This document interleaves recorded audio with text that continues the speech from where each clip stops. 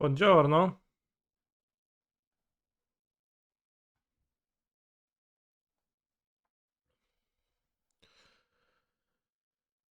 We have a free to. We are on a course for a free to league with Yawgmoth, so let's finish that immediately without further interruption. And then we are gonna brew chat. Because today's shower thoughts were that I wanted to build 2 decks. And one of them was an attempt on visualizing Reanimator with Tainted Indulgence coming soon.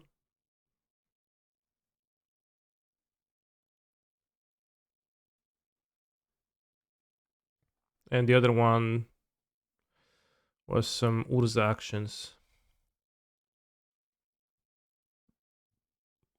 No Dragavan, Pog.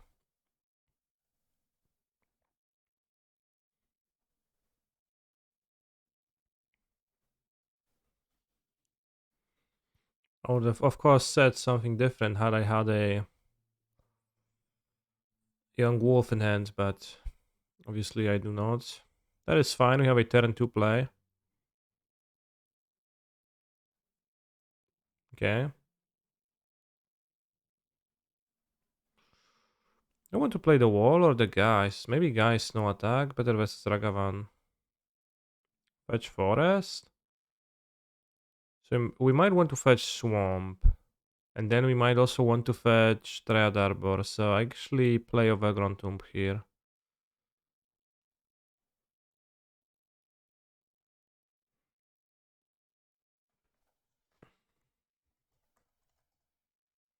I don't know why it's under the command only funds. But like I don't know what the OG poster actually had in mind when in the command that, but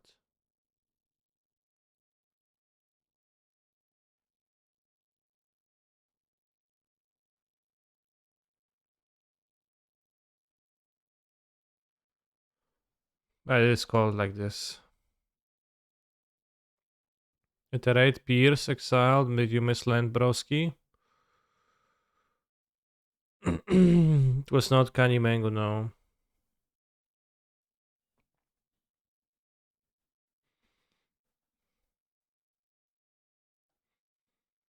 Can't comfortably play Grease into this. We have 4 cards. Oh, Blood Artist.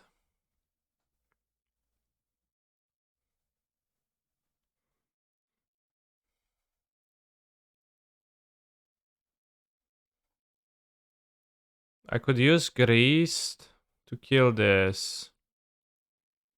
I could use Grease to plus.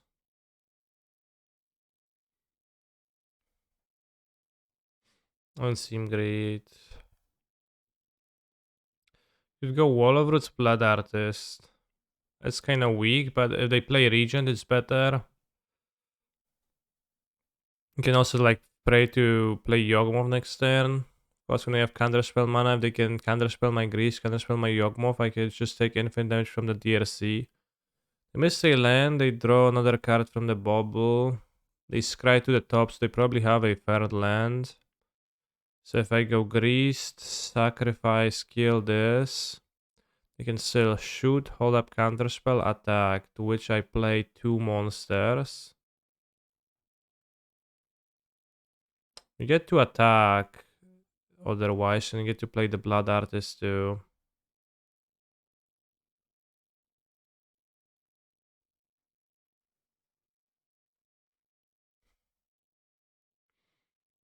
I'm going to have 1, 2, 3, 4, 5 mana, so now close to being able to play both of those. So what about Greased Plus? It takes the pressure off of me, makes them attack my Greased. If they don't tap down, we have a Grease that makes another insect and gets attacked by the DRC. Down, we get Yawgmoth countered. That is not great either.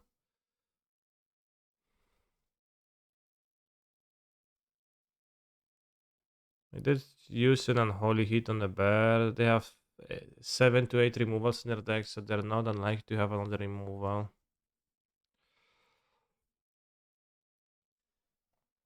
What can we draw that matters? It's Momo Yawgmoth to try, I guess.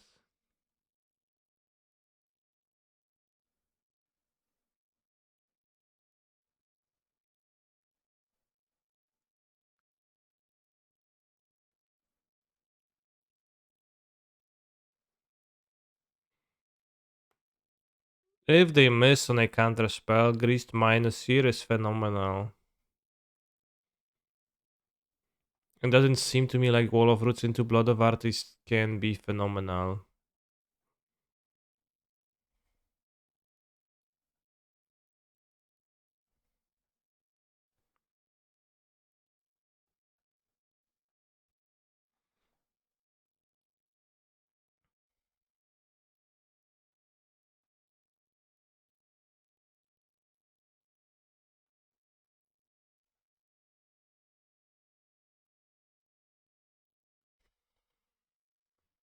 The DRC actually a problem.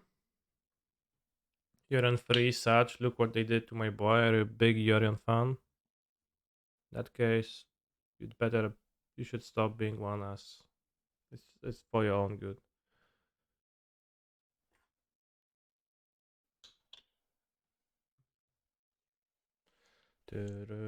Wait, they didn't even have an extra land?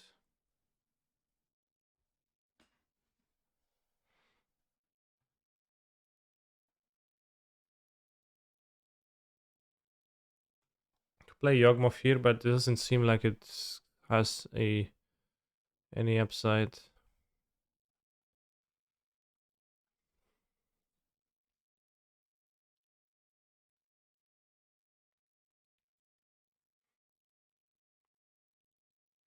Guess I can hit the wall. Can block with Dryad Arbor. Not great. And they kept a non-land on top, so what they keep? Probably another heat.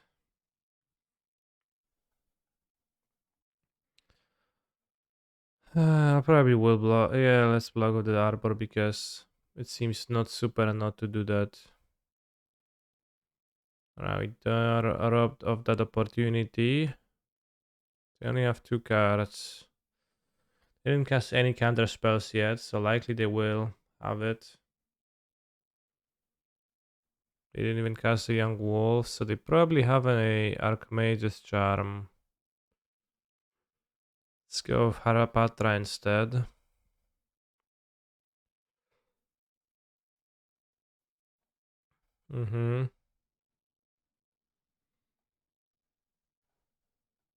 I guess they don't cast a Young Wolf because it's not good to cast it because when it dies, it returns under my control, so it's actually kind of on downside to cast.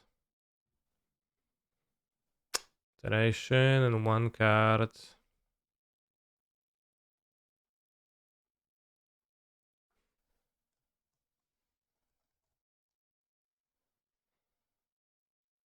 Drag on.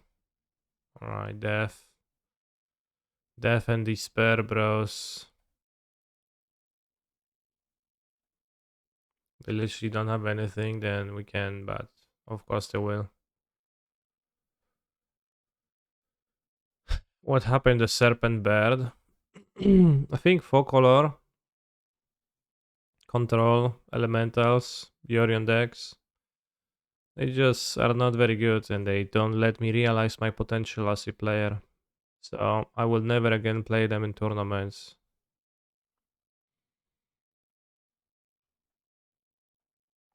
As it just costs me time and time. And I think I could have much better results if I, for example, played only multi-region for half a year.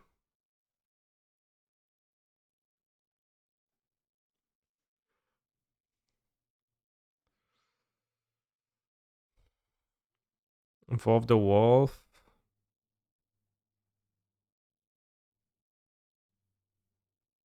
Get greased.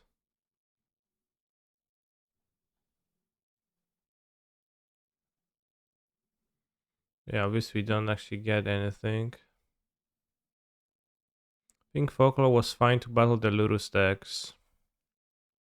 I think it was fine, but towards the end, it didn't even actually have a good matchup against it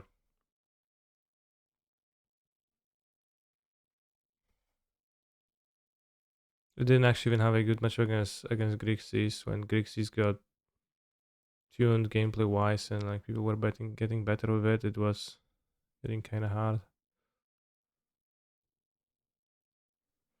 Played Yawgmoth yesterday, and all I could think was, how did this win both challenges?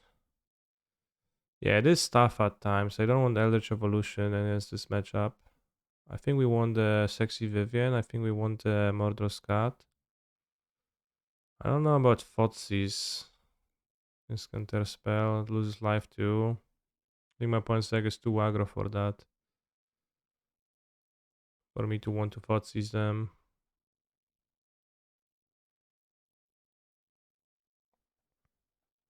And cats, the Hapatra and the Vision, 2-mana creature.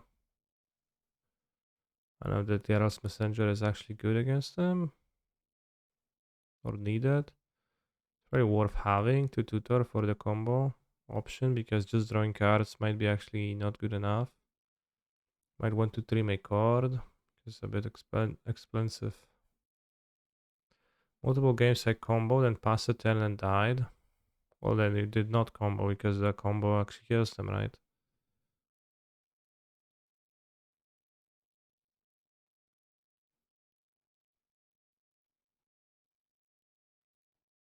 Card isn't nice as counter spell. But yeah, like with Yawgmoth, it feels like everything breaks when I mean across the first few turns, kinda, sort of.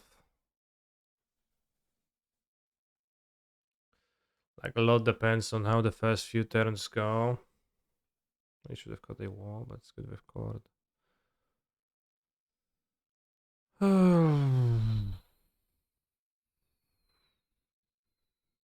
If you are able to,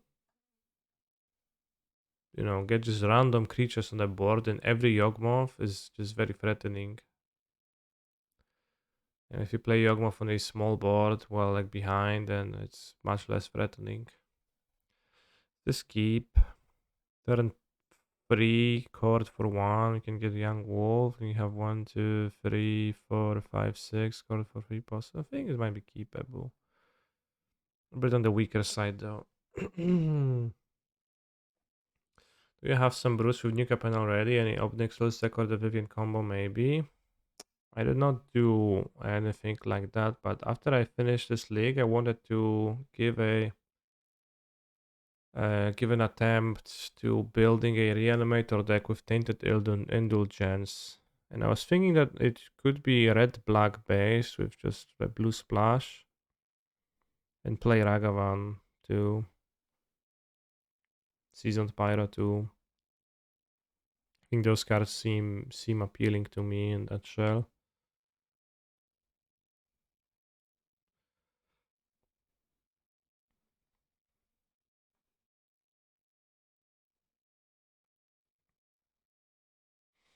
Hello, Mr. Streamer. I was wondering, what are in your experience the bad matchups for mono green combo in the Pioneer format? Thanks.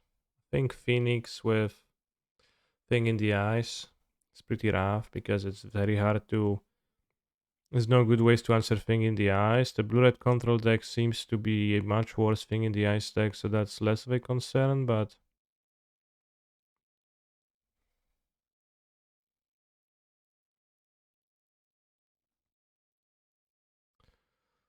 But the Phoenix deck is much better at flipping Thing in the Eyes, feels like.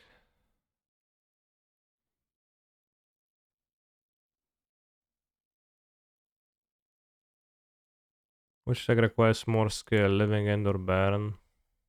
Living End. Because you have tough sideboarding.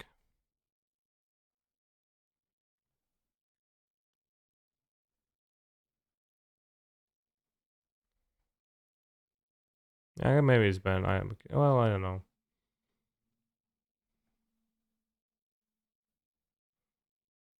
I've seen a burn player sideboard ride. You've seen it plenty of times, but when you see a burn player sideboard ride, then that's when you don't see their sideboard cards. So it's silent. I also found mono red to be tough for the Pioneer mono green ramp deck. They kind of kill your elf, and it's very hard to block the prize creatures.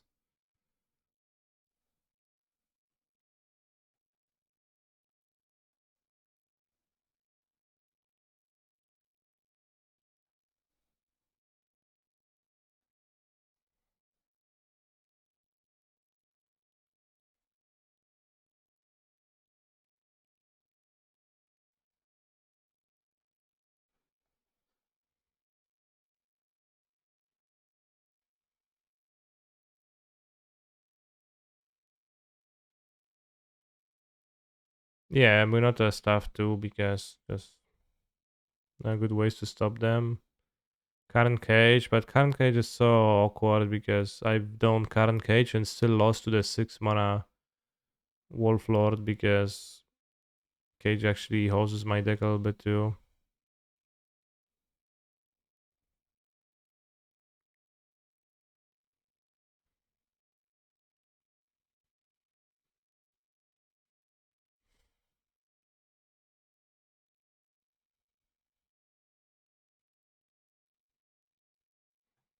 Let's get an Endurance now, so they can drag on.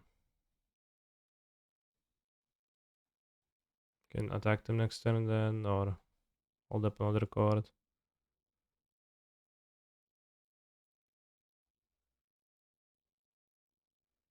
Could get Grease, but doesn't sound super. Could get Messenger, but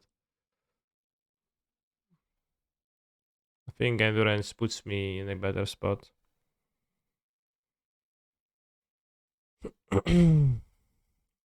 Yeah, it's hard when you ram to non-Eldrazi. What? No, it's that Cage hoses your deck a little bit too.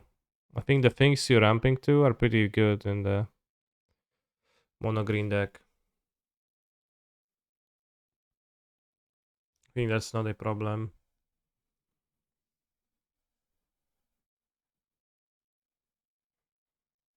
4, 5, 6, 7.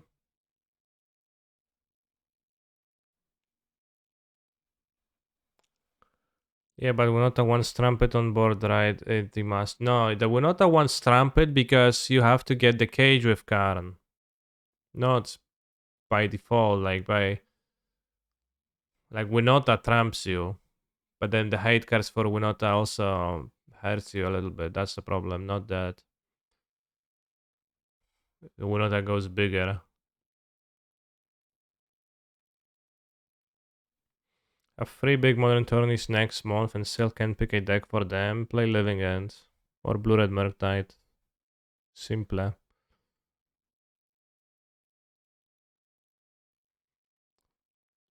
So we know where your first are better, but it seems like they have inevitably maybe notifications in there. No, I'm absolutely clueless here, right? You're absolutely clueless about this. Like the mono green deck has obviously as like well, it doesn't have inevitability because Winota beats you faster with the Winota triggers, right? But you go bigger with Storm the Festival flashbacks. But the thing is that without cages, they don't have flashbacks, so this doesn't draw you more festivals. So then you kind of draw creatures, and you also can festival into this, which is one of the best festival hits. So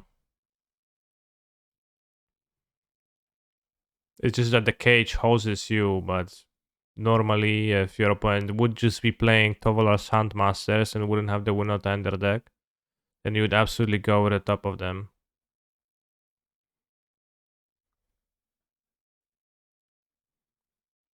What they get? Land.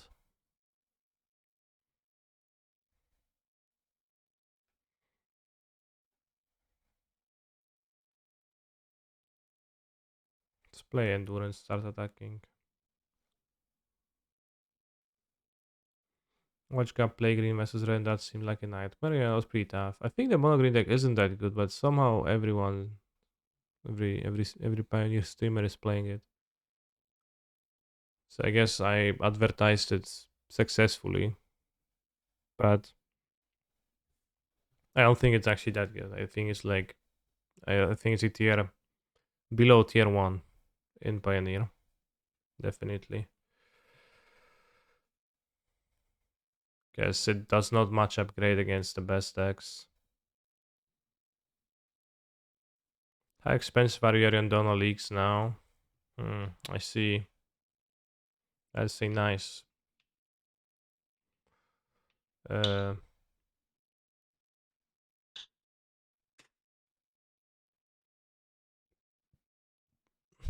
Edge case, I guess.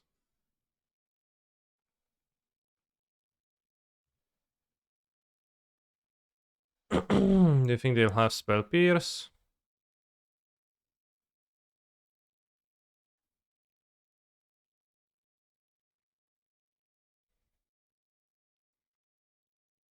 How did the weekend tournament go? I got top 16. I lost my losing out because I played a Yorion deck instead of a normal deck. I went 2-4 in modern, 501 in draft, so I'm never playing Yorion again because it just doesn't let me realize my full potential as a player. For sure could be winning more than I do with Yorion. Even when it has 55% win rate at times in tournaments. Probably at large that's 48% win rate on model or worse. I'm pulling the numbers straight out of my pocket. 8 mana. I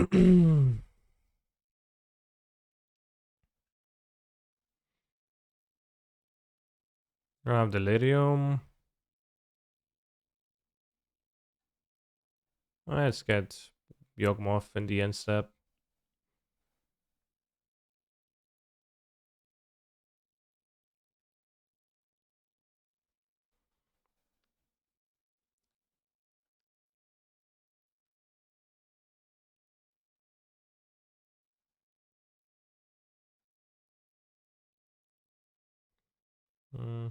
Strong.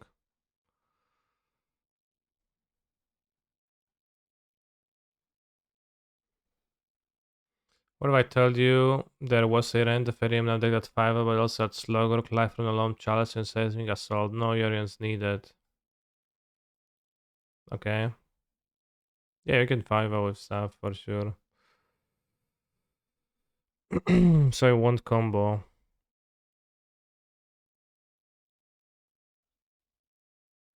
Get it now, YN step. Well, didn't want to get it. I guess they didn't have Delirium.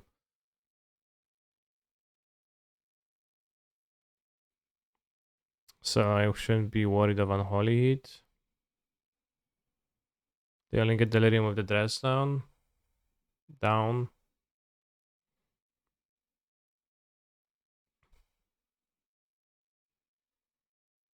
Let's get a card from the Wolf. Counter on the DRC.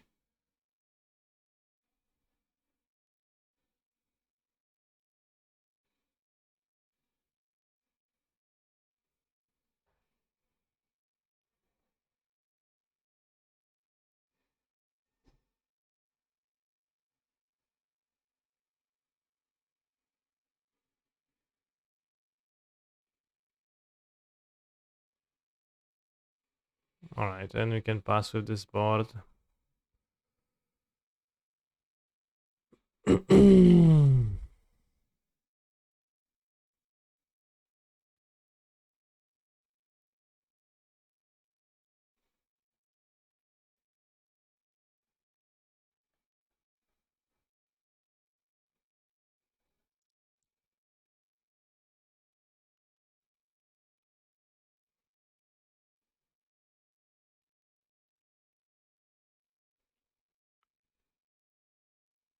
Yawgmoth died. think Pioneer is super wide open. So many decks possible. They're all of similar power level. Great to see. Yeah, it's pretty interesting. I agree.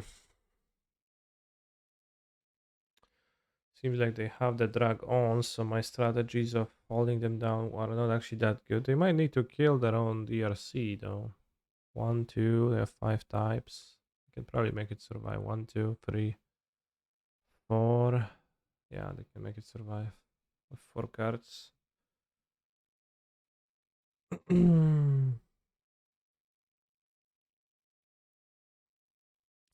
Unfortunately, if they counter my Yawgmoth, that's trouble.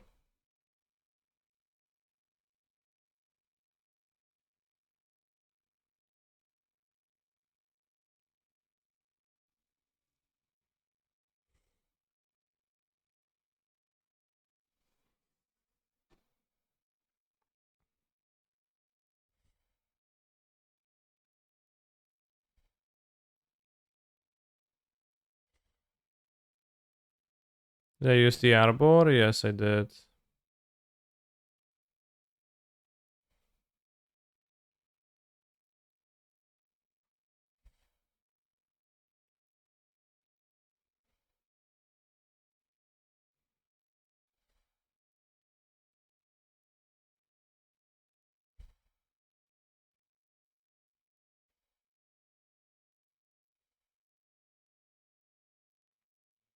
What do you think about battling mono red with this green deck, Maquinsas?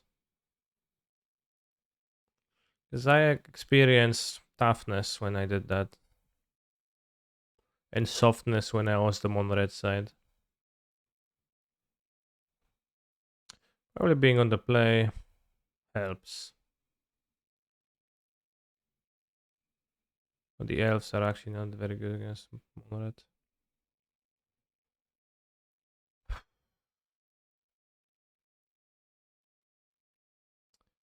Kind of a problem that you just play a game against this deck and then you have grease and the grease is kind of great. But what if they just counter your card and you just die? Or they countered another card, well then you die too.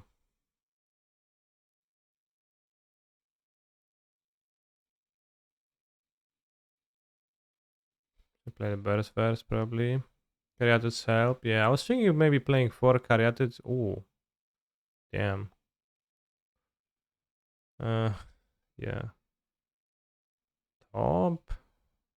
I know I can win from this sport, but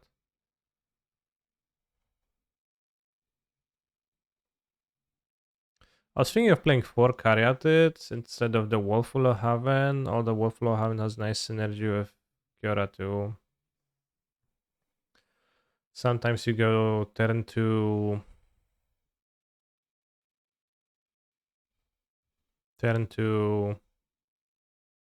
Wolflu Haven into turn 3 Kiora, untap your Haven, play another land, play Troll, draw a card immediately. That's a very nice curve. Can't quite do that with the Caryatid, but blocking is really good, and also it makes it so that your both of Nissa turn 1 hands are going to find a ramp spell often.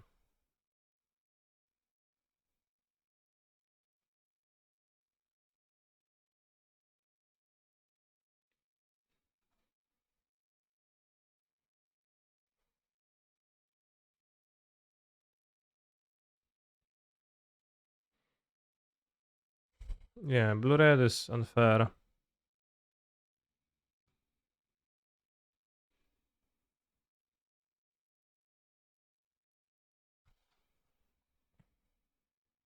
The fight spell against Thing in the Ices is Primal Might. Hunt the Hunter didn't impress me because they were like Winota cards. They play Brutal Cathar, which you really want to be able to fight with.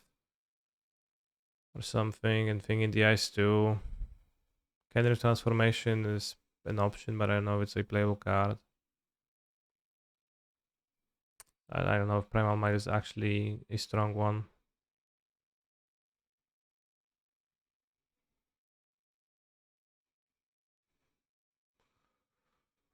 So just play a few dorks and die to a dragon with counterspell and like Jace doing some bullshits.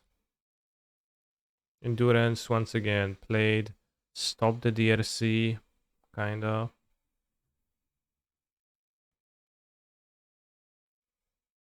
Yeah, Polukranos was never doing anything versus Winota or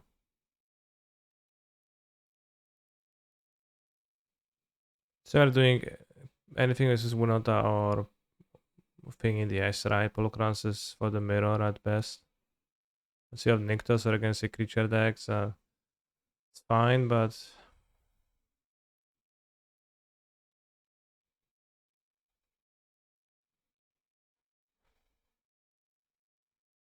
this game I lost to my opponent casting. Well, they did cast all four. They cast 4 expressive iteration. So I just never could have won because they had more cards than I did, and they have cards that trade cheaply for my best cards, and they also I have cards that they can ignore. Squadron expressive iteration. Yeah, the nature of expressive iteration where it happens all the time is a little bit frustrating at times. Maybe. Was it impossible to win via Blood Artist?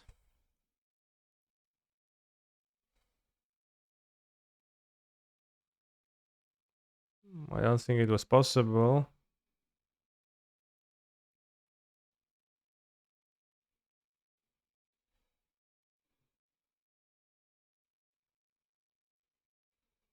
Yeah, it doesn't seem close to me. Missing Kenry's transformation 4 times in main. Yeah. Like you probably are better, like open enough a format, pioneer that you're probably better off playing, the card that actually has good synergy in your deck and not Kenry's transformation, which kinda stinks.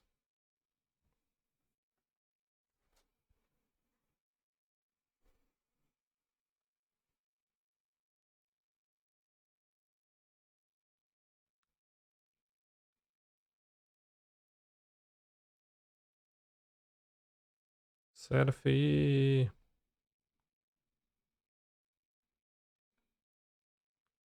But that was my 2-3 league of Yawgmoth.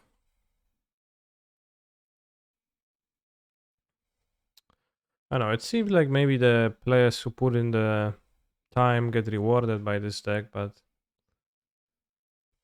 it definitely has very weak draws.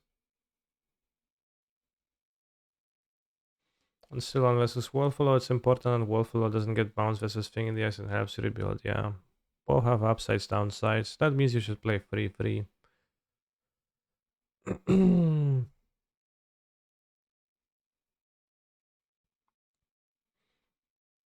Attack only if the wolf and have hierarch. You can still block for 1 turn. Yeah, you're right. I should have not scooped. Well, they would have bounced. No, they would have bounced endurance with Thing.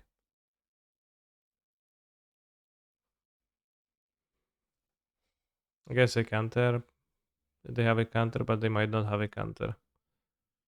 Alright. So technically, I was alive.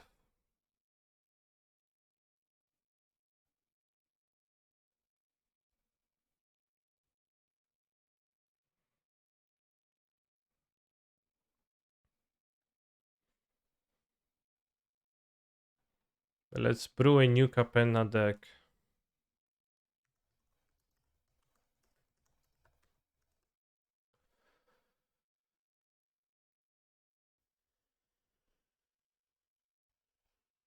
You know this card, chat.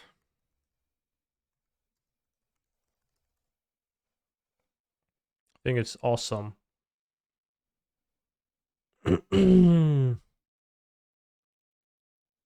Draw 2, then discard a card unless there are 5 or more mana among values in your graveyard.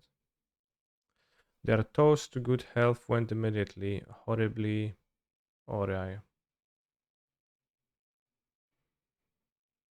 Legal in alchemy. How is it legal in modern? It's not. Well, it doesn't exist on Magic Online, right?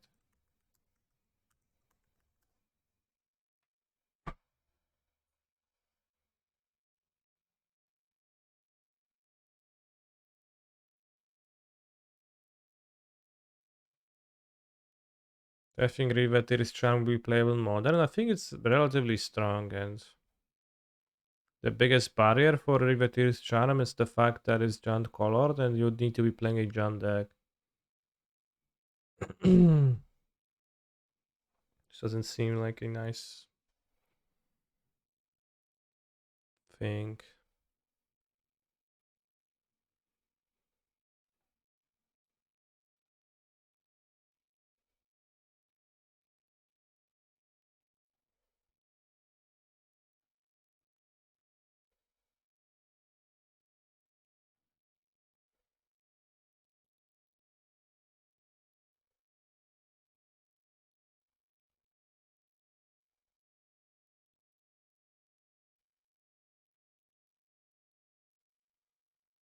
What's a blue-black instant?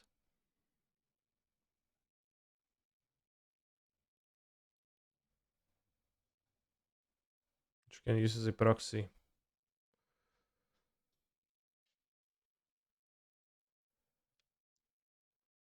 No, Down the Lock is too playable because then people are gonna ask, oh, why you have Down the Lock? I think Counterspell will be better.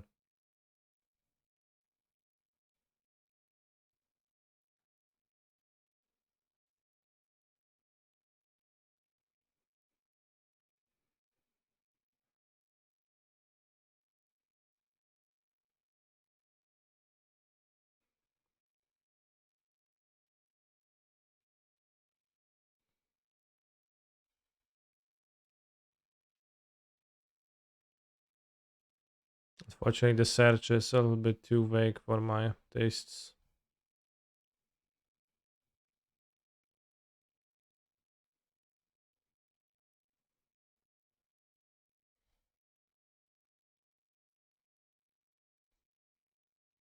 I don't know how Sphinx Revelation ended up here. Dimir Charm, yeah, Dimir Charm makes for a great proxy. Where are you, Dimir Charm?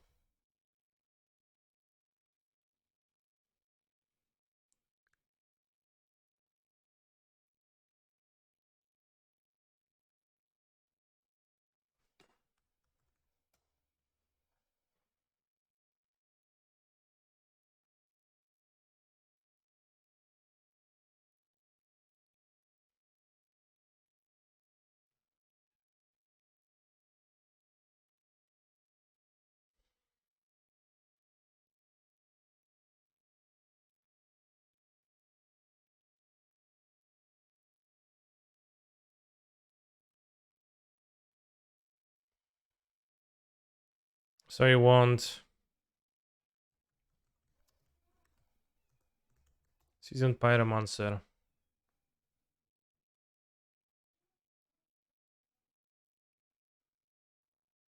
We're trying to play Archon of Cruelty. What deck has game against almost everything in Modern? Blue-Red Murktide.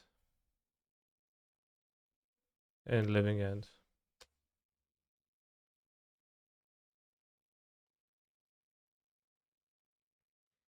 Then we want Persist.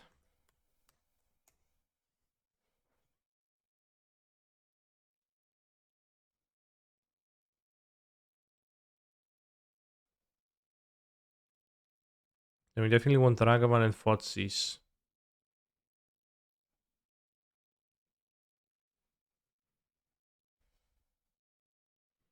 Definitely want removals. I was thinking we probably want Grief because Grief works very well with this and with this if you have an extra in your hand. And with this. So I think Grief is like being a weird CMC is pretty good actually. So that this turns into a divination. Maybe even Fury, although Fury is a little bit weaker.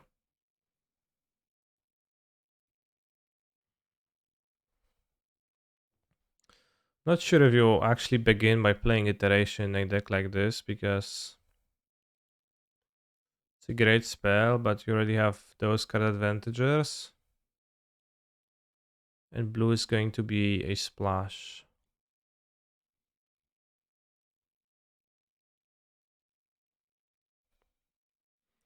If you can have Delirium, you're gonna play Unholy Heat as a removal spell. If not, then not. Which was sorcery instant, gonna be land, gonna be free. Let's sketch maybe, but it's a new blue black spell that much better than Charter Course. I think it's miles better, yeah.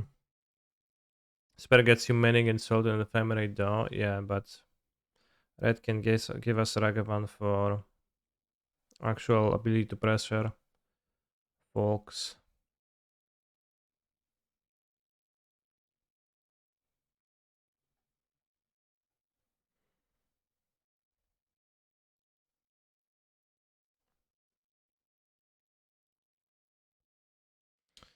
If we're playing with Grief, we can play with the shitty black land. All successful deck ever have 6 removals. Seasoned feels meh. I think Seasoned Pyromancer is gonna work well as a discard outlet for Archon, and also it's a free CMC card for Dimir Charm.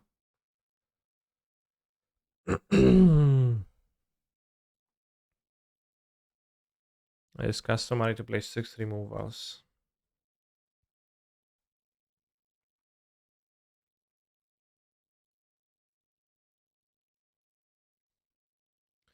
Probably not a great iteration deck, but I mean, you could still play it.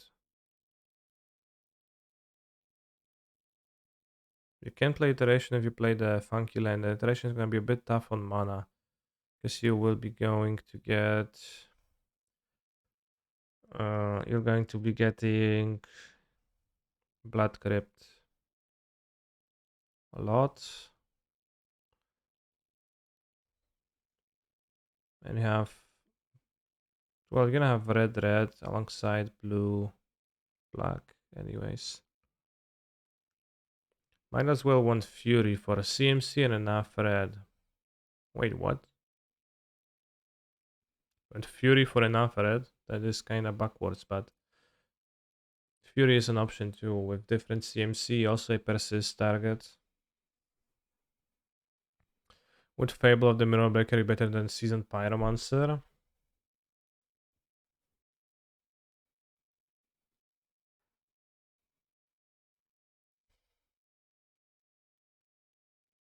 Well, it's good for Delirium, I guess we discard it.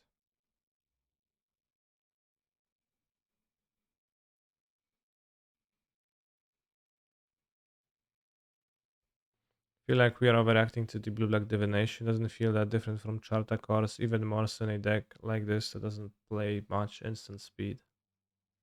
How about the divination?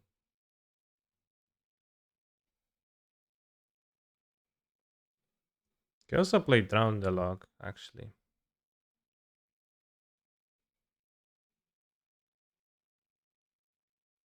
It sucks the red 1-drops are too good not to play, yeah.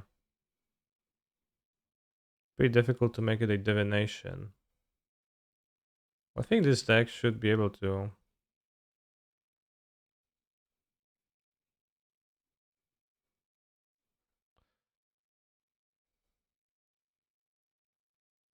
It's also a black card for Grave.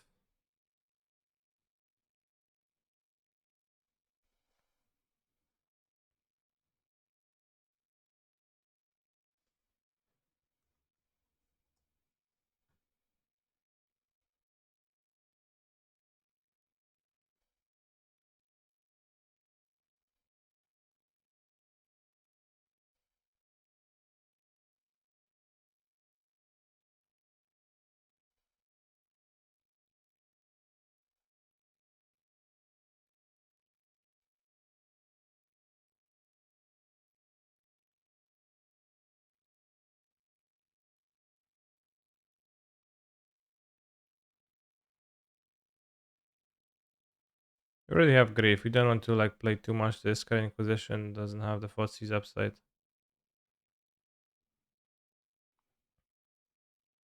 Is 18 going to be enough lands? Probably not. I don't intend to play 18. I just copy paste at the base of the deck for ease.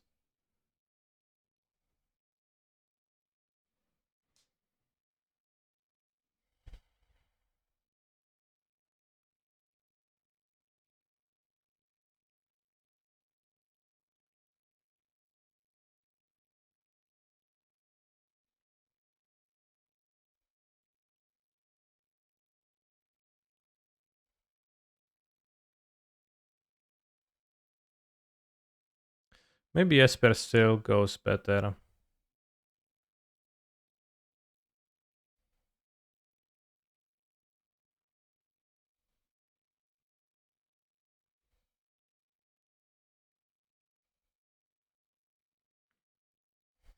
The Esper issue is a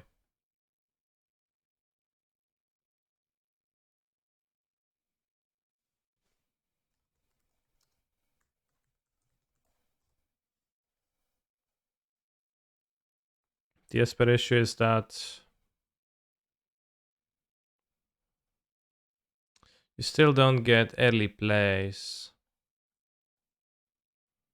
The Reanimator should be pretty great against Living, and they really have trouble winning against Archon of Cruelty.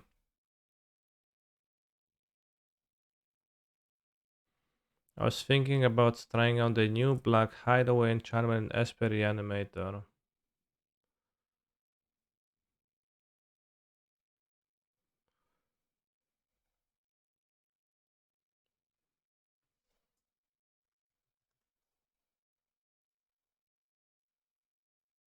Sorry, it doesn't exist.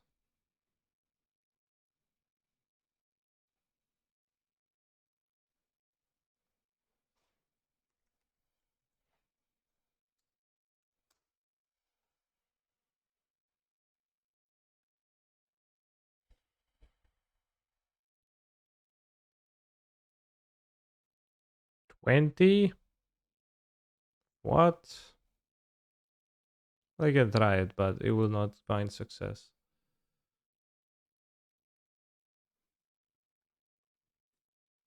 I'm gonna try out Tainted Indulgence in Zach Allen's Storm Herald deck. It's gonna be great here, yeah. I think the blue-black spell is better than the Esper Shell. Well, maybe Persist is better than Esper Shell, but...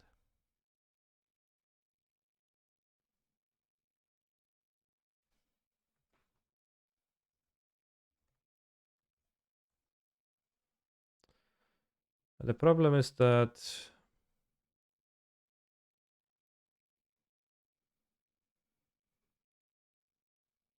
still the like only thing we can do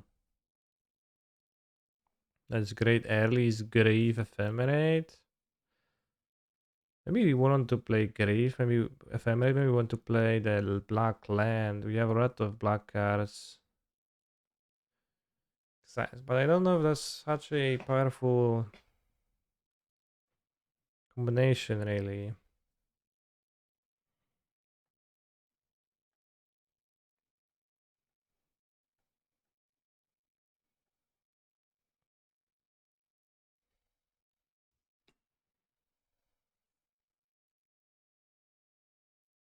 The Salty doesn't even have white cards here.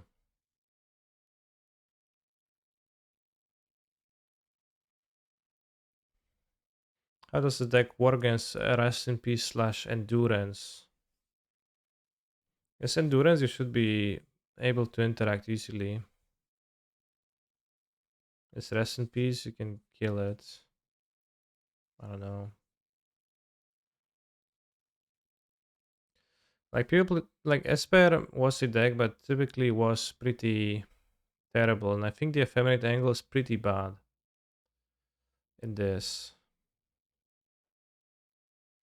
But if you play early interaction, then we don't have a 1-mana threat to back up with that. To back up, which is, a problem.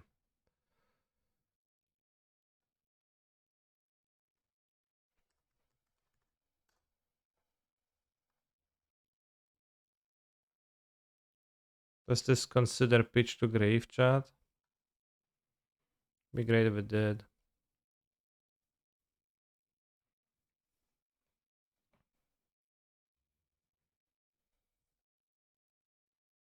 I think those are the cards I would want to play. I'm not sure about the rest. It's impossible to. Well, you can also say that you want to play ending, which is fine. But you need to be blue. You need to be white black base to play Solitude in this.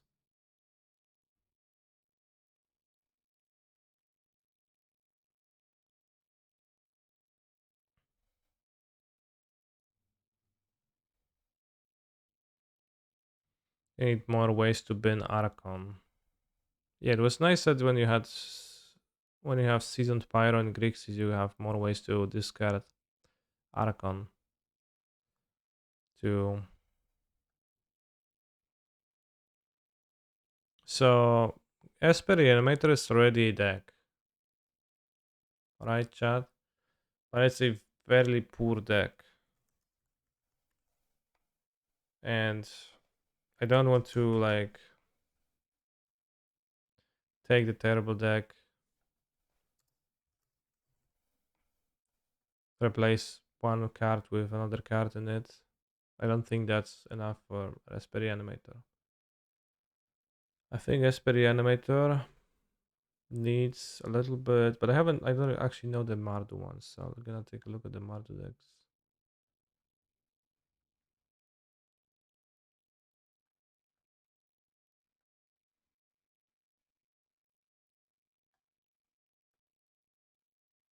This is a very low win rate deck, and the good things about this is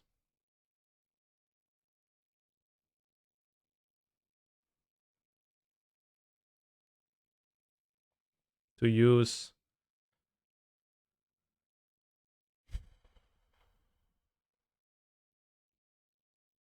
persist alongside interaction spells.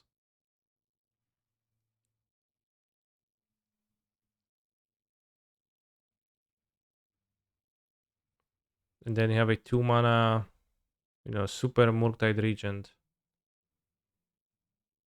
Plus, you also get a good living end matchup by being able to discard Archon of Cruelty, and then that takes care of like a living end that gets up to 5 creatures really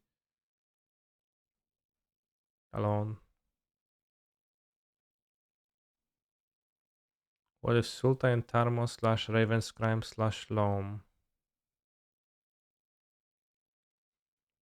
None of those propositions sounds attractive. This is playing 4 Chalice and Ephemerate and Thoughtseize. What the hell?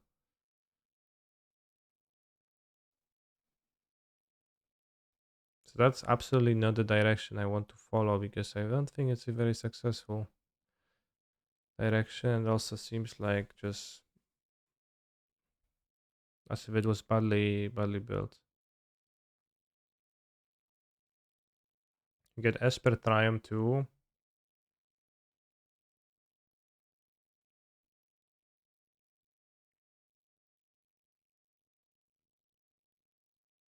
Just nice, but in Esper there's no way to make a proactive play on turn 1 or even 2. You just put yourself fairly passively. Can Well, like the most proactive you can get is to go persist grief on turn 2. Or you can discard on turn 2, then play Thoughtseize persist.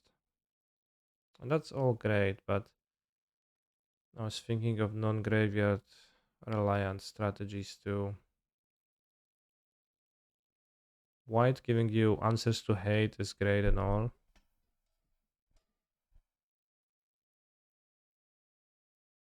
Isn't having TZ and Grieve Ephemerate? What's TZ?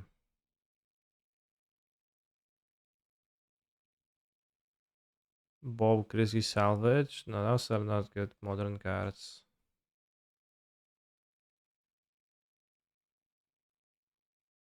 Well, like Fotsy's, it's not as good in modern as it used to be, right? I think Ephemerate introduces a whole lot of problems to this deck where your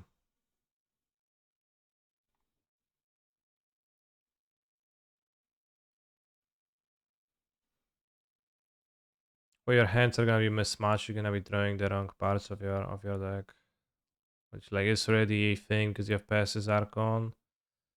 Then you introduce the extra layer of inconsistency, and you just have shit hands that are easy to break and not do anything. You're also forced to play 6 removal at least. So probably can't afford to play Considers for the nuts.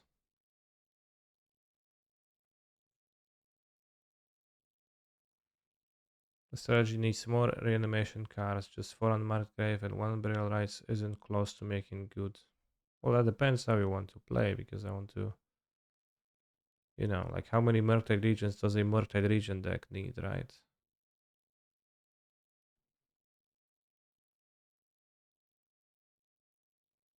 And if I want to use this as this deck's Murktide Regent, the problem is that there is nothing on one or two mana really to like back it up to, so that you can play it and make your opponent deal with it while you are threatening to Archon. That's like why I would want to turn towards Ragavan.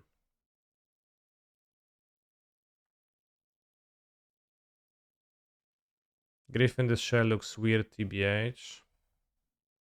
Reasons I want Grief. 4 cost, works great with Indulgence. Extra Archons can exile at a low cost. Then also works with Persist as a relevant play if you don't have the Archon. I'm saying look at Legacy Reanimator. They have 12 ways to reanimate their graveyard cards. Okay, but I'm not trying to build Legacy Reanimator. I'm trying to build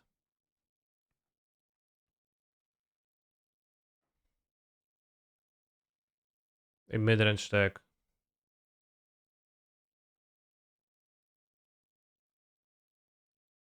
with an option of getting Archon of Cruelty out with Persist. Yeah, reasons sound great for a Pioneer deck. Don't know if it's good in Modern. Yeah, probably nothing is fucking good in Modern, and I'm done with trying to build anything. I guess nothing can beat Ragavan into Counterspell anyways. I'm changing the title of the stream to Blue Red Morktide Gaming. And yeah. Well, we're going to counter some spells and trigger some Ragavans today. And after my opponent deals with the monkey, we are going to cast an expressive iteration, draw lands, play a Mortide Regent with a backup of another counter spell to which they will die.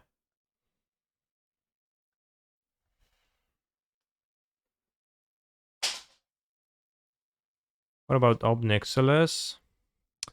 See, it's a 3 mana card, and I'm not sure if what you get out of Obnixilis is better than what you get out of Ragavan.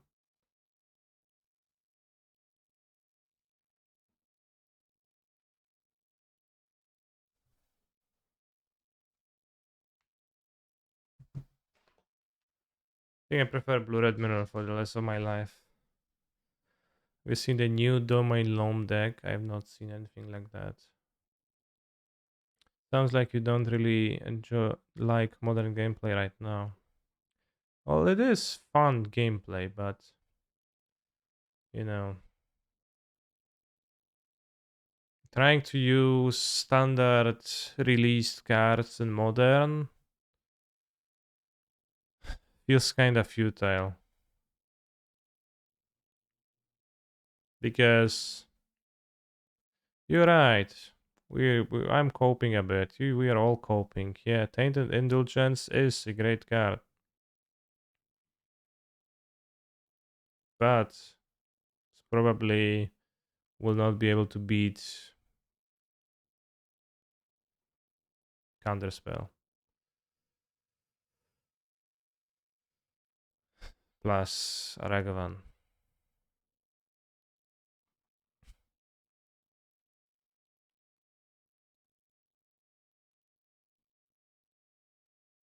I assumed we were going to brew a Pioneer deck with it actually. With the Tainted Indulgence. Probably good in Pioneer.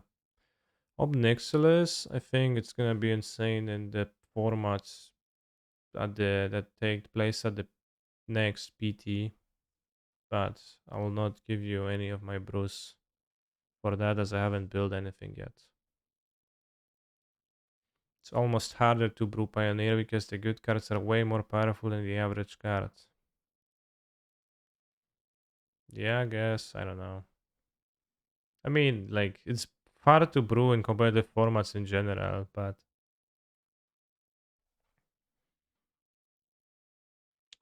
yeah, I think for Esper Reanimator, if Esper Reanimator on top of the Indulgence had some good 1 mana play, then it would be based. But there is just nothing on the level of Ragavan, in those colors.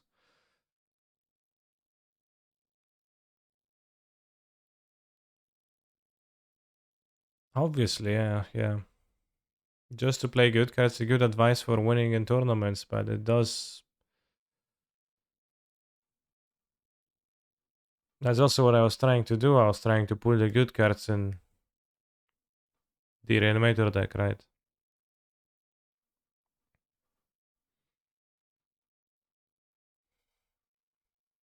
Yeah, no the Orion.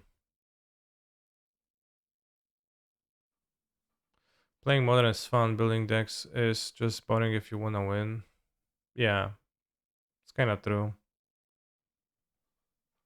Modern lets you play 20 more good cards. Exactly, and that's the problem.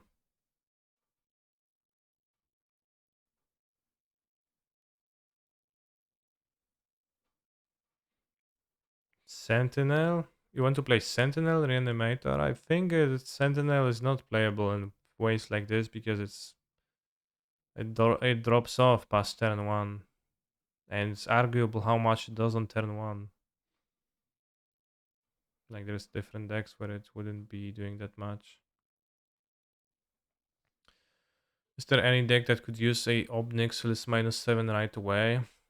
If you were playing a Sacrifice Shell with the squirrel that grows when you sacrifice a thing,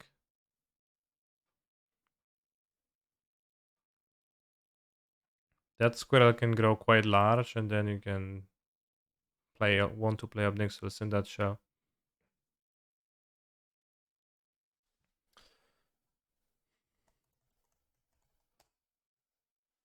But yeah, you have Obnixilis here. The thing that Obnixilis does.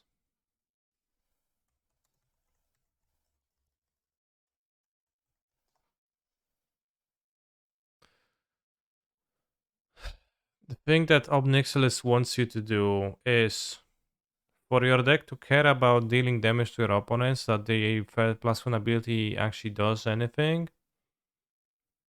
and fodder to sacrifice. Like you need to play cards that you actually want to sacrifice.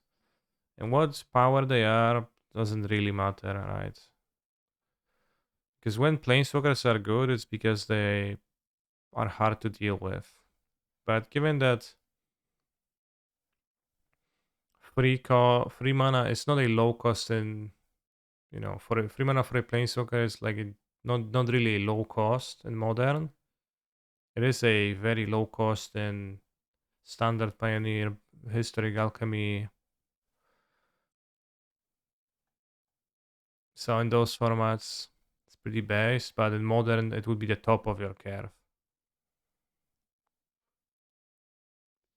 So also in modern, like you don't really have like decks that would just die to you putting two planeswalkers with mediocre abilities in play. And the upside of Ops is that there is two of them. I think Obnixus will be good in John Sagan Pioneer. I don't know about John. I think unlikely that Obnixilis would fit in John rather than Rakdos, because you would want to make your deck be able to punish taking damage.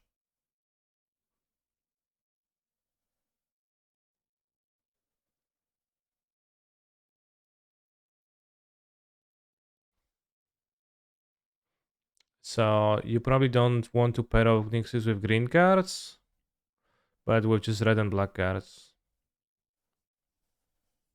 I mean, you can play elves and have two planeswalkers in play with 6 loyalty overall. Yeah, but you probably won't do that because mana base is bad and etc. Fits really well in red black sack pioneer with shrapnel blast, plenty of reach. Yeah, that sounds pretty fine. Like you go pioneer game, you go Volder and Epicure, only cooled Anvil, turn 3 Obnixilis. Your opponent is under pressure, under so-called pressure.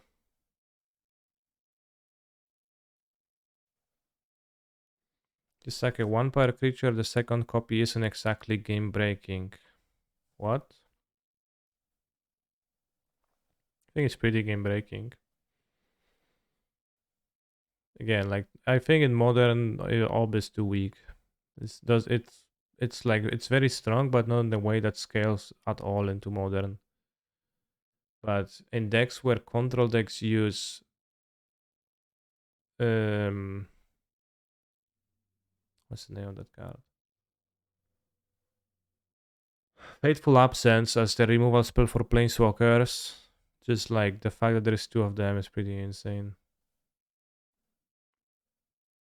Kaya Geist Hunter, is she the token Kaya?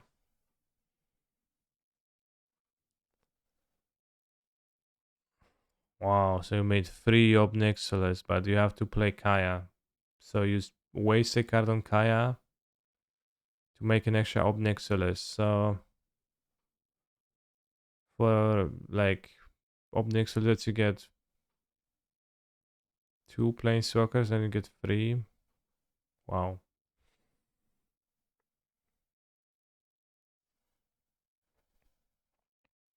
1x with Kaido and Grixis Shadow isn't good Obnixilis. I'm sure it's not, no. Because Grixis will not fit the criteria of caring about your opponent's life total often enough. Like it attacks, Grixis attacks, but not in the way where Obnixilis should be at its best. And you just don't have sacrifice.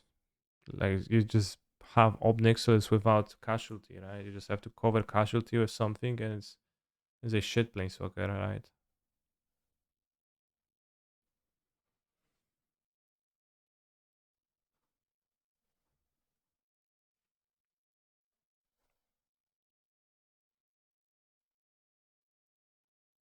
It's a tricky card, but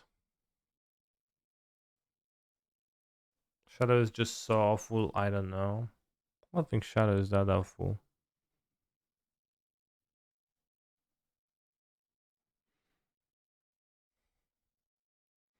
I think it's gonna get banned in standard. I'm sorry, bro, but you know the rules. I think the ultimate if Shadow kills you, you can target your opponent. What do you think about Draggy Boy Embercleave nonsense? What? Rotting Regisaur, Embercleave? I mostly don't. I opened this in a booster pack and this card Looks even worse in person.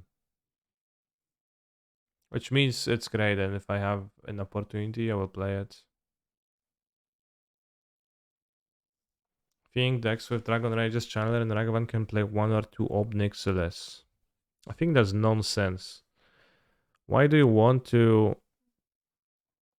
sacrifice your Ragavan or Dragon Rage's Channeler? You don't do that. Like, that's not value. You don't actually gain value by sacrificing them.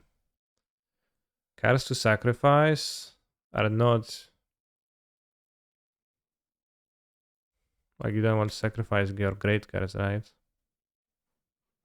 It's kind of good in multiples. Make it devil to make two more and ping something. Yeah. Well, if you have two Obnixels in play, one of them will be an actual card that's legendary. So if you play a second one, you will have to legend rule one. So because of that, because in modern it's also implausible to play shit monsters that you want to sacrifice for 1 mana, because for 1 mana you can get your Tarmogoyfs instead. You can't play Obnixilis.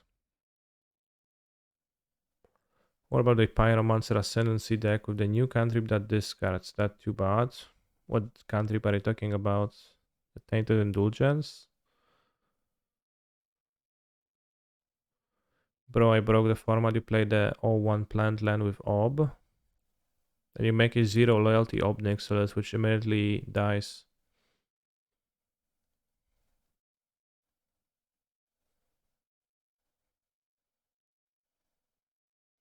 I'm using a deck with Grinding Station, Mirror Retriever to mill my point or play infinite spells to win games, but I don't know if play tournament or not. What do you think? Play tournament.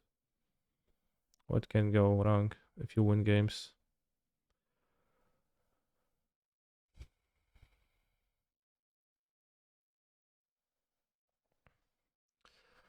Alright, but in the modern challenge, there was a deck that actually I wanted to play league with.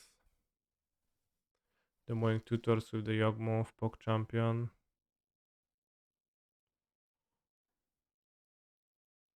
There was, of course, a Blue-Red Murktide region because this deck is so good gameplay and so good for the format. And getting hit once or twice is not game over.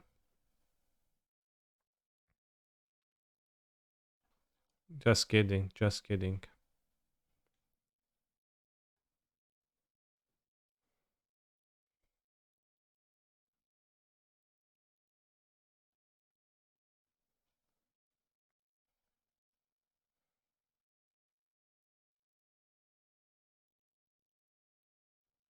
What was this deck? There was blue-eyed artifacts deck somewhere.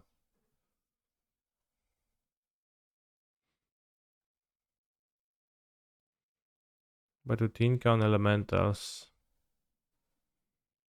How did he get 10th with the worst deck? For Utopia Sprawl, yeah. That's how.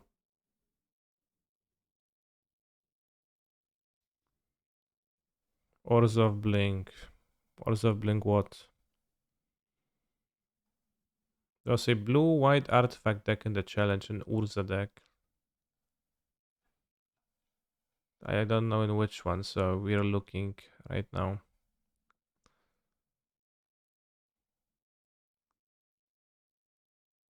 This was kind of an affinity deck. I think it was this.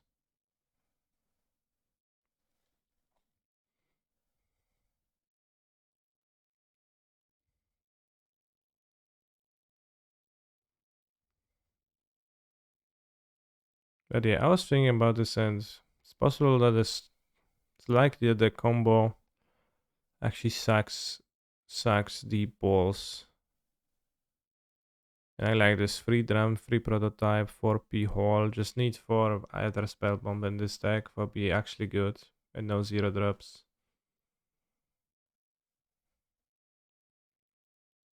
This is Mishra's bubble, no bubble. Yeah, that's good deck building.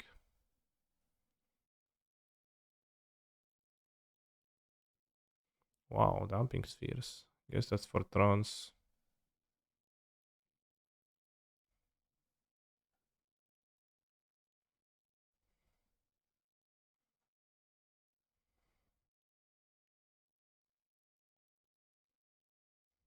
So we go Urza, non-combination.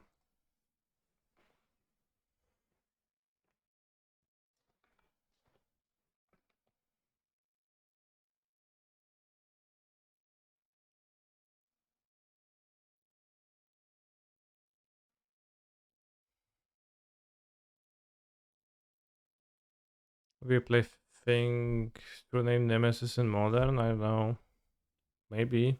Probably. A little bit. Isn't Drum much better than Prototype? No, it's not. Well, clearly it's a different card.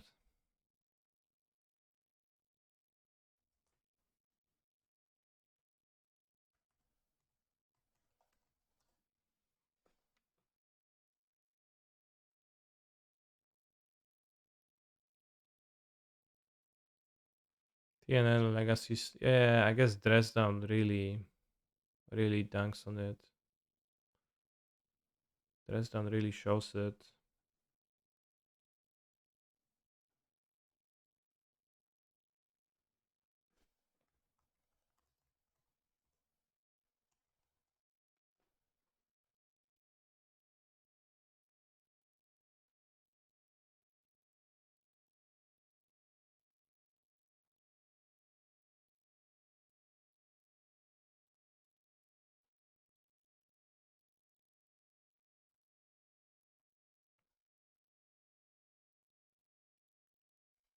Played 18 lands only.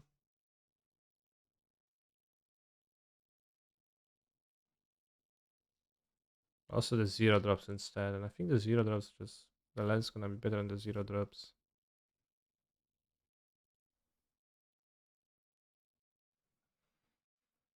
Bro, play the 7-11 vehicle spike set, so no.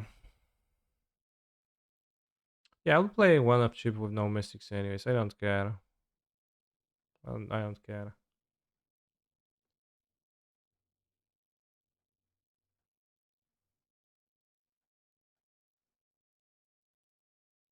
I'm gonna play 4 Ether Spellbombs because that's based.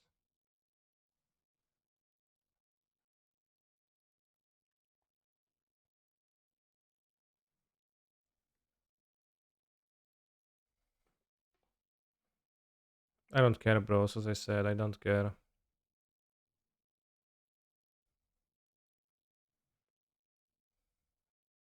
Do you smell is cringe? I think it might not be that cringe.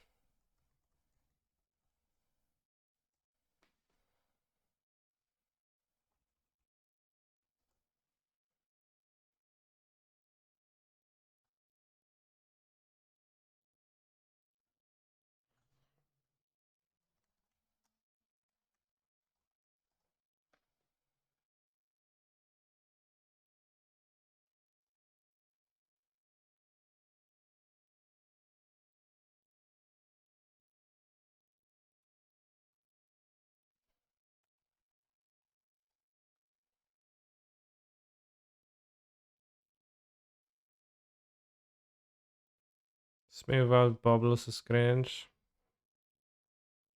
It's fine.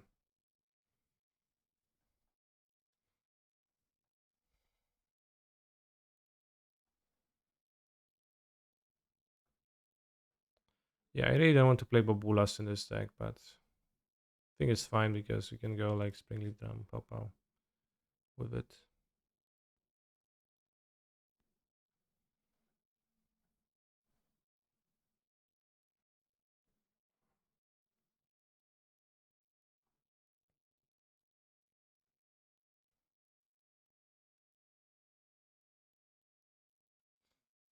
No, Smith is card advantage.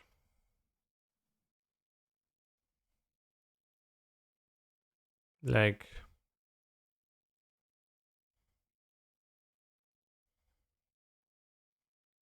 Smith is the card domain, and we need card domains in the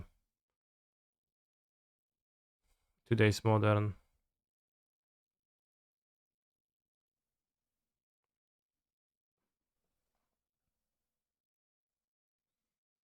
So you want 4 Flooded Strands,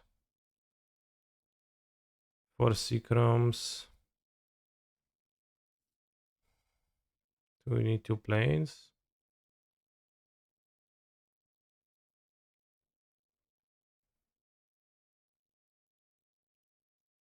First one played Taxi Citadel.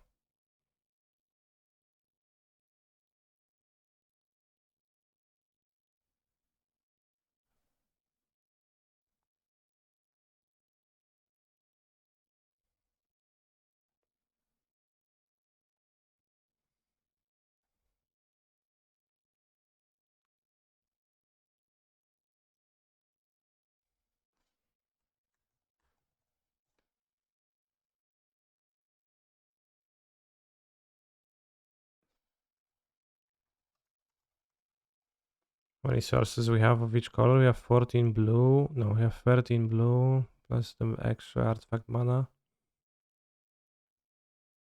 We have 12 whites. I think the Taxi is hardly okay.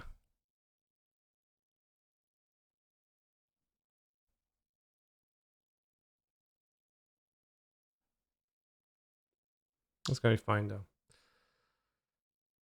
Just also have the Talisman of Progress for that, yeah.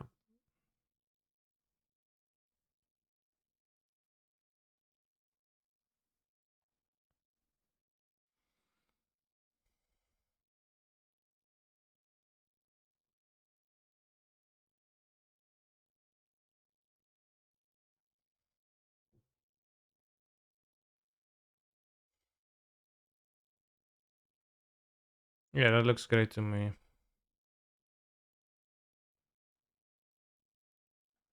Patchwork with Smith. Chat, if anyone proposes Patchwork with Smith, I'm gonna ban them. So I'm gonna be playing the card that draws a card over the card that doesn't draw a card when they do the same thing.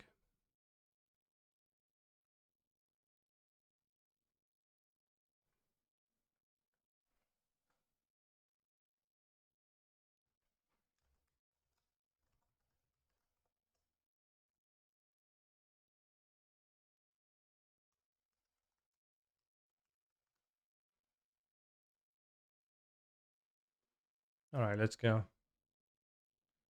Gonna play a league with this. Are you excited, bros?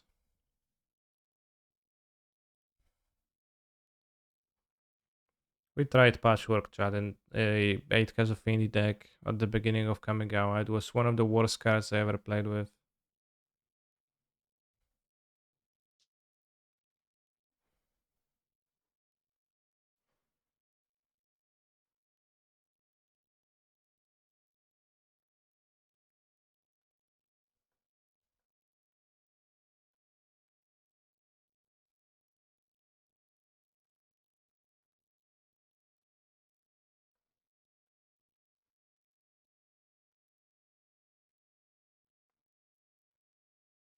Oh yes, bros, this hand is what I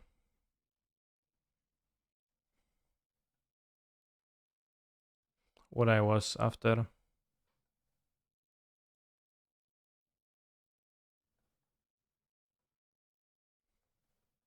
Ever worse than Razor Boomerang? Well, I never played Razor Boomerang, that's the catch.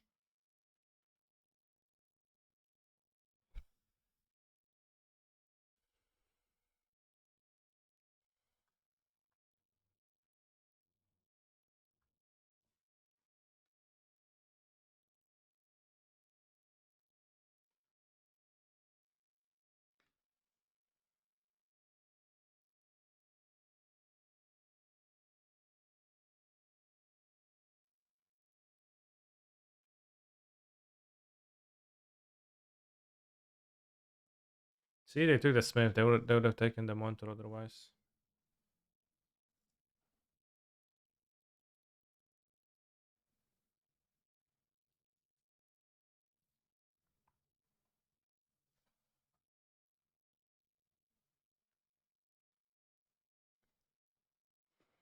WTF, you gotta take Thought Monitor for flavor, bro. Oh yeah, because Thought sees. Thought Monitor, yeah, that's true.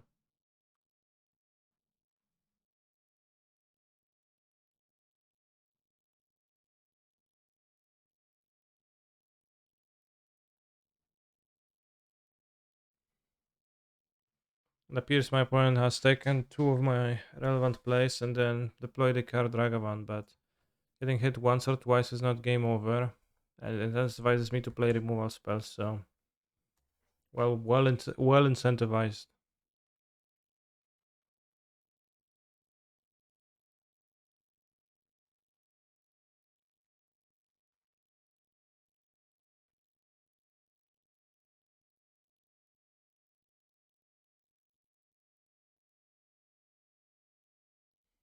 I think uh, when LSV was playing Modern Legacy, he was actually the one playing Ragavan. Gonna get a bubble 100% now. Lol, missed. Cringe.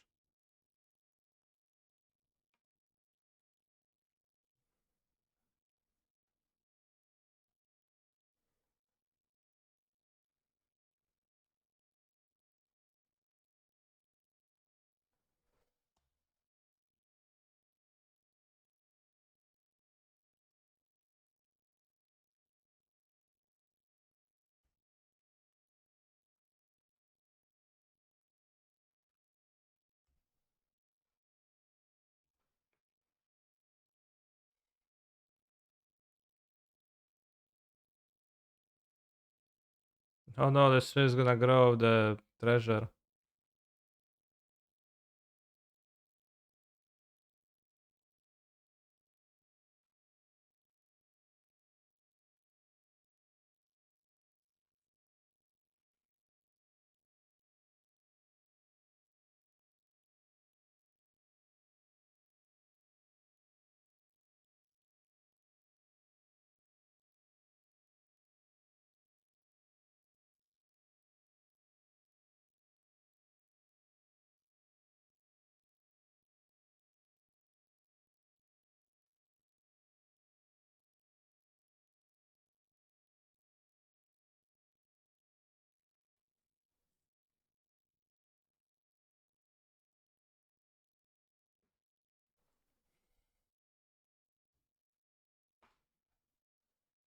I play a card.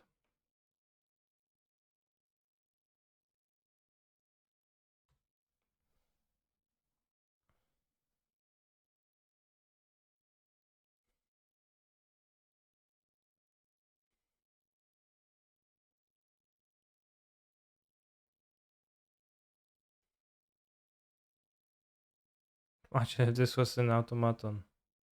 So good. Can get Talisman of Poggers to be closer towards monitor for take the monitor the Poggers.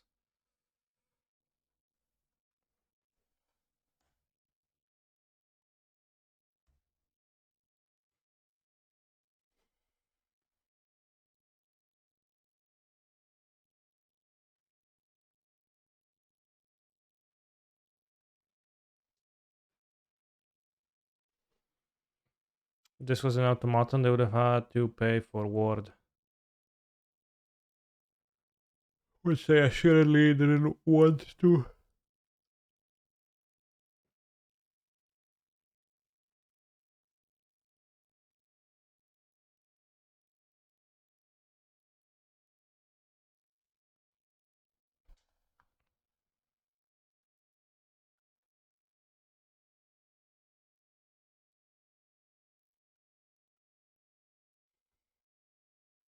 Same construct.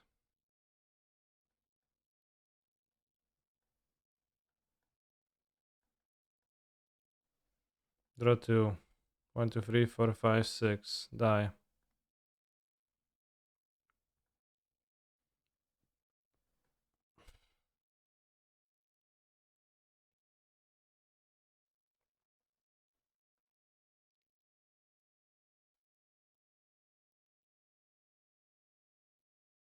Tank, tank, tank. Attack all. Before blocks, kill your guy. You are DOB. But I just had to make sure. LOL. Sure.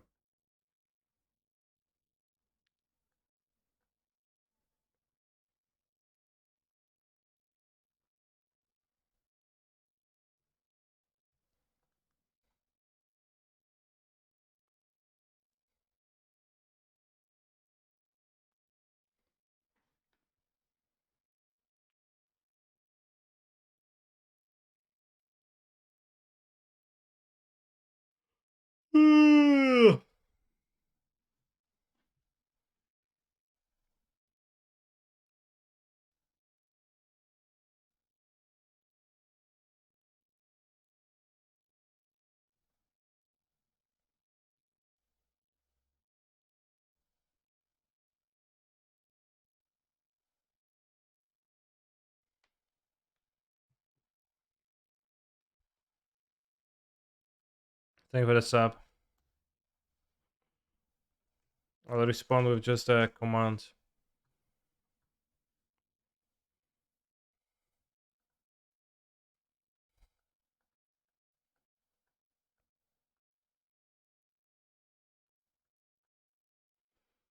I think playing Yorion is inting.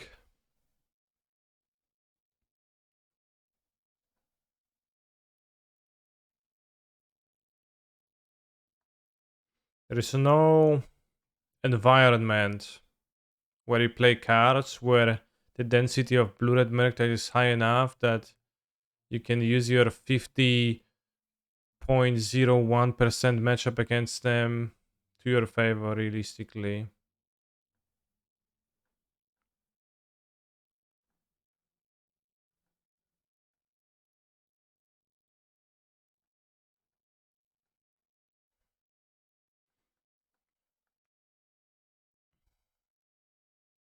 Except the mocks, yeah. Which even then I wouldn't trust that. I don't think it was even good to play the Yorion and the mocks. I played Yorion, I should have played blue-red. Even back with Lurus. Well, just Grixis. Actually survive.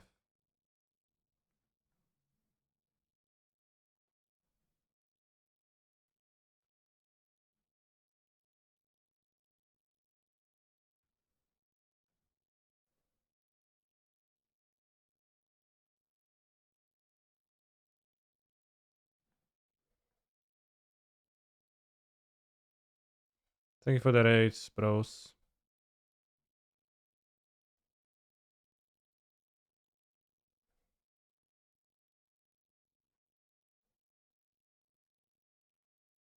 Getting hit once or twice is not game over.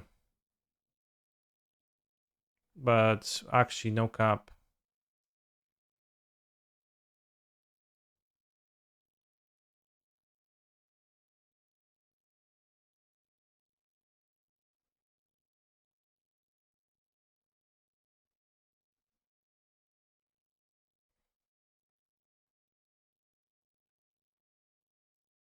Oh no, I should. Yeah, again for those holes would be fine, yeah.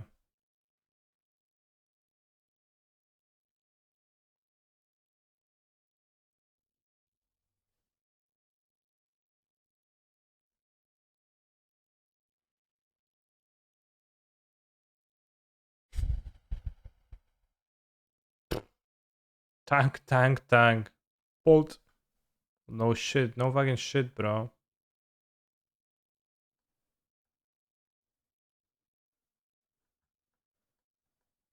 Alright, getting hit once or twice is game over.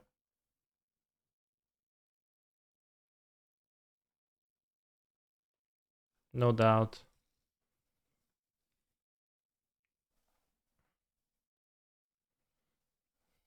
Probably play Croxa. Max Relics.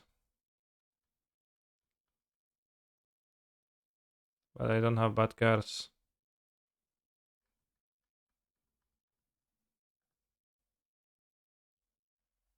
So I only have 3 relics because it's only good to have 3. I could get a drum for a relic too, just dispatch perfect Ragavan answer. No, this is my Ragavan answer.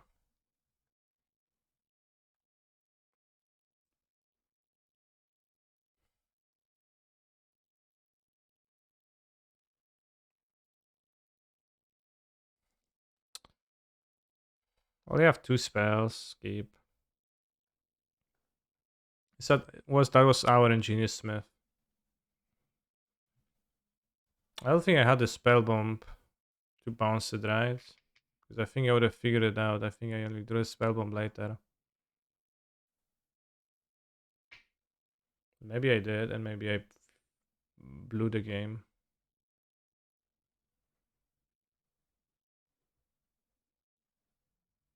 Yes.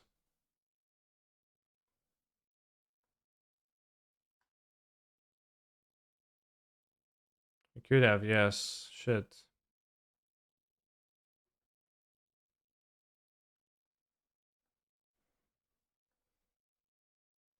That's pretty bad of me then.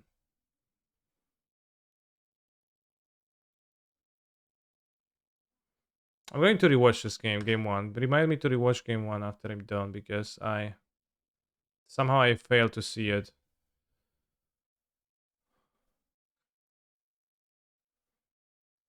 But then I would have had a hole that couldn't have targeted nothing. I would have had a smith that could block the guy.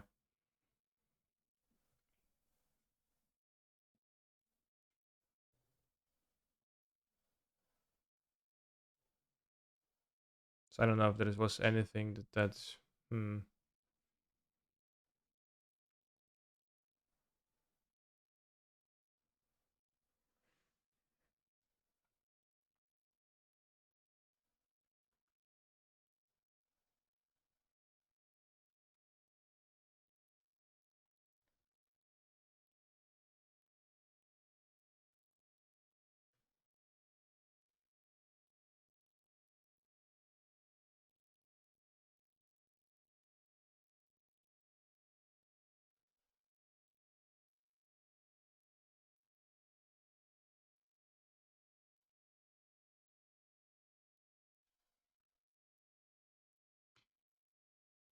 Binance disconnected chat.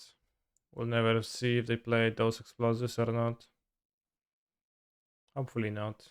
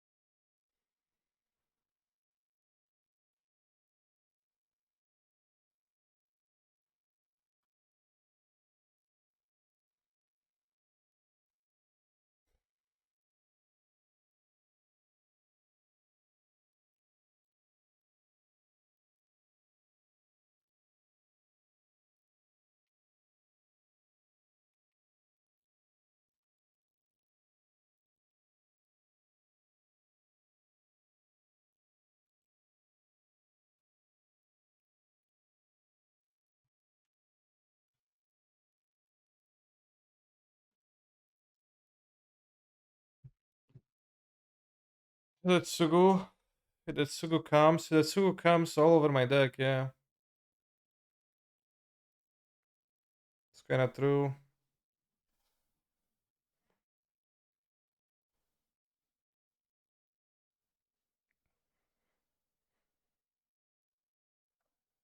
Kevin Durant. Fuck Kevin Durant. Fuck Kevin Durant. I actually have nothing against Kevin Durant, but this chorus is so catchy.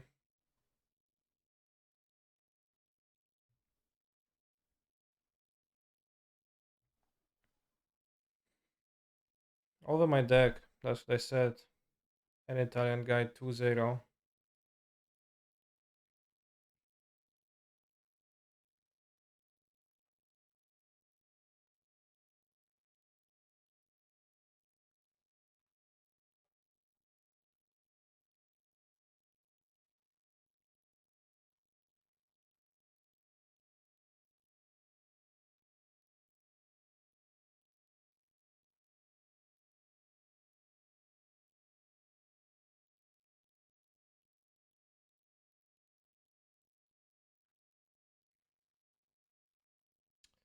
I believe they will never come back. What are my thoughts on the Tameshi deck? I was assuming it was not very good. It got a few results in the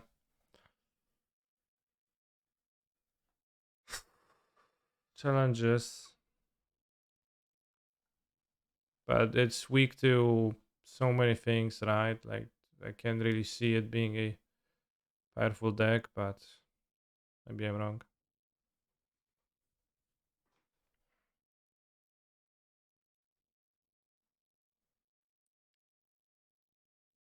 Grand Abolisher. Bruiser, 26 lands. Grand Abolisher, $30. Those EDH gamers who really hate their spells getting countered.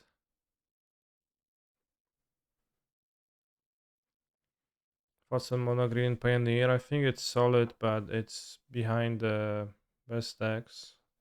Lots of people are playing it. Lots of streamers are streaming it, but I think it's a bit not actually as like good as the Phoenix, Lotus, Winota.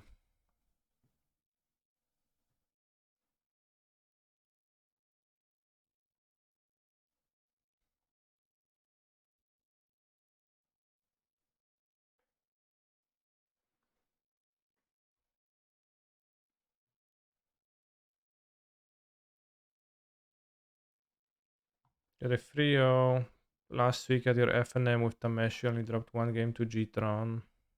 Very nice. This combat seems too weak.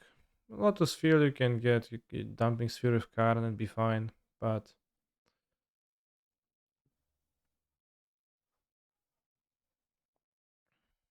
I guess we're not kinda hard to have a cohesive plan. With no removals, mono green. And with cage hurting your deck too, it's not like you can get the cage and be all fine because you can't for cage and the cage is actually doing stuff to you. Mono G is fun. I think it's pretty fun. I really like the enigmatic fire attack, even though it's not best, it's fun. Yeah. It's a good description of the deck.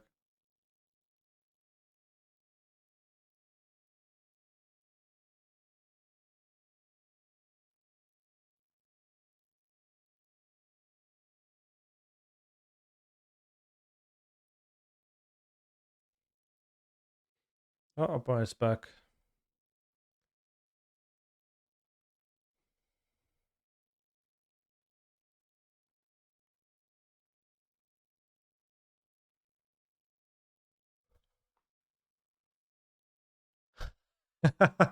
Opponent is going to be surprised.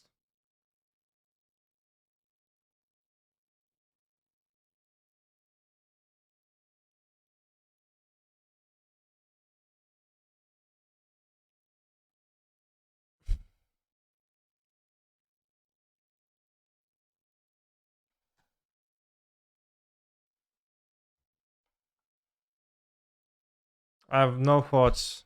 Head empty.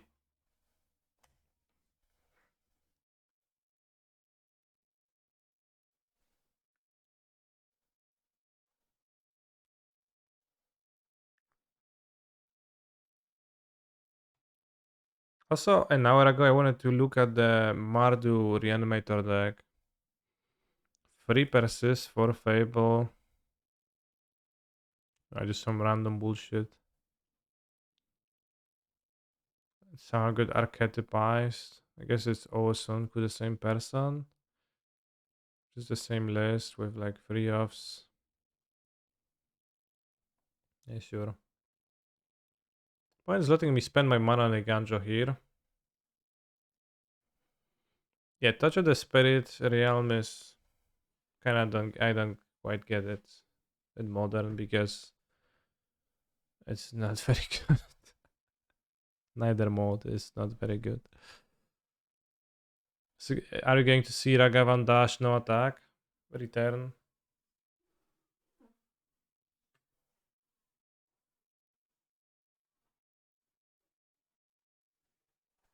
Somehow they do attack. Which I think they shouldn't because I wouldn't spend my mana otherwise, but I don't know, maybe they didn't read and guide a Ganjo.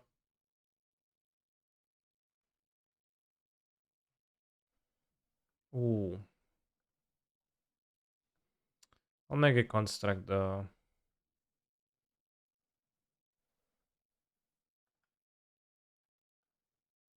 I think.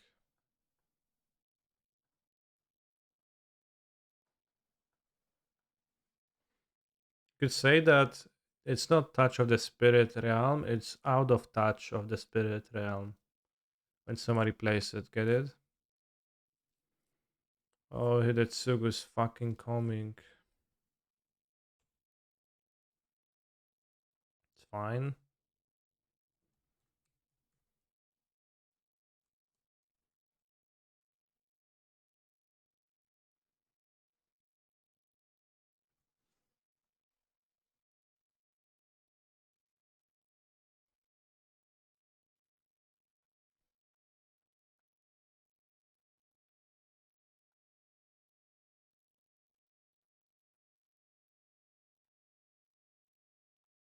Tap, play Urza, play land.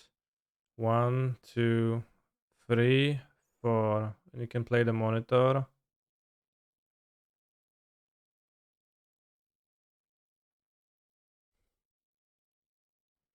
I guess you don't play Roxanne, you don't need relics against much against them. Gonna get Ether Spell Bomb.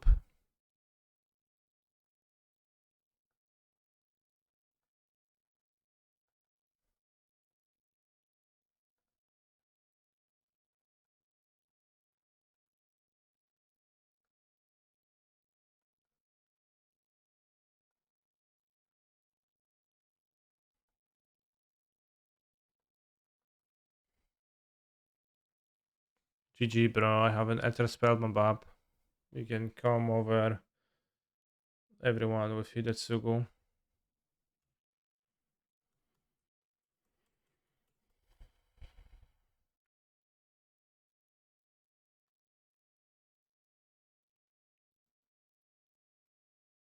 Leaving value on the table. What was the value? Oh shit. That's fine.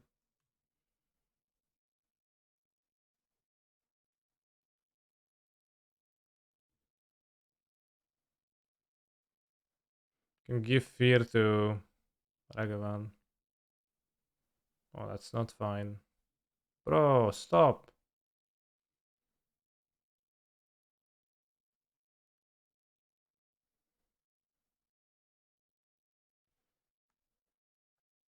Well, I mean, I guess just bounce it.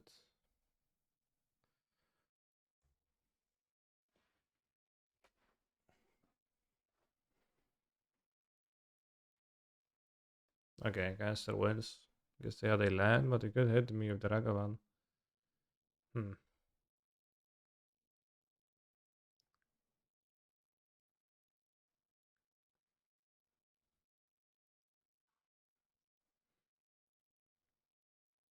So I don't want Springleaf Drum, I think, against their deck because yeah, my mana is gonna be weaker, but Hidetsugu comes all, and this you can sacrifice for a card and you can play Dispatch.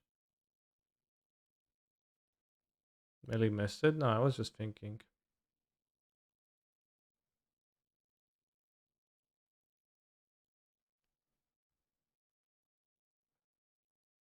This deck looks somewhat mediocre. I think it plays better than it looks, but it is mediocre, yeah. I like it though.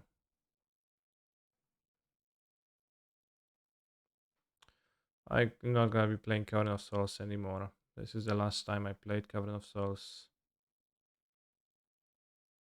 I'll keep though, because if I move again to 5, I will never win.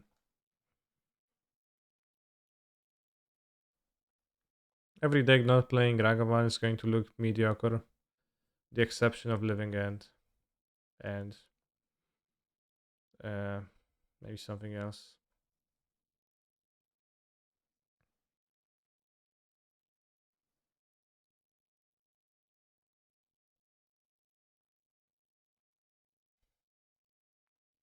Needs more Yorion. It does not, no.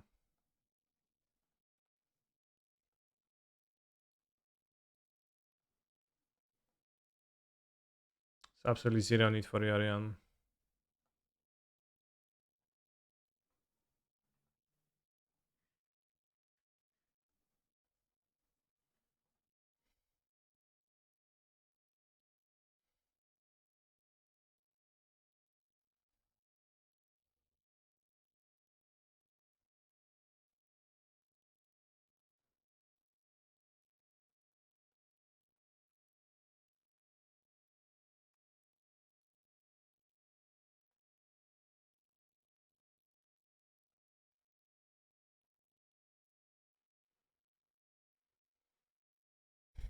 Stream is like I try not to cringe challenge hard.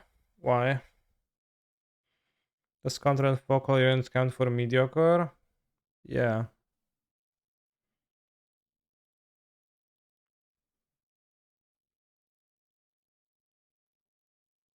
Lillian of the Veil. Alright, bros. Times to lose in style.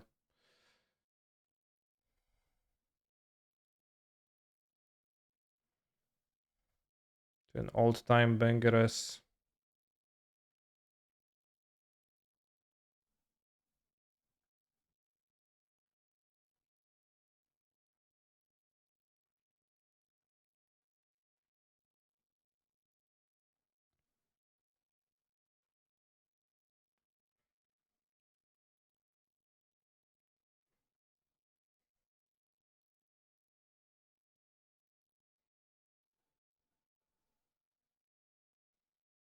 Try not to cringe challenge hard.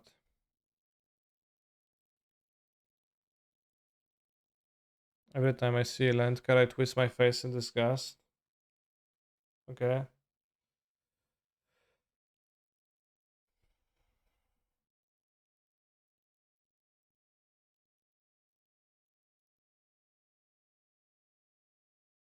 I'm a cheap gamer now. I am playing reality cheap right now, yeah.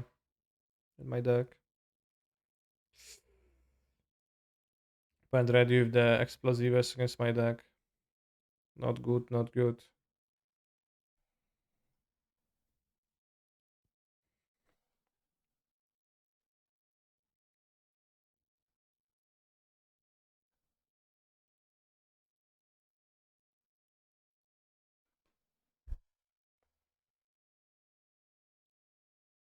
Rip.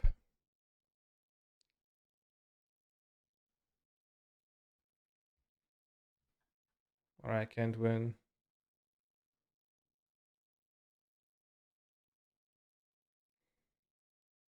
Let's play a few more matches.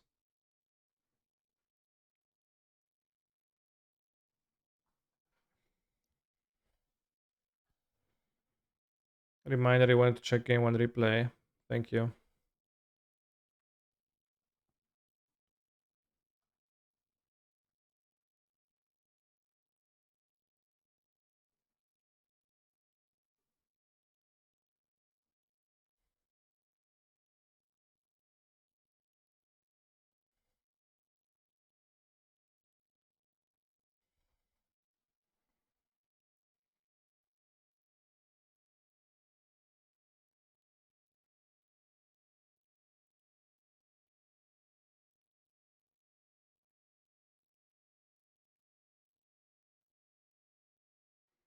My LGS is a WAC Day Wednesday modern event tomorrow. Which WAC deck should I play in your opinion? Living End is pretty whack.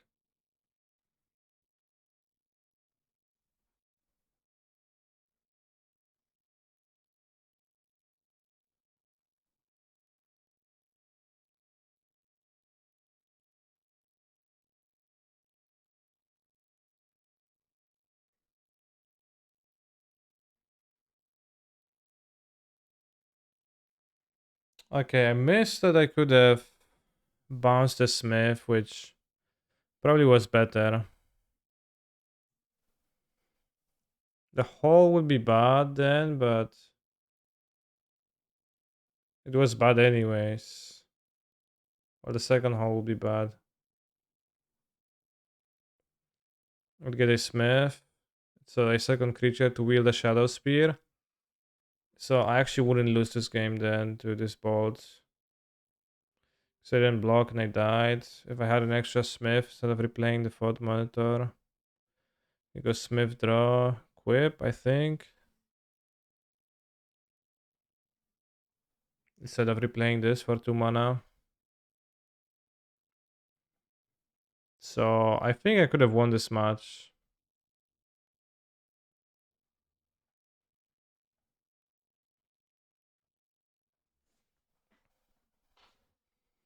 Fought some Dread Presence and Scapeshift Pioneer. 5 lands is not an instant kill, but feels like a virtual kill in most games.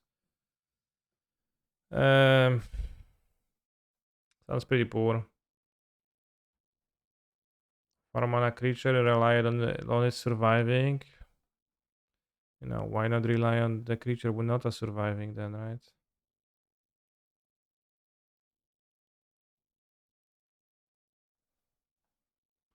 Blue-White seems to have a lot of tools to deal with the modern metagame. Why is it more popular? Because maybe it has the tools, but I don't know if it actually deals with the metagame.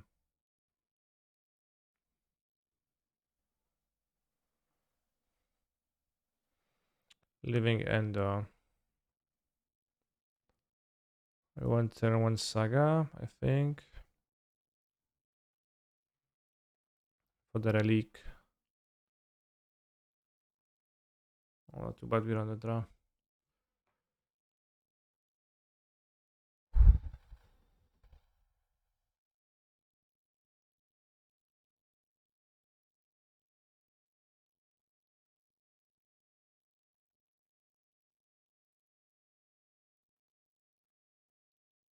Was Living End poor against Grixis Death Shadow? I assume it was.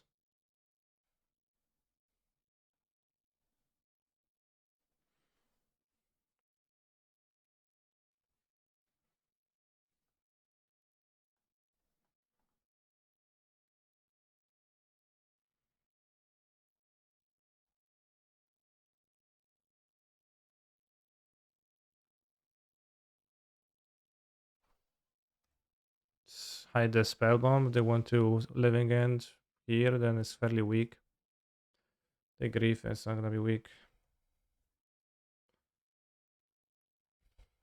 Like the issue with Yorion is not only the fact that it's a Yorion deck alone, it's not only the 80 cards, it's also the fact that it's a stinky deck. That it's a super passive deck, while I would prefer to play less passive deck.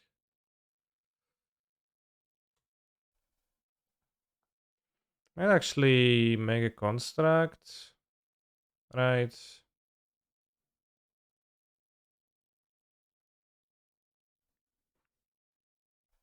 Seems fine to make a construct to not overextend but have a pressurer.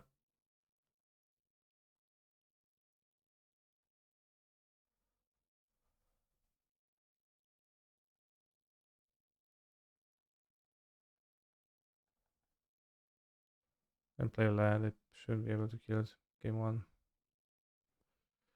Tap Relic. Super passive. Did you ever play Reclamation? XD. What does that have to do with anything? Focal Orion is a very passive deck that has to wait for the game to finish by for your opponent to die of natural causes rather than you kill them. So it means that you're very passive, yeah.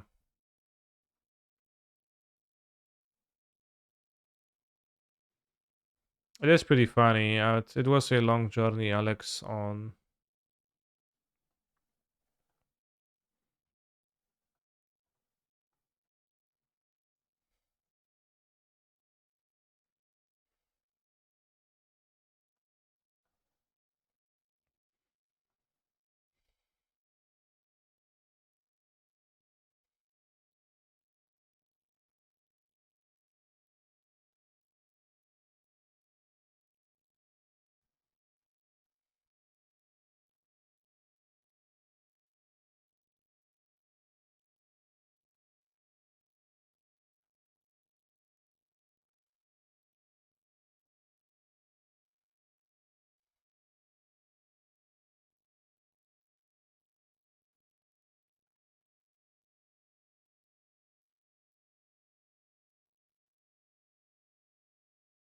You can bounce the Shardless Agent, they would living in again. Wait, that's not good for me.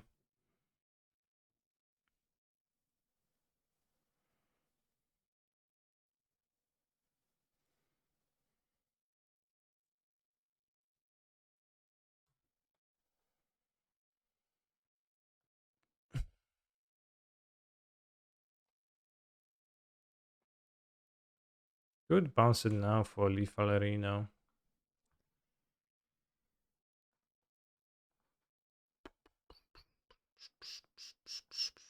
Or you have Otawara if they pass with 4 mana. Rather likely they have Otawara.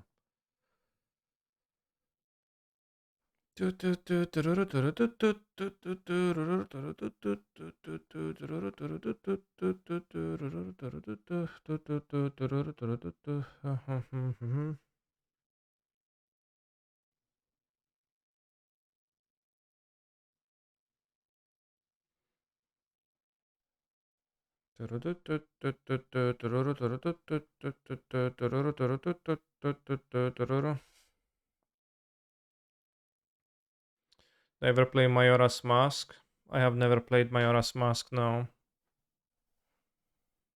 In fact, I have no idea what is Majora's Mask.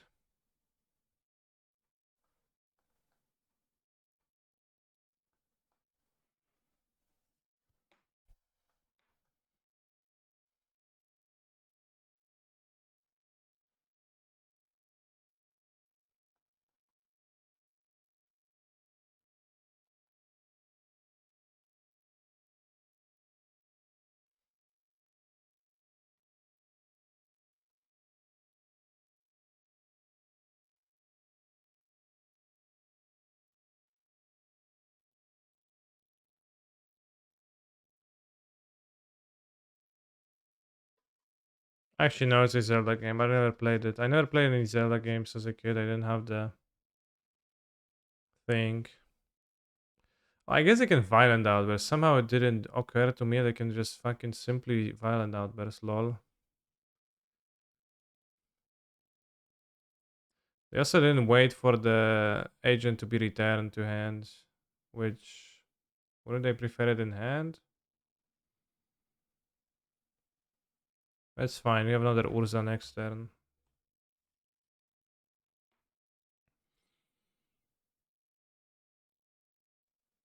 It's not fine. I don't have Urza next turn. But we have a big Esper Sentinel.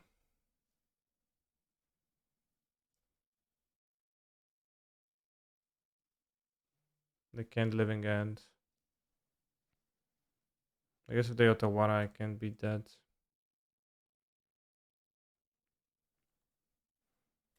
Can't quite beat. Decent draw. Bread is trash and not base. Damn. What about pizza?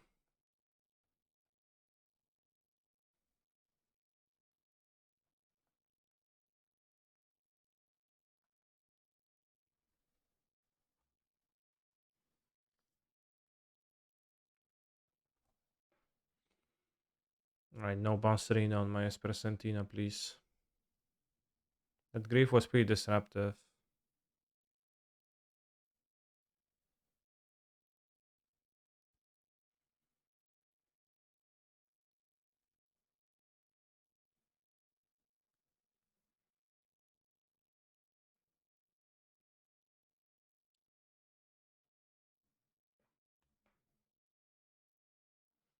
Alright, we might win.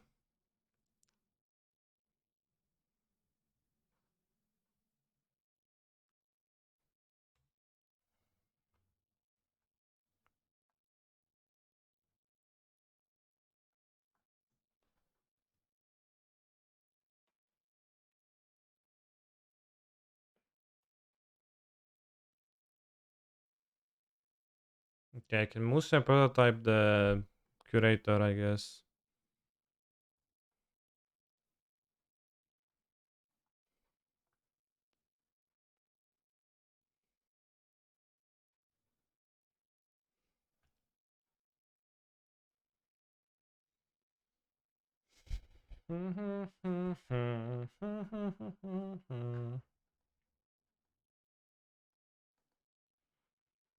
Portable hole out.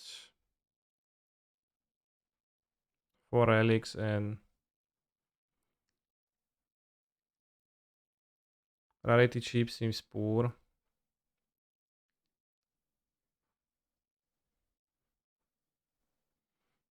Cigar dispute I don't want to. I don't think so.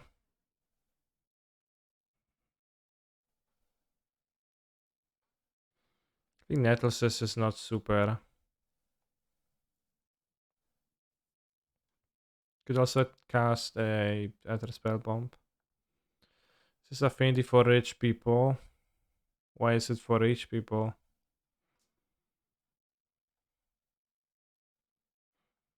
It's kinda Affinity, yeah. But also you can call it 8 cast if you want to feel fancy. You'd be like, bro, I'm playing 8 cast. I have 8 casts. Anyone using the code? Alright, I'll log into Arena. If you need me to, I'm gonna log into Arena right now, copy the code, unless someone in the chat traces me.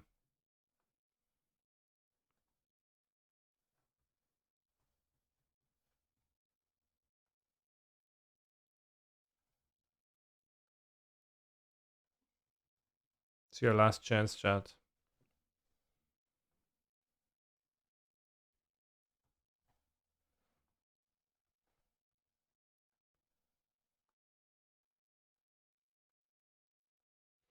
Who says about sending the last hidden paper Saj? In that case, it's for rich people, yeah.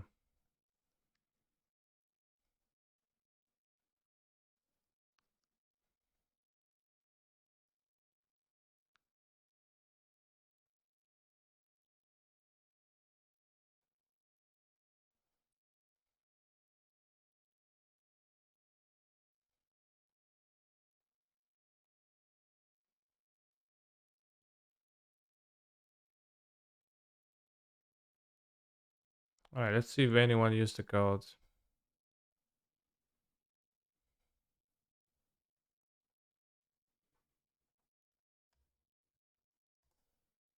Code already redeemed. Somebody silently redeemed it. Congrats to the redeemee.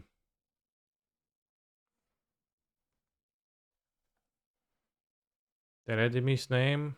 K-Prince. Ooh, nice draw. You want one canny? Sure.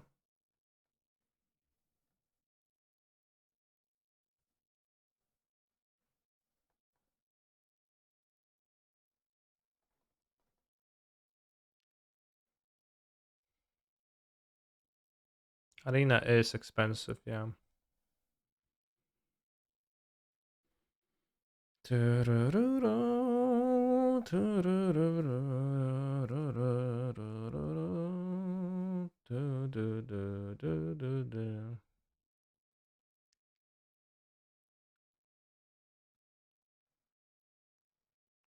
Alright, shall we beat Living In? I think our matchup against Living In is not too bad in this deck. TBH. Postport the relics, kinda. Well, because I have 4 relics and faster storms, 3 faster storms, I guess that's why, but I think like the rest of the deck lends itself. Like with Urza's Saga being less of a part of the metagame now, this is actually kinda better.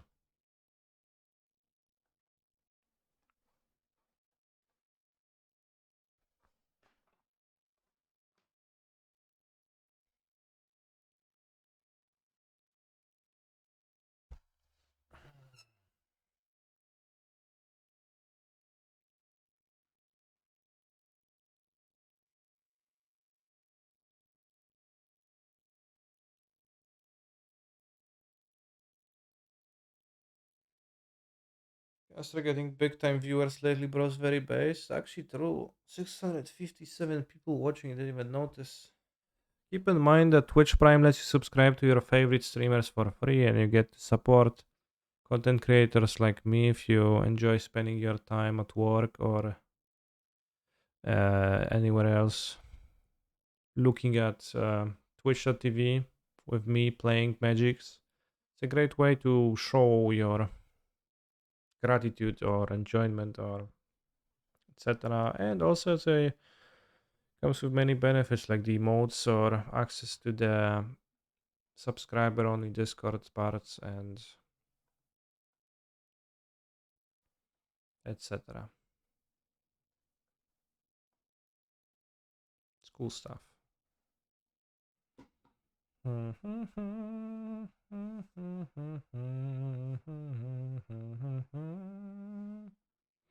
Griff discovering Fotsies, damn.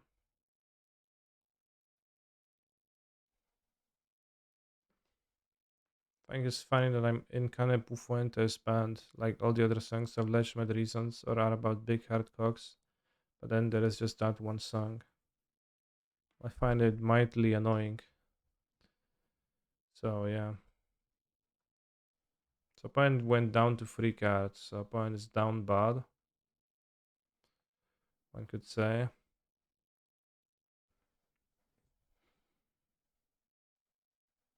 Can didn't play a pre-release cringe. That's because I played a tournament which was during pre-release. Otherwise, I think I would have.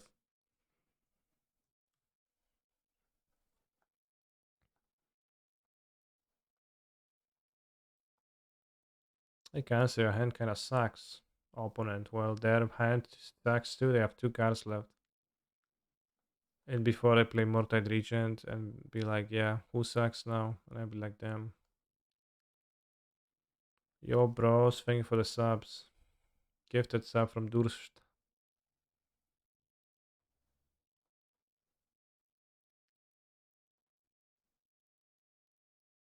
This is because Spawn is plagued by the mob IRL. What?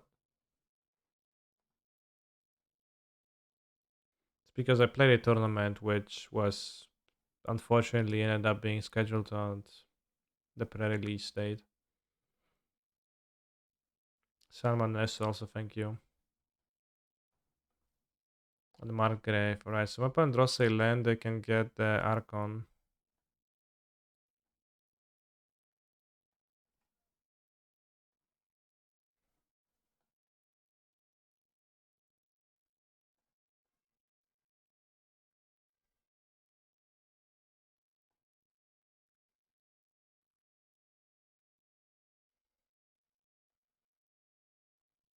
No cards in hand, so the Archon doesn't hurt us bad if they draw the land, they did, damn.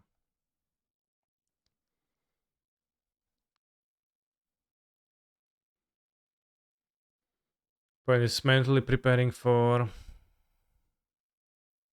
new set.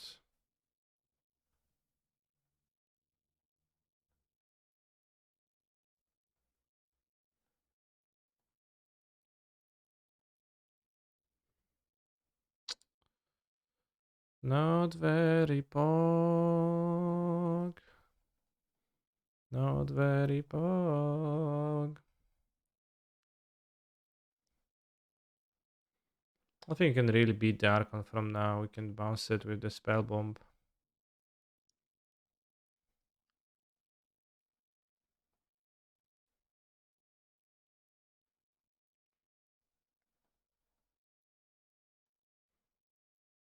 Could even drawn a fast land.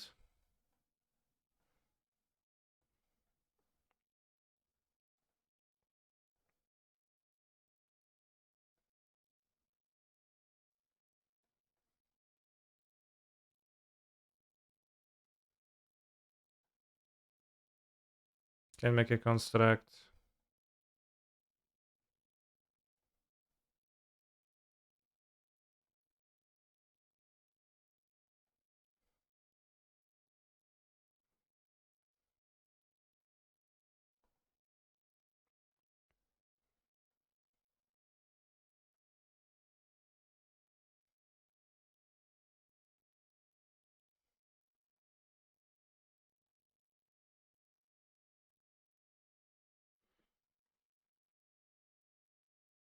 Hello, Kanik. Have a nice day. Hello. And you too. One lane away from casting this guy again.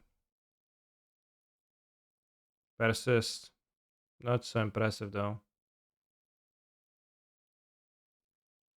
Brown paper bag.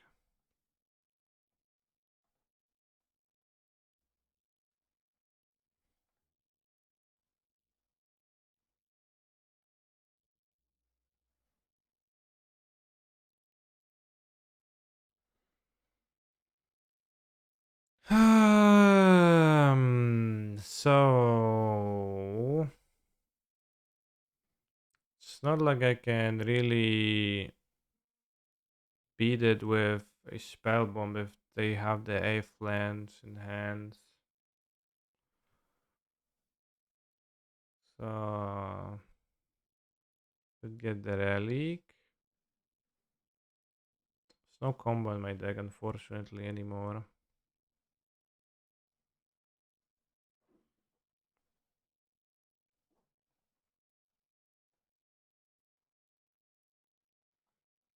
Brown paper bag. Brown bay. Yes! Top land.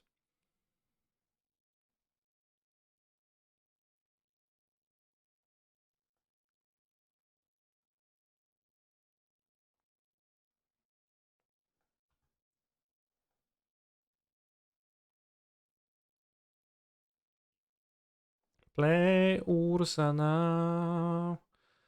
Find an artifact.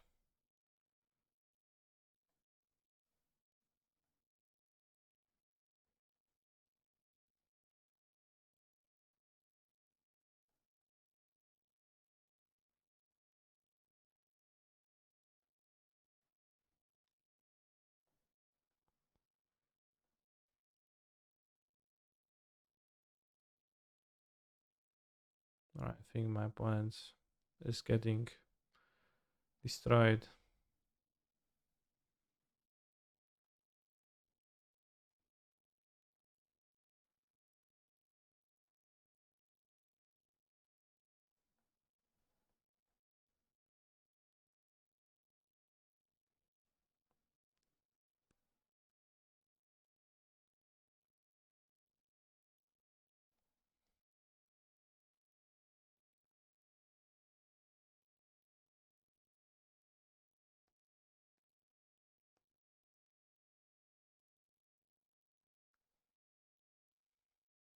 I have no cards in hand.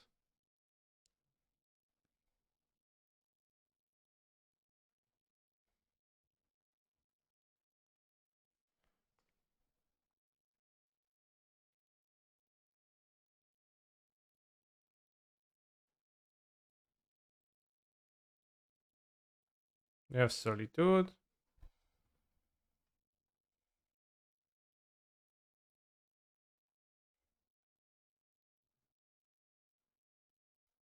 Persistent information, maybe. Yeah, oh, look at this good Esper deck. Well, it's not good yet. Bros is like, oh yeah, look at this Esper deck. It's like bad. Yeah, well, it's a new card. Obviously, it's bad now.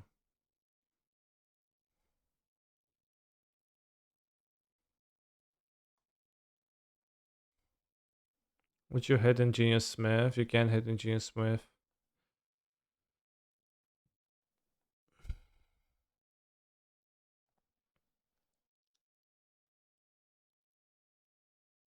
I didn't count, so I assume. I don't know, with block. Block.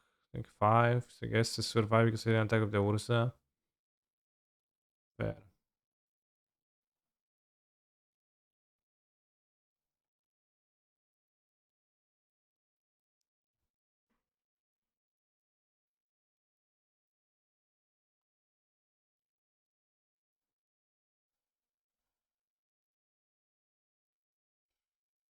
Yeah, play Unsettled Wreckage.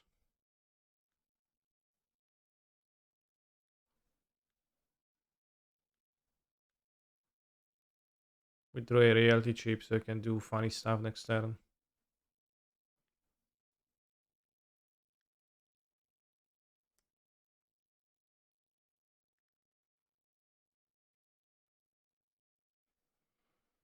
It's pretending that they are not dead on DOB on board.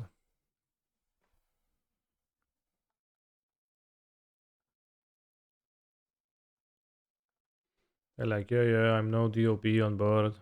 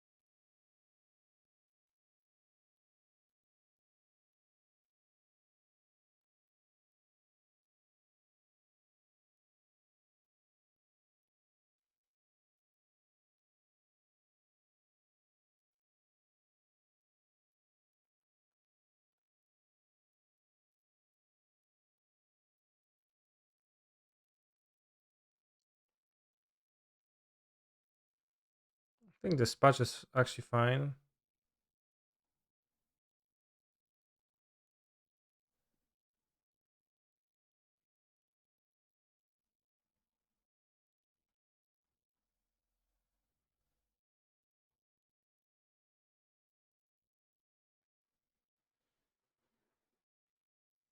No, no, this patch, not that patch.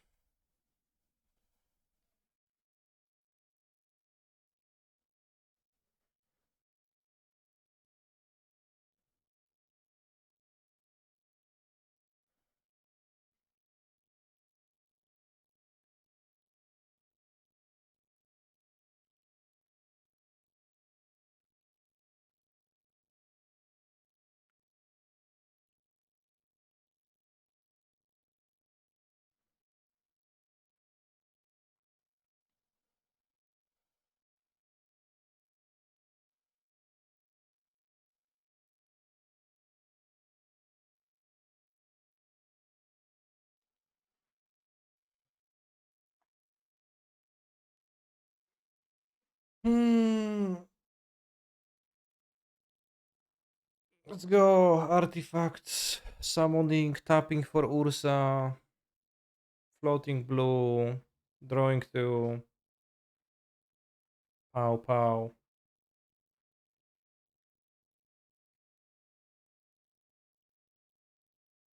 Can't wait to draw two cards again with my thought monitor.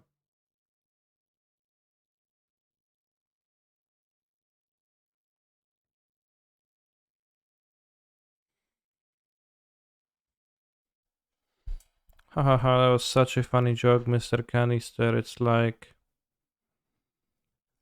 it was a play on words and the word dispatch and the two words dispatch. And I am literally rolling on the floor laughing. I'm always happy when I can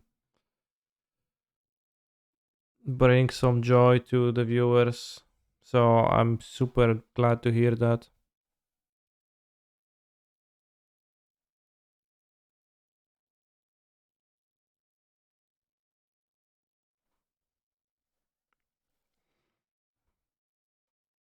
Dispatch, that patch, dismember. Why is this deck called 8 cast and not 8 fought? It's actually a very good point. TBH, that's how it should be. We are the content, Twitch chat. Yeah, I'm just there. You are the content.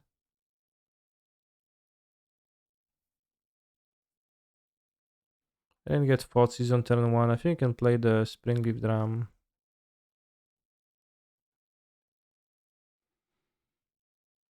Go Smith Relic. No, I don't really don't have mana. It's fine.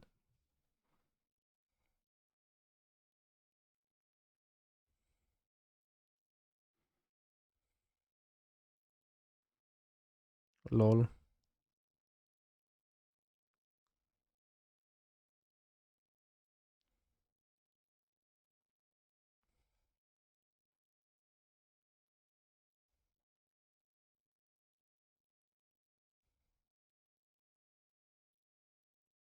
On land.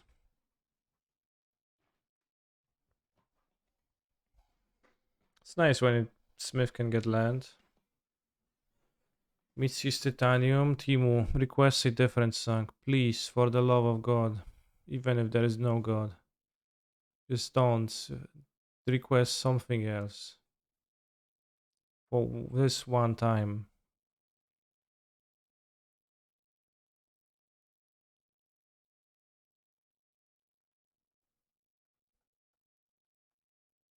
Imagine bossing an ETB creature.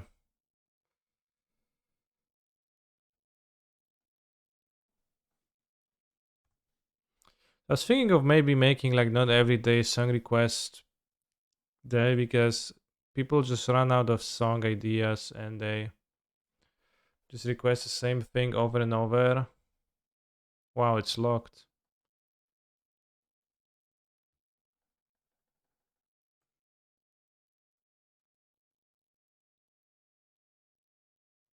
So you end up listening the same song 3 times a day, 4 times a day. That's not the bassist.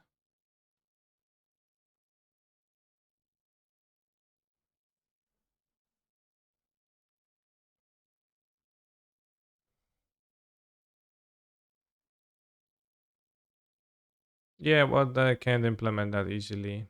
So my rank is bronze tier 2 and bronze tier 4 with an exclamation mark, which means very strong. Very strong rank. They took my Ether spell bomb, interestingly.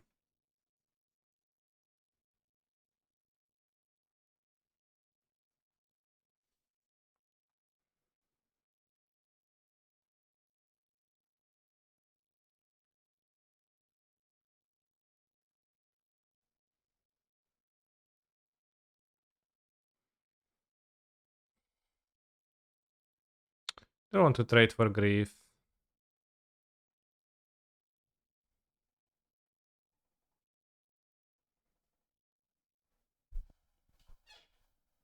Only because Grant is not free. That's true. Wouldn't that be tacitly admitting that the stream music is part which qualifies complaining about music and you'd have to ban yourself? No, because it's I just want variety. And can't always seem to get it. Song variety. What? How are you casting Fozzies my doorstep? Wait, am I subbed or not? You don't seem to be. But sometimes if you are subbed, it doesn't remember that for a second.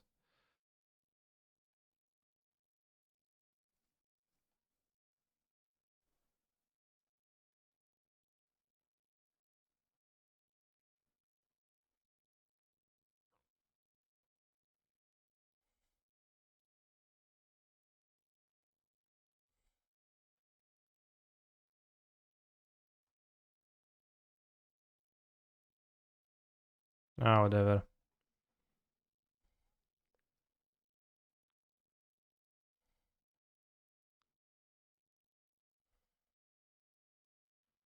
The fairy got me.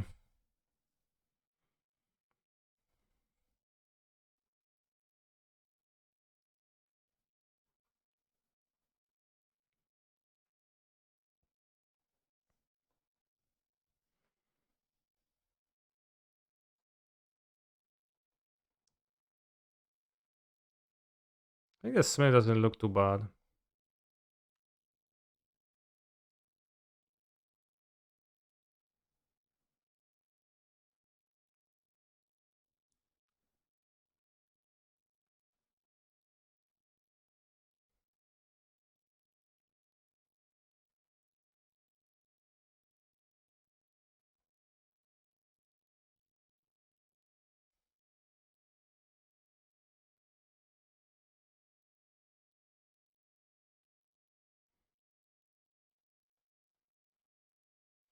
Seg looks playable without Urza. Yeah. Like you don't absolutely need Urza to win.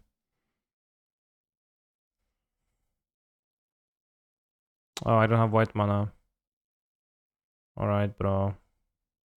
I don't. You don't die yet.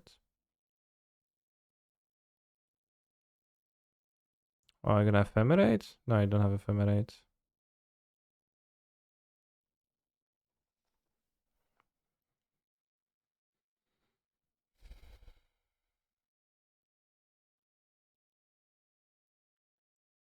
We are listening to my MTG PDQ Imp deck.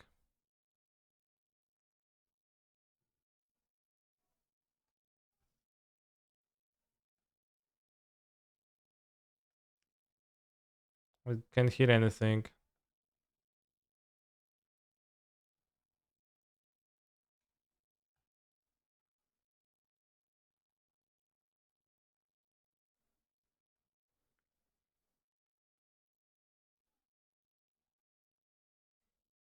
Even the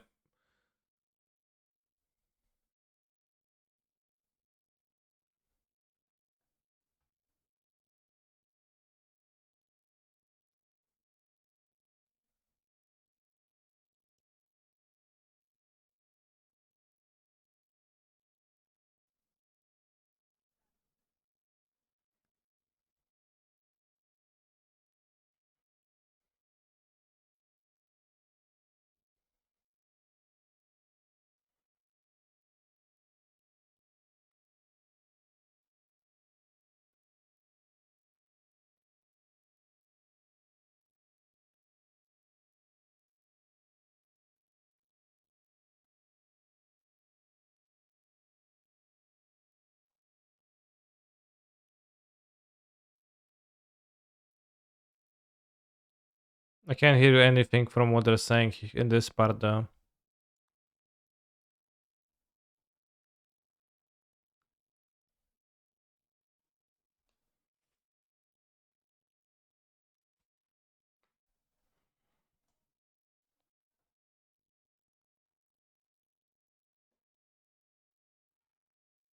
Other than that, it's kind of a banger. CWS, is that Caleb Scherer, the Storm guy? Playing Dredge nowadays? Or is that somebody else? I can't remember.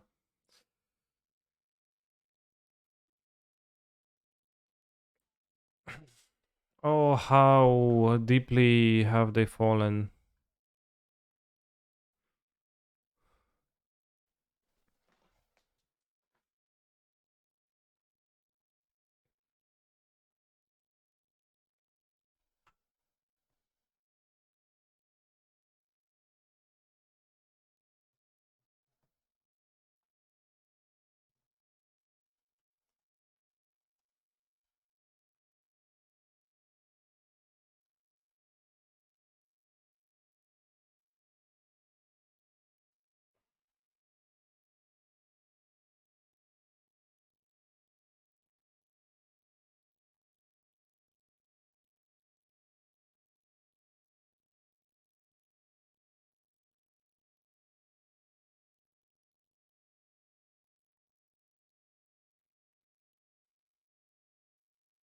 Kaneki, I don't have a playset of Urzas. What can I replace them with? I wouldn't play this deck without Urzas. But you can try playing a more regular Affinity deck, I think. With more zero drops and cranium platings. I think that's kind of playable too. But I think Urza is powerful. But yeah, I think as the Fopter's third combat kind of sucks, even though it costs like just a few slots. I guess it also makes you play Stoneforge Mystic to find a sword Reno. The combo never comes up. Well, it comes up sometimes, but not often.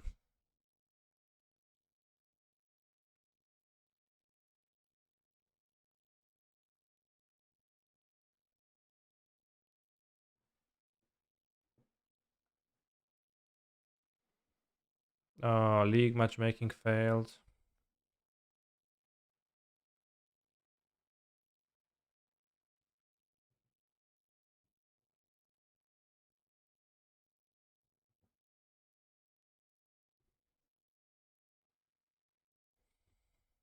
Am I having fun? Yes.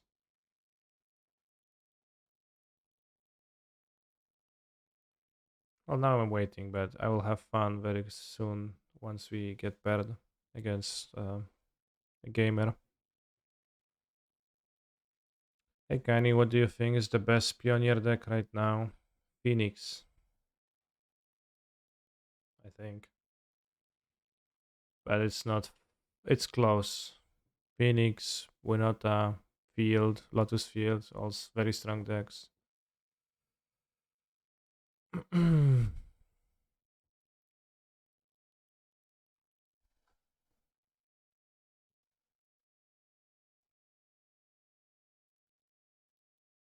How has Yawgmoth been? I too freed.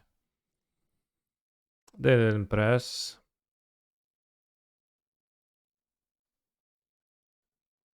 Exactly in the league we played, but well, it's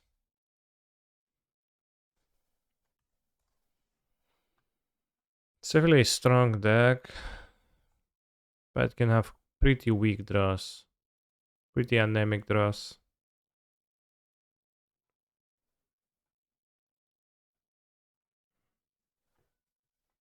For casual FNM play, the Lotus Precon is actually not so bad. Actually, don't know what's the list of that, but they can really Lotus, Field, Precon, Deck, Pioneer.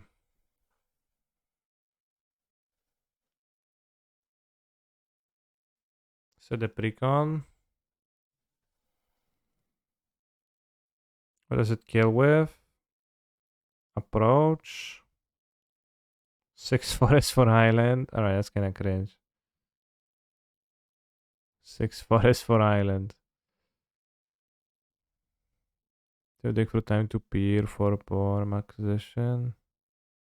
Yeah, it doesn't look too different. Opts. Why do I play opts though over the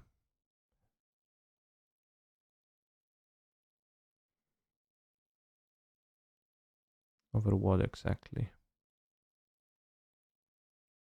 But hey, it's not too bad, it's not too far away. It's the 6 forest, 4 island, a bit of an eyesore, but with the opts in the deck especially, but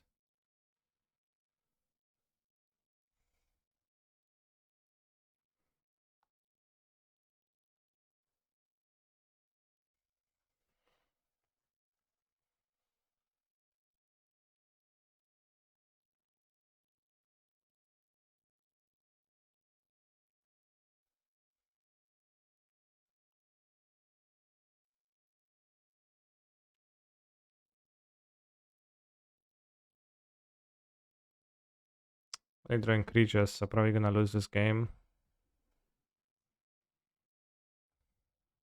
Even though we were on the play. Force of negation not into hand.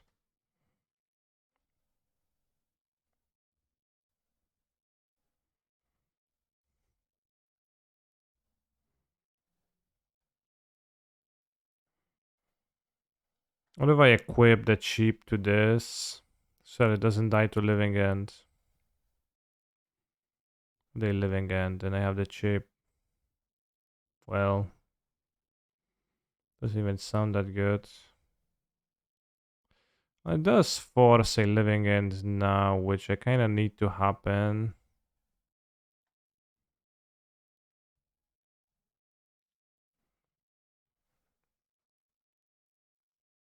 Because this I can technically maybe beat.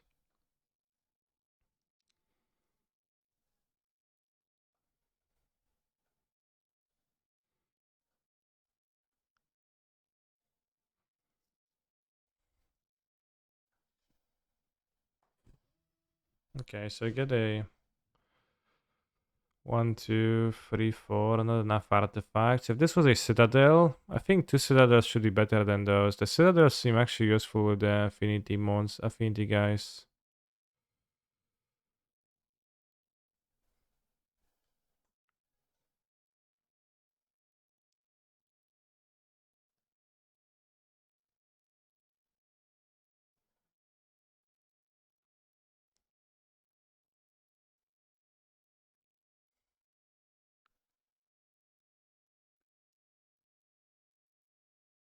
More colossus on deck, yeah, that's fine.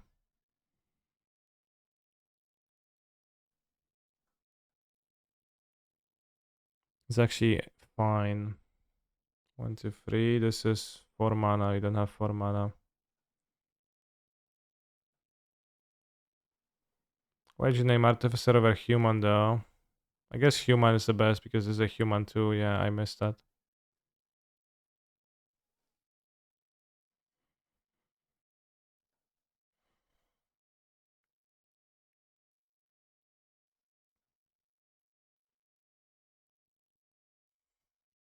Yeah. When you have Stoneforge, you name Artificer, which I don't. So that was a omission on me because it's human too. Yeah, 5 monsters. 1, 2, 3, 4, 5. Excuse me, 6 monsters. Yeah. No big deal. Portable hole. Yeah.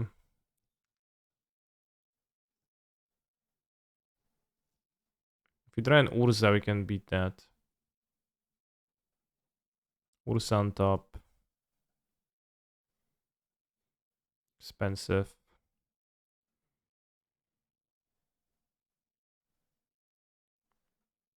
I actually can't really beat that with Urza. And we bring the sideboard now and we game.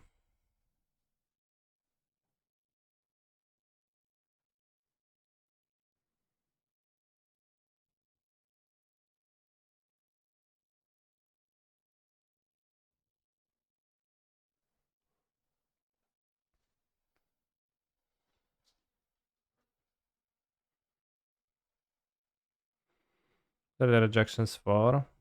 With a deck like this, I'm deadly scared of Karn, the great content creator.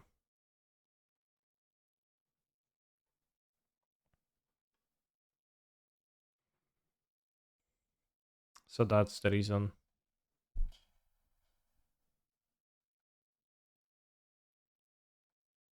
Let's go. Turn 1 Force of Vigor on my land and my spell bomb. Oh, so you're Polish? Name all pierogi feelings? No, I won't.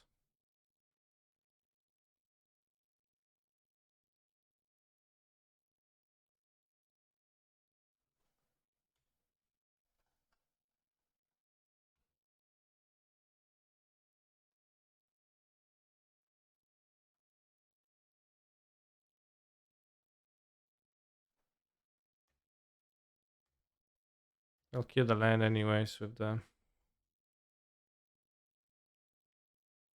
destroyer if I leave up mana.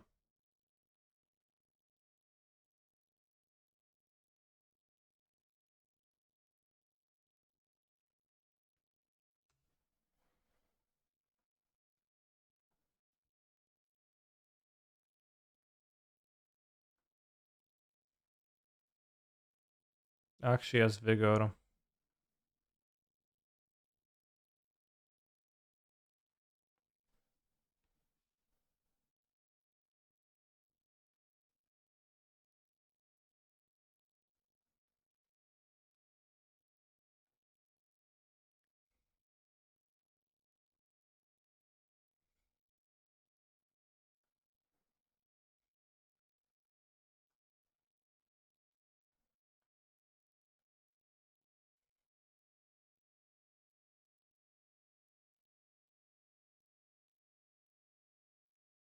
Canister is worth playing Urza with 8 drams.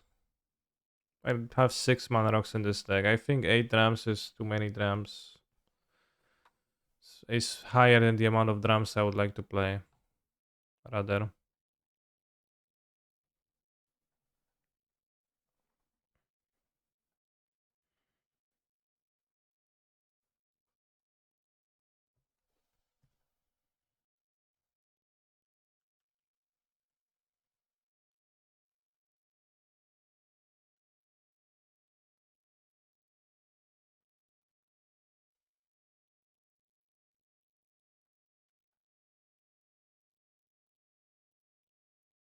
Passing the whales not so good. Since I want to draw anyways, let's draw the relic.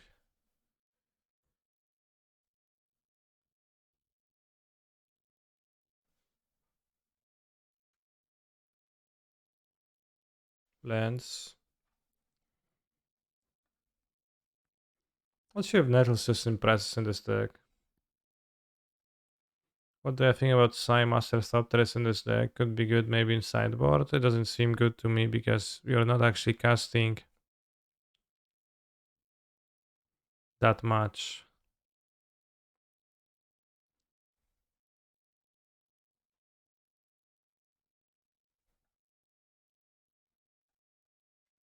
You're not casting that many artifacts, I think.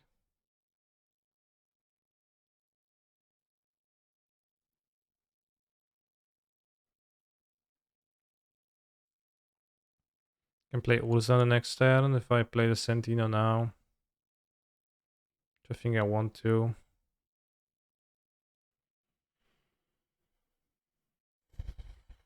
So yeah, same Master Thopteris is a payoff for casting artifact cards. I think you'd rather have payoffs for having artifacts in play.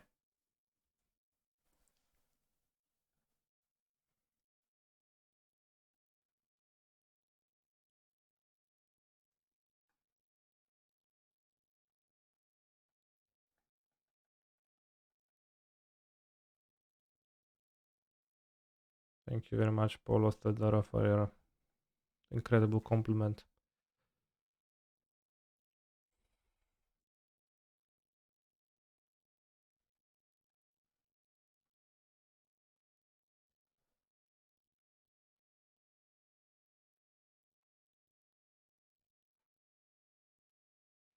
Casting big monsters is the most fun part of playing Living End, in your opinion. In that case, John Living End should be more fun for you, as you can cast your Karabits.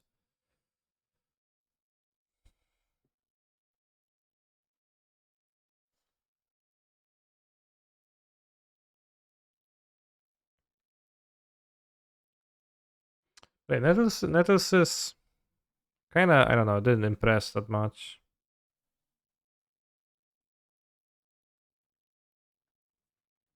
Living Ending? Even casting it? I guess, yeah.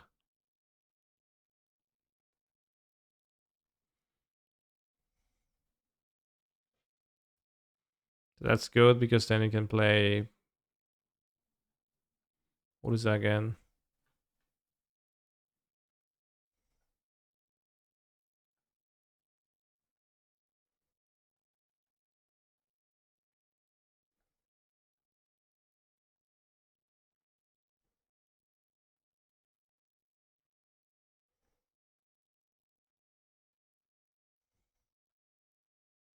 Maybe it's fine to have two as threats. Need to draw, like, need to kind of have something if that's threatening in the deck.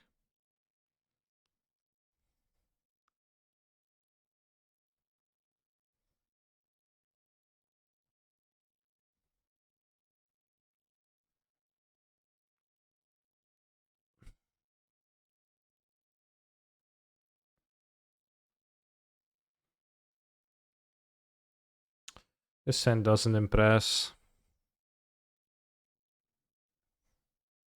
This hand impresses more. Sort of.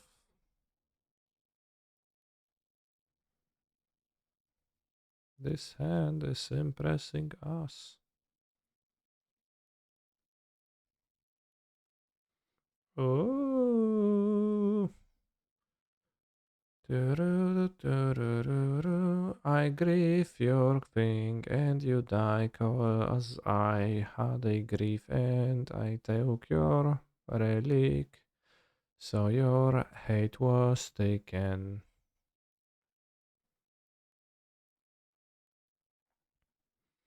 Urza saga, it maybe will be fast enough.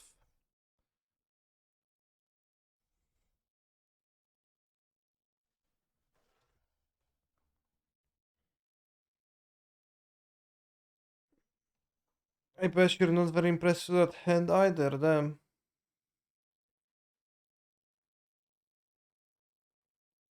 Okay, actually might be fast enough if they don't force me, and now we should win with a fluster.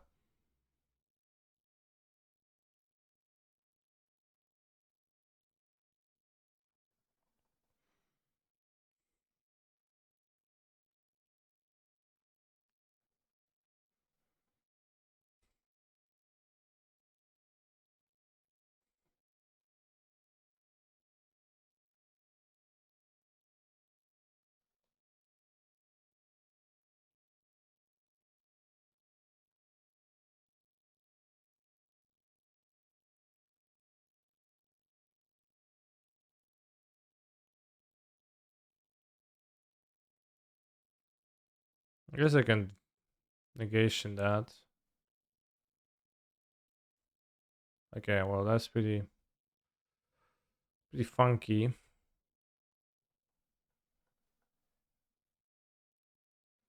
that case, it's a race. They have two cards. They didn't have lands. We are racing towards another relic. Oops.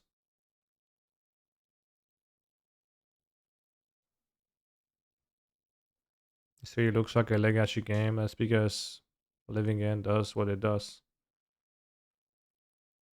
Cast this. Why?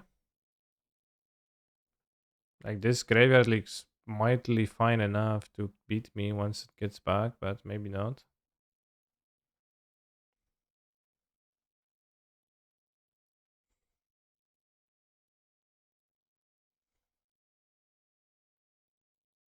Oh shit.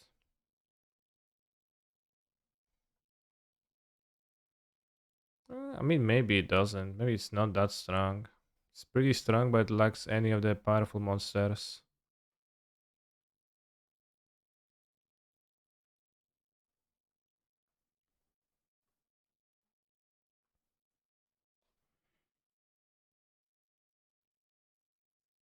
think Nettleses might not even be that good. They wanted the breaker and if you're for if you play something. Yeah, but what can I play that they want to breaker, right? They care for. It's unlikely that Urza will withstand that, but yeah, what if I draw a relic? Then it seems not worth it, but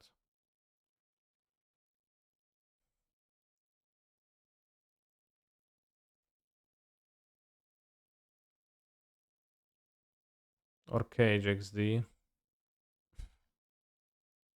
XD. Yeah, Cage doesn't work.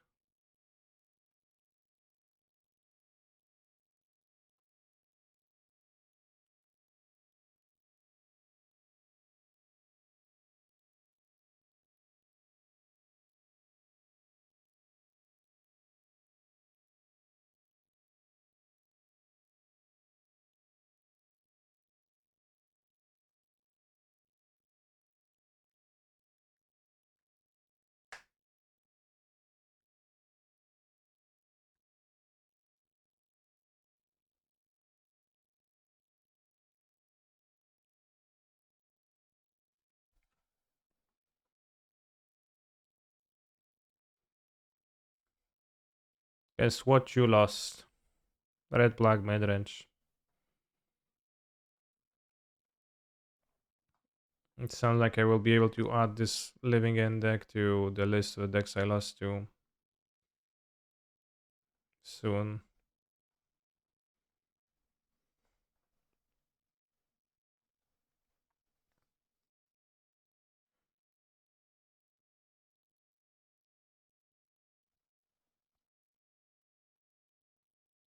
Maybe the extra 2-2 is gonna matter.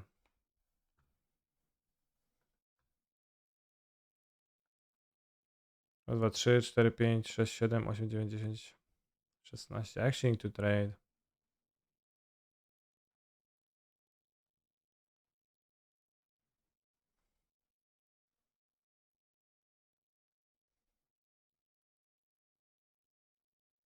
Oh,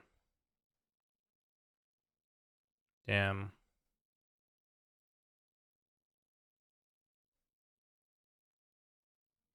Well, it's not really close to being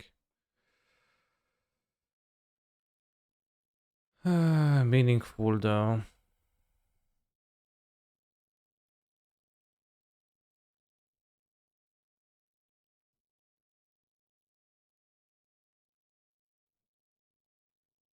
Plug, gain 3 life, lose.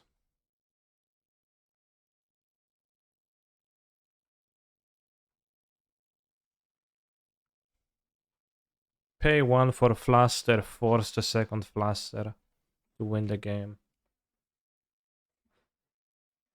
Insane stuff.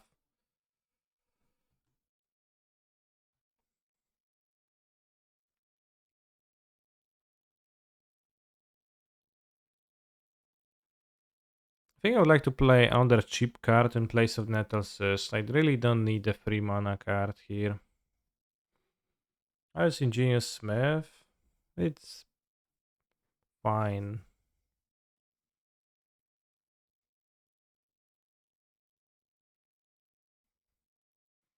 I just play second relic main deck over the Nettleses. Like maybe just play relics main deck because they just don't want this type of an effect. We can trim a land, play 4 for relic too.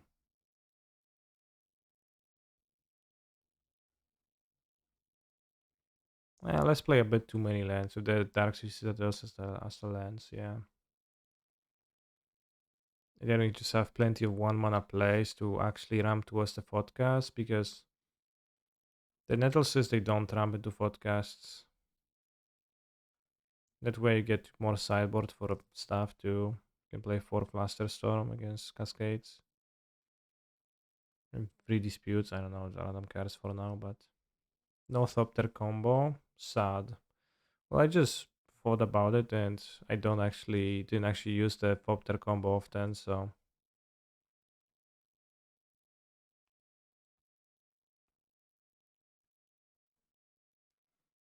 Strategy chip good here. Feels like medium filler.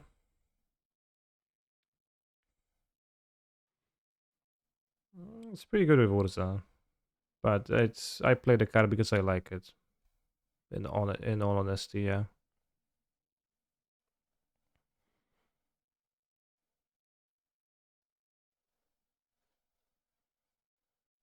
Maybe just play 4 relics main deck. Yeah. Just play that 1 mana artifacts and then use the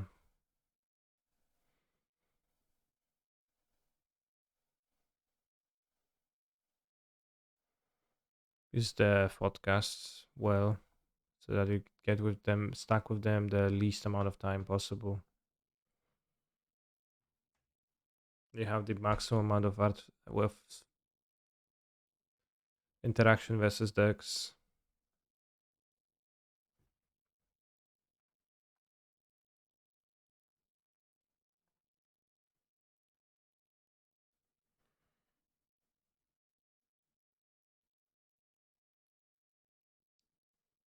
Maybe sideboard Nels versus Grindy, but it's probably not even the best sideboard.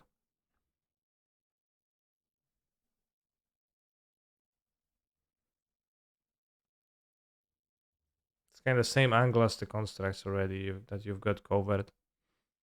And Smith also covers it, sort of. And I want to avoid playing 0 mana, 0 drops. They don't do anything.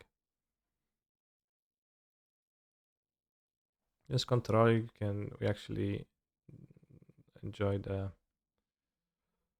Tavern of Souls and play the Smith, so they don't have good plays.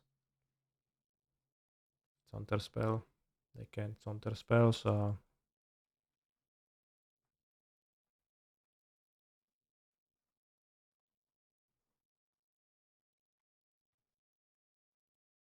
let's get Spring down to enable my podcasts properly instead of taking another draw 2, I think. Why not play podcast to draw 2 cards like Pot of Greed? Yeah, good question.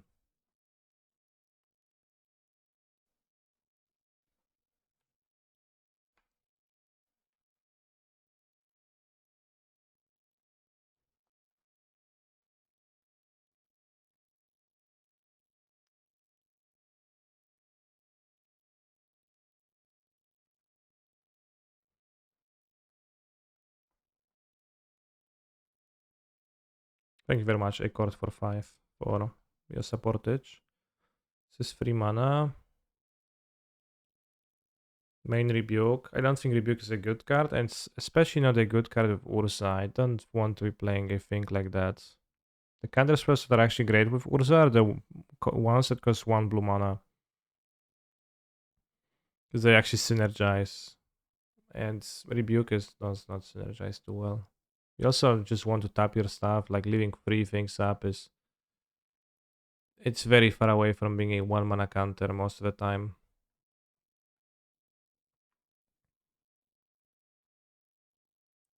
Were you playing around Sensor last turn? I'm playing Modern. It was more so a counter spell.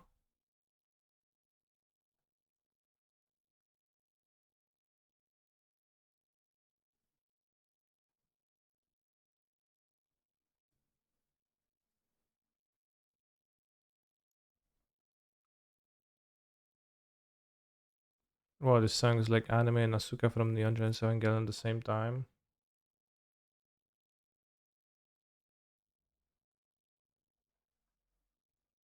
I don't get it.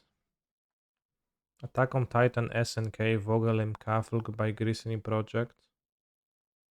I don't remember hearing this song. Yeah, but you didn't play the drum when you could. Well, the drum I drew from the Springleaf Smith, right? So I couldn't have played the drum.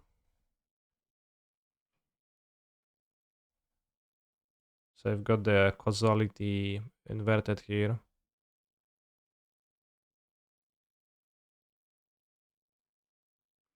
Tried to brew an Urza shell around Locket of yesteryears, and wow, is that fun. A lot of clicks on MGO down, damn, yeah. Can prototype plus Smith make a mana for it? It can, does. Smith is not an artifact. It's an artificer though.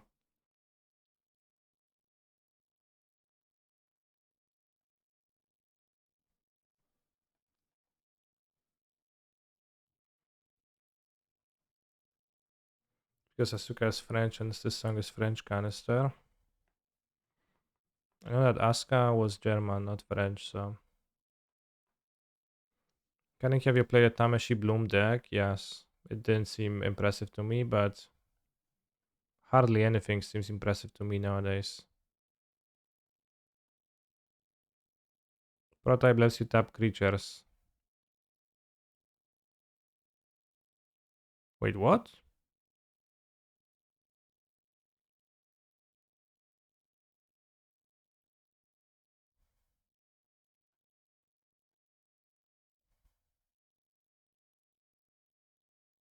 Well, that's good. Let's make it better. Makes it better.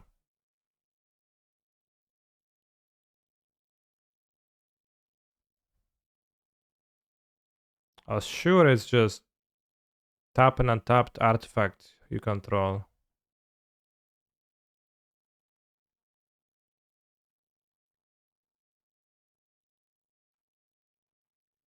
Damn, shows how that I didn't play too much Kamigawa Limited. That's good to know. Thank you for letting me know, as it's kinda good, TBH.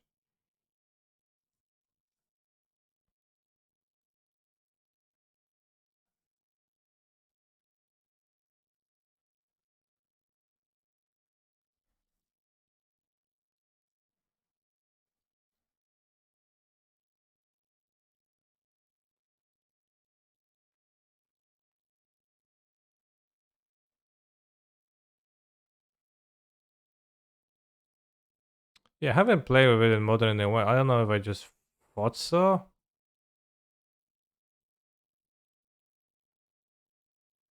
But that's good to know, yeah. Wait, how can I not cast it? Assume they have infinite artifacts. That wrong I was.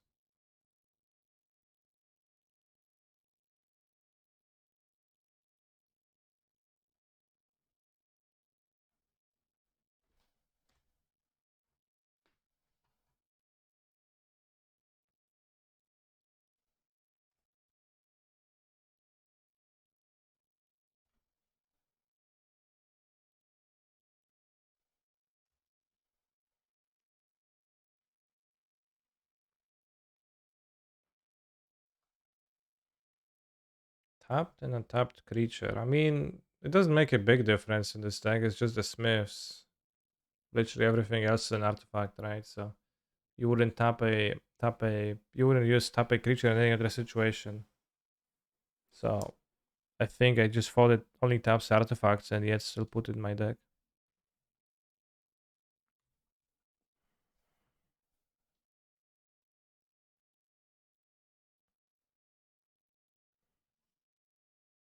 Mamma mia, indeed.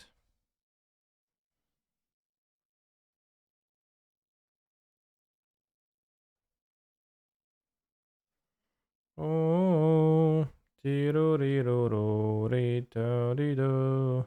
La la la la la la la la la. If you play 8 rounds with 0 mana creatures and Urza on turn 2 could be nice. Yeah, but I would want to maximize the amount of good cards I have in my deck, which I think this will do a better job of, rather than maximizing, turn 2 Urzas.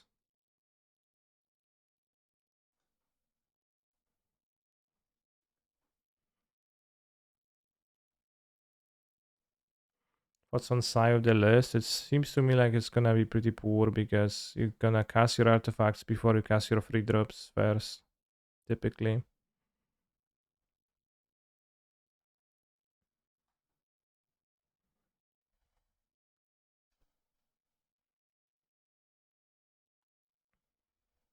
So it's gonna be happening afterwards, which is not PogChamp.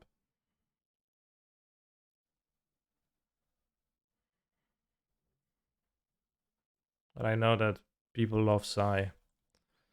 But if you actually think about it, the only decks where Sai was actually ever good was alongside Paradoxical Outcome and alongside KCI, which both actually were casting a lot of artifacts, right? And how many artifacts per game is this deck casting? 1, 2, 3, 4, 5, 6, 7, 8. We have cast 8 only right now, right? Yes, Cyan Emery is probably mono blue build. Yeah, I don't. Not a fan of Emery though. Why has Folklore fallen out of favor? Because it sucks. It's the worst deck ever.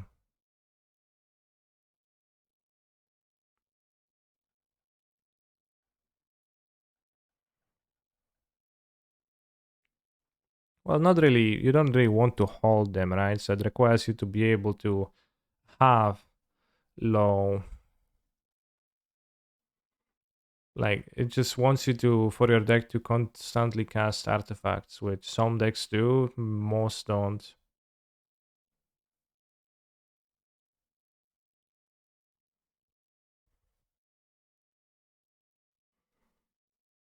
Good enough for me, yeah. I mean, Folklore is not a terrible deck, but it's not a good one. And I think I can get much better win rates with the different decks. So I'm just choosing not to play it for the most part.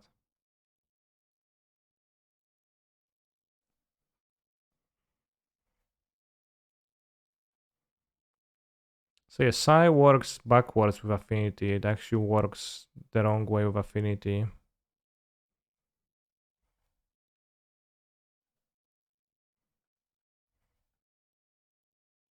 We have Verdict, we have under Urza.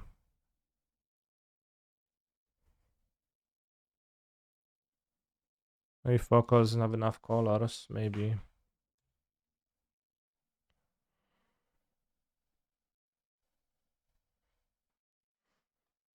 In general, a deck that is so passive can only be so can only get so good, right?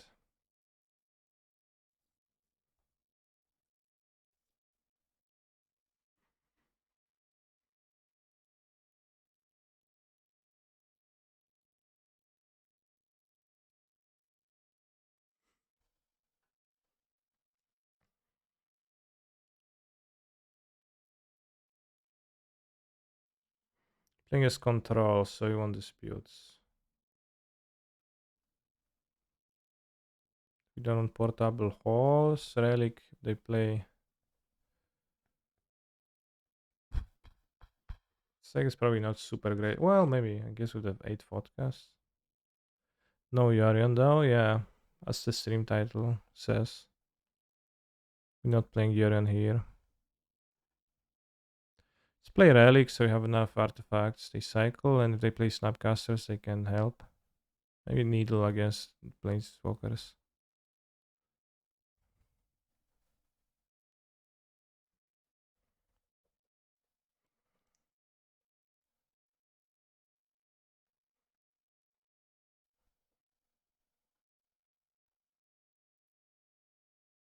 Keep.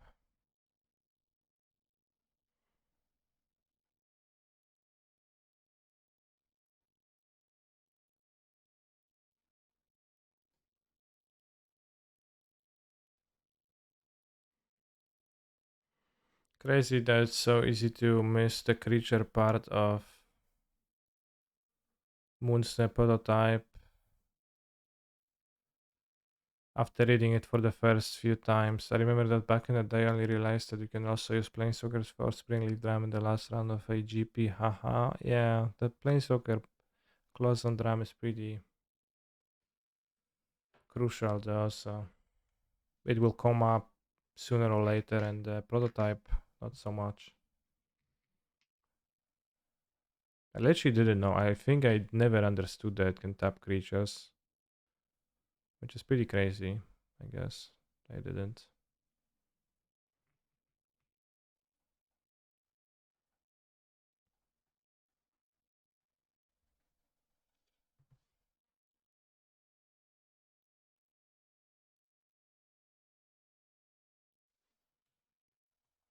Nice, nice, nice. Good play. Let's play a non-dark steel citadel.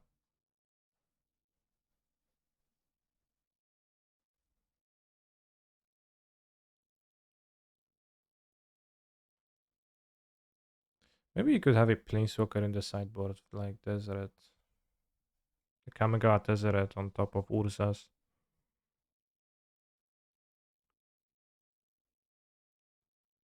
And Disputes. Probably better to have Tefari Time Raveler. Yeah.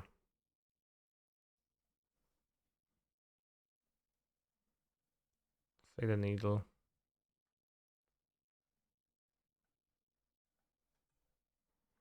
What if there was a planeswalker that was an artifact like Gris as a creature? Maybe someday.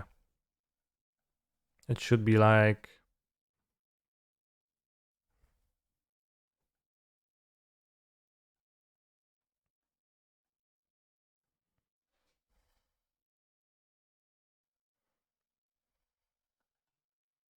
It should be like...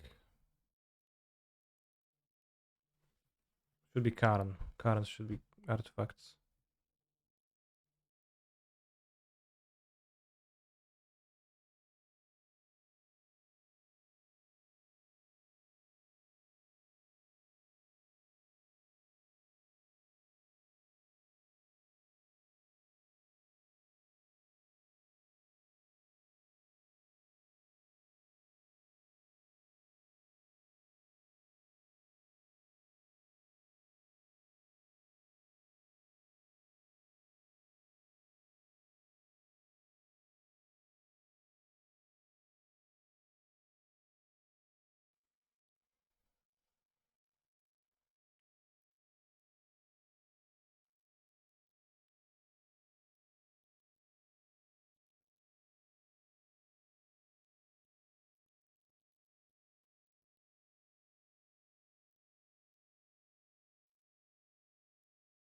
I guess it's really poor if they counter that.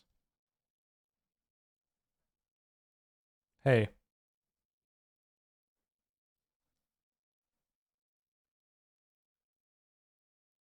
Yeah, I shouldn't have played this.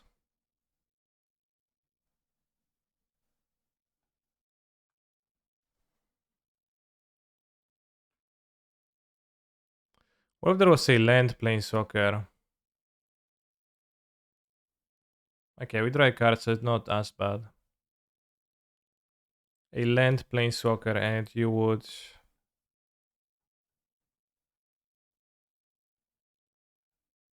You would... Fetch with Scalding Tarn for it because it would be by lanes. An island. How do I not have fucking 4 artifacts here? Why is it a 4 for? Oh, because of this. Yeah. Okay, crazy.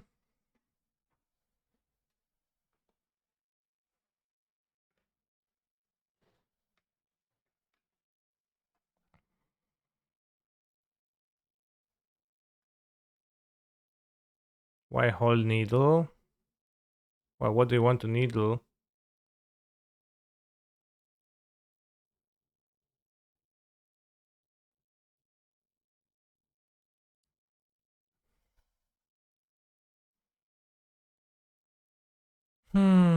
Kind of wasted the saga.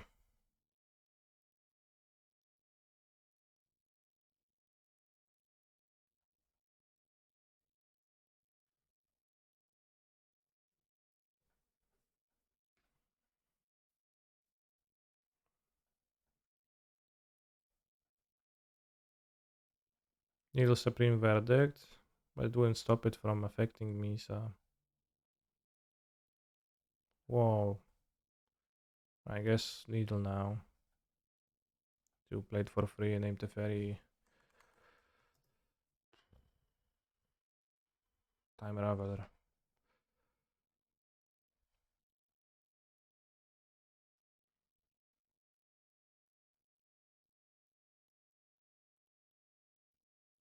Yeah, better in my hands. To channel.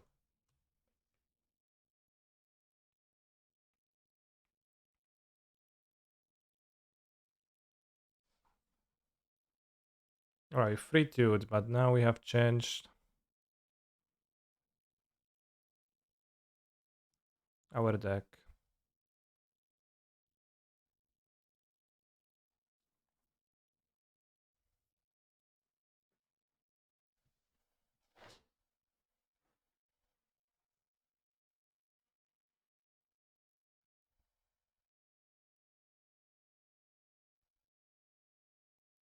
Safari actually the best planeswalker? Probably yes.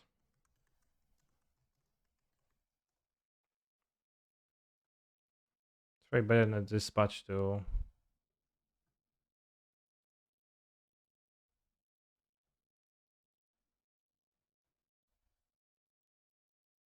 Cheap is fun, but not good.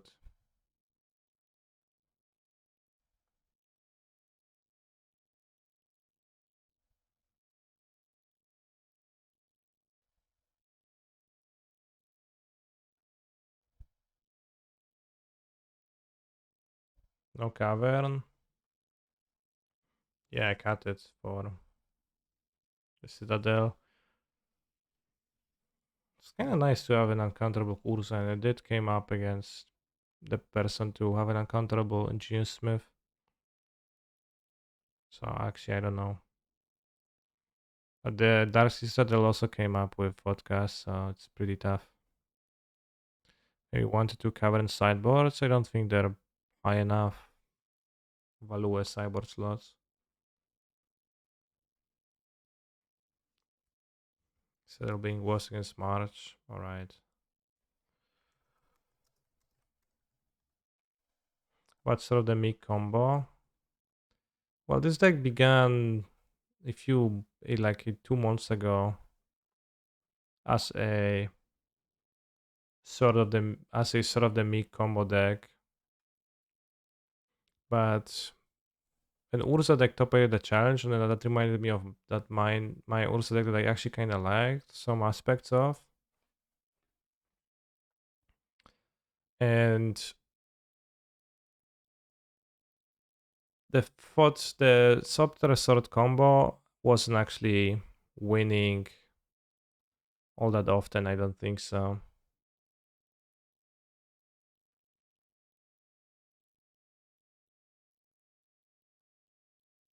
Expedition map to grab more Saga or Cavern, damn, or Expedition map to grab the Ganja.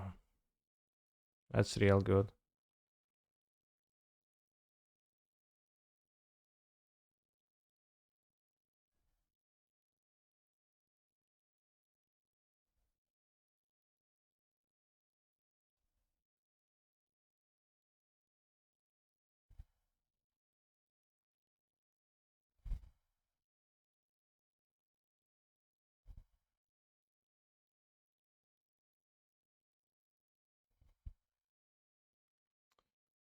Ceremony Rejection versus Karn, the great content creator, which is not really played, but still a bit fearsome.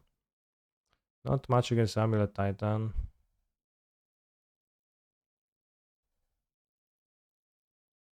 It's pretty hard for this deck, I think, to fight Amulet Titan. I can't think of a very relevant way to do so, but also it's not a very common deck. Might be fine. Might be fine to drop percentages here.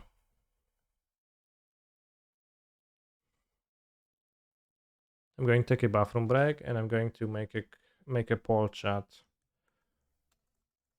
A league in which format comes next? Question mark. Modern, modern, modern, modern, pioneer.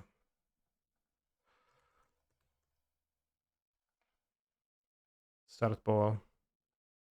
Could Confounding Commander be playable against Titan? Well, it could be, but if I were looking for a hard targeted slot, would be Ashok or Gast. Whoops. Momir? No Momir.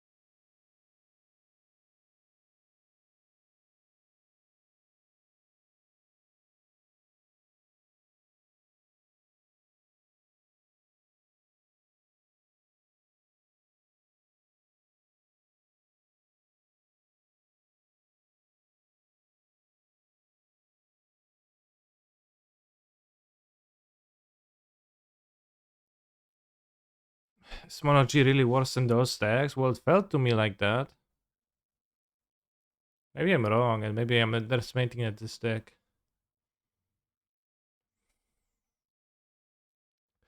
Pioneer actually won. Alright, new poll. What to play? Question mark. Mono G.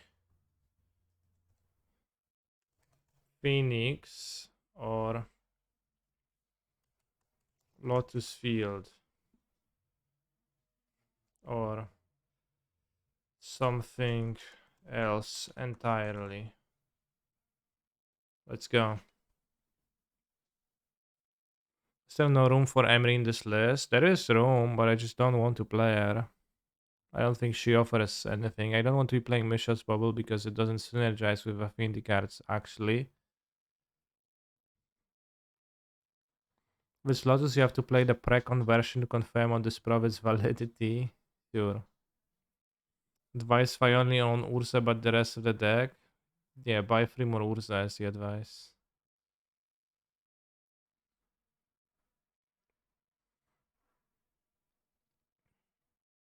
I mean, like, this deck is really centered about Urza. I don't think there is reason to play it much without Urza, so... Unfortunately, that is the only advice I can come up with.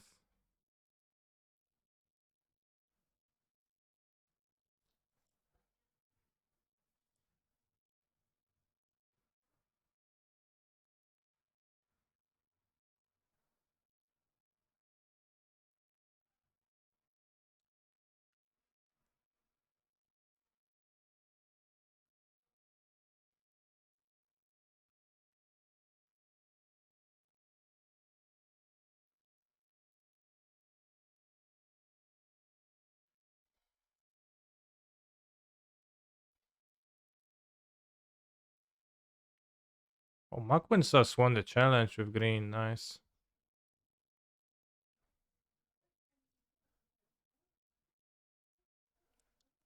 W0W.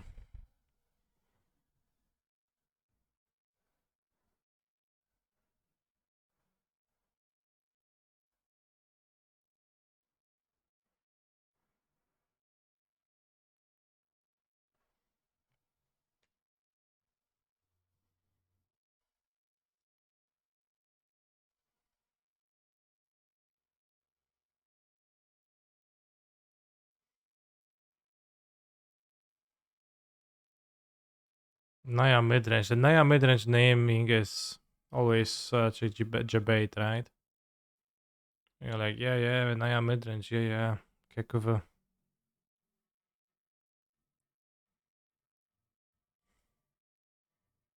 Jeskai Fire of Invention.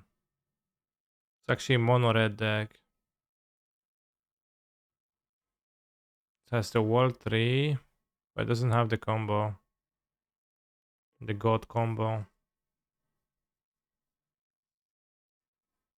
Kami War.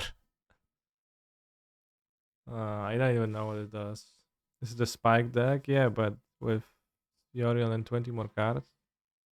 Did Spike do that? Did Spike add more cards to it? And colors?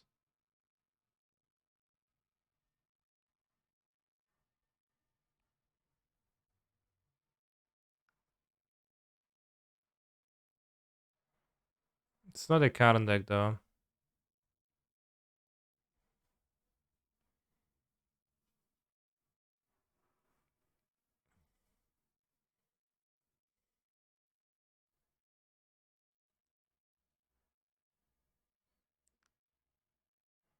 Grixis question mark.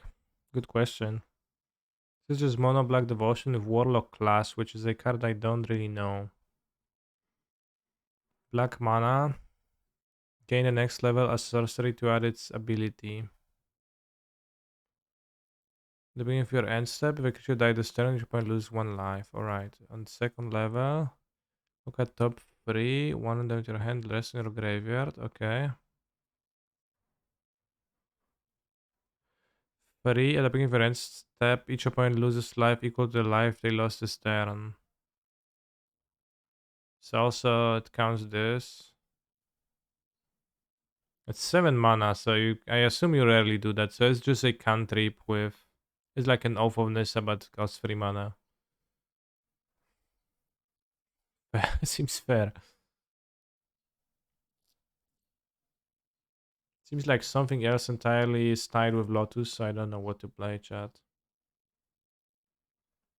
This deck top 8 says something about how good Nykthos is.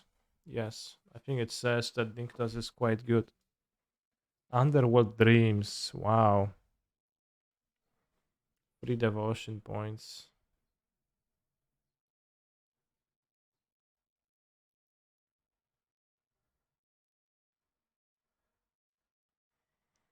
Alright, so I'm gonna play Lotus Field and something else entirely.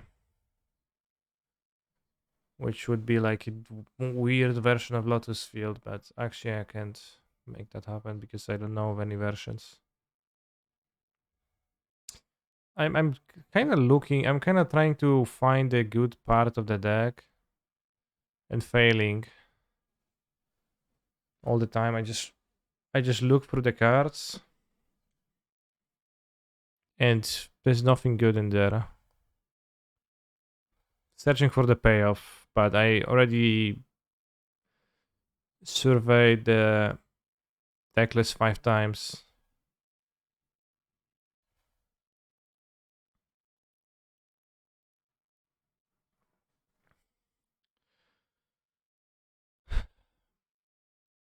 I understand that Grey Merchant is the win con, but I'm looking for good cards. Underworld and Peer target them. I guess. I guess, I guess no cap.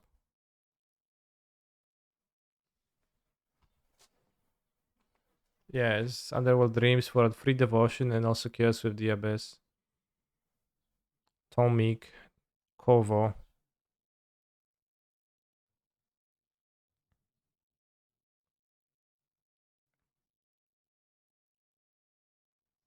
Celestus.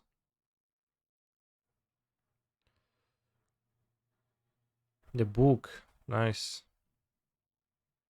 3 more books in the main deck, so you have the mutables, right?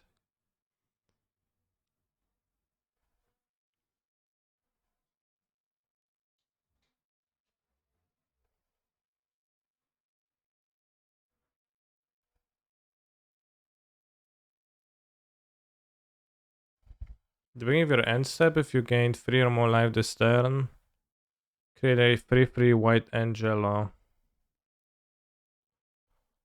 Yeah, that looks so. GGG. GG. 1, 2, 4, 5, 6, 7, 8, 9. Yeah, maybe the green deck is actually base, given how many people actually plays with it.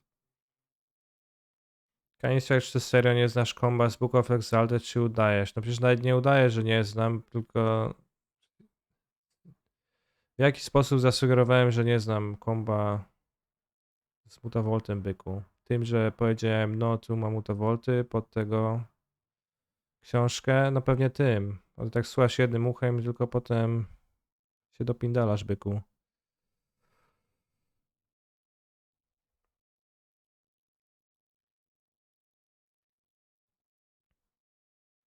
Let's play Soft Layer. Is Soft Layer a deck? Let's check if somebody plays with Soft Layer in a while. Maybe there's some new based creatures with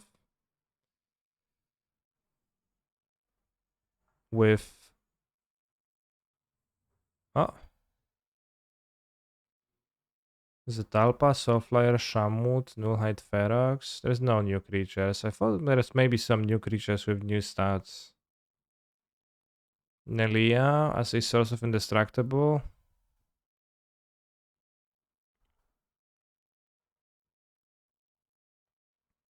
The thing is that you can just beat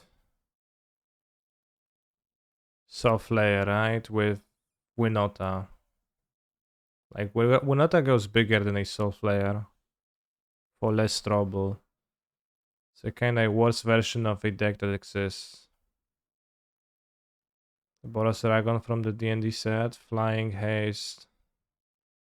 Flying H lifelink.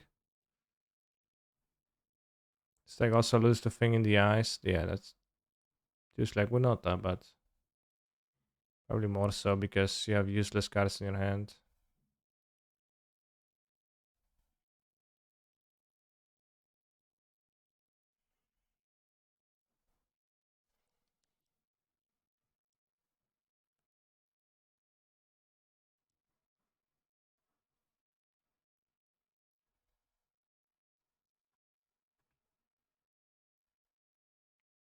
G G G G G G G R. Oh boss.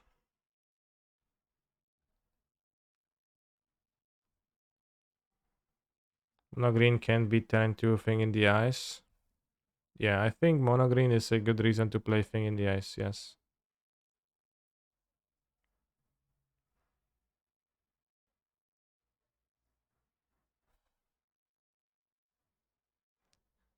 I haven't found needle to be super useful in this cyber TBH. I could see cutting it.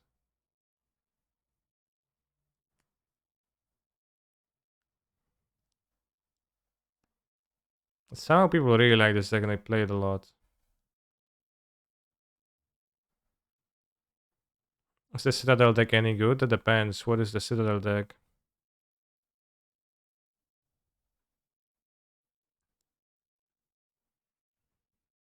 I mean Dark Steel? Not Dark Steel. That's Citadel deck. Bolas.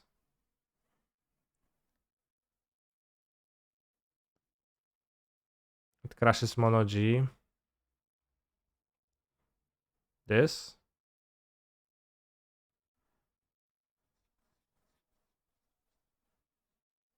I can play it.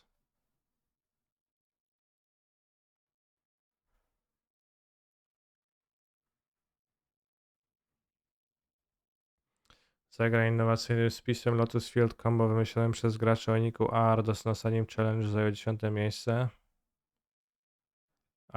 Ardos to jest ten.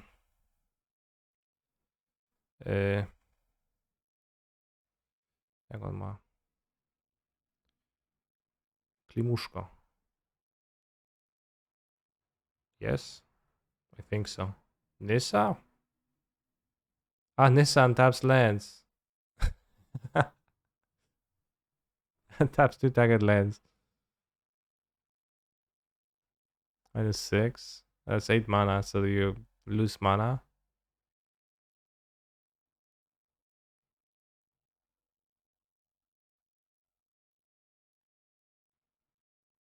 Doesn't seem very revolutionary, seems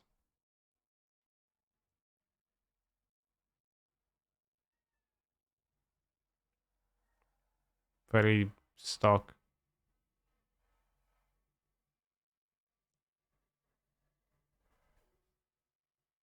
Just board the Nissa and plus it. Plus her. Sounds sketchy.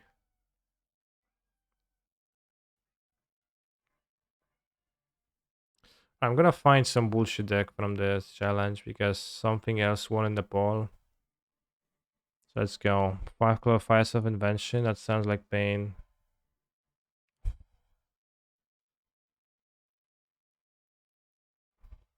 It's a Yorion deck, so I'm not gonna play it, but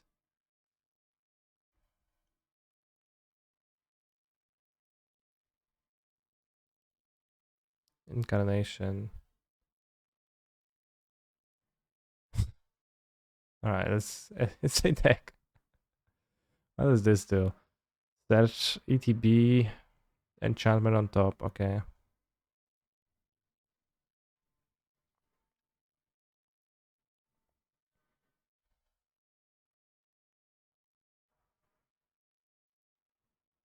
Naya midrange, Naya midrange, Naya midrange, Naya midrange, John sacrifice. I never played a Greasefang deck. Let's play a Greasefang deck. The enigmatic deck is really sick. 5 out of it last time I played it, okay. But it's against my rules, unfortunately, so.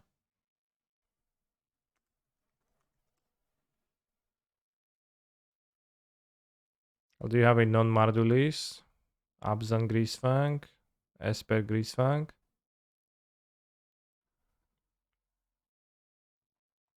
Let's play 18 Oyorion, yeah. Ooh, Deathrite Shaman, that's kinda nice. And the Deku Self Mill. Chariot.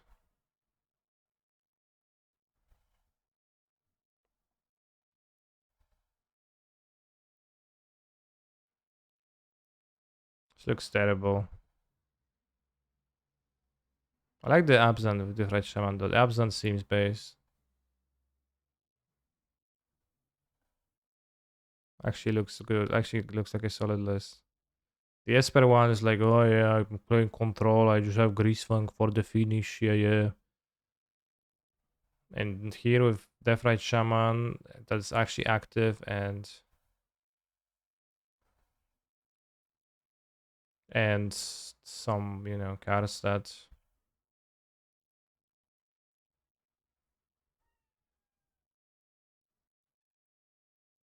Chariot will have more vehicles for a Dancy.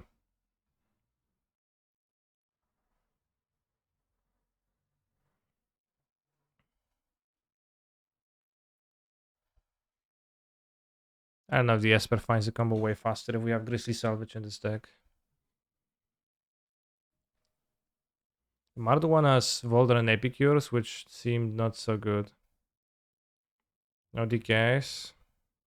What's decay for? The Werewolf Lady.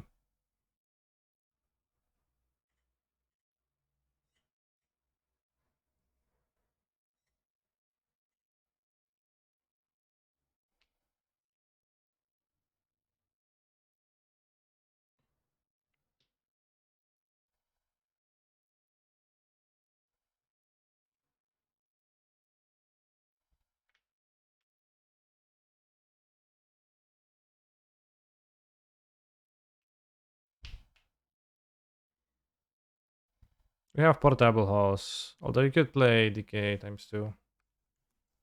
So you can kill the Werewolf Lady that exiles cards from the graveyard.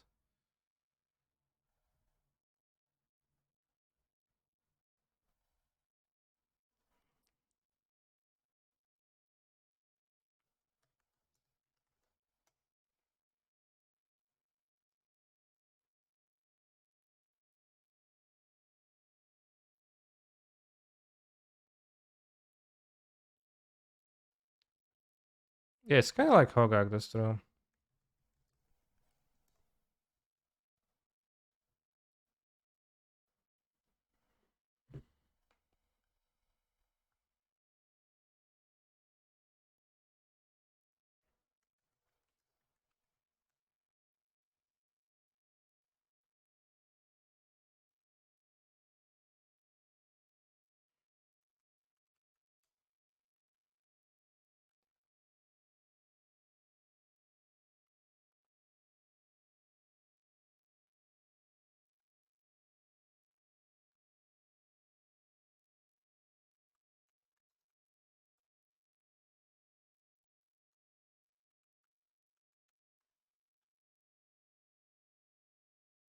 Yeah, this build looks a bit sketch. Why? There's Supplier and Wayfinder to sacrifice. Maybe a bit.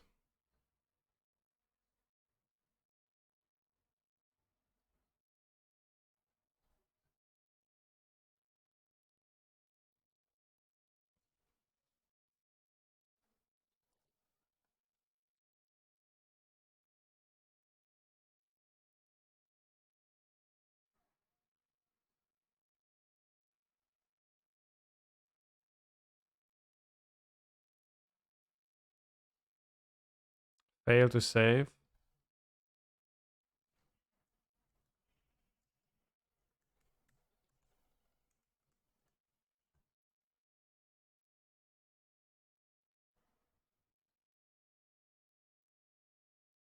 Something is wrong with that.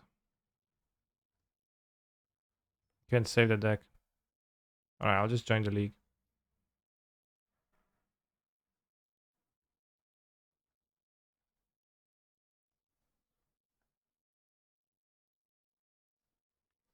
Canister, just so you know, you don't have to play this. Well, but I think you'll be happy to see me play this, right? As it's a very fun deck.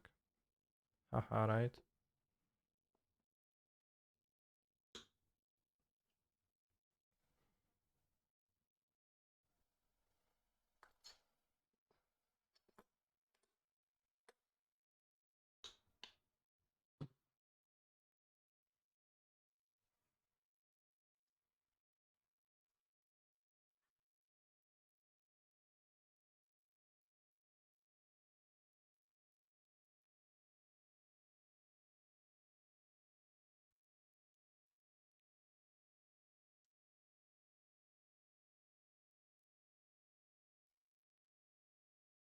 It's funny that white and black are two worst colors in Greasefang's color is in Greasefang decks, so you can splash any of the three.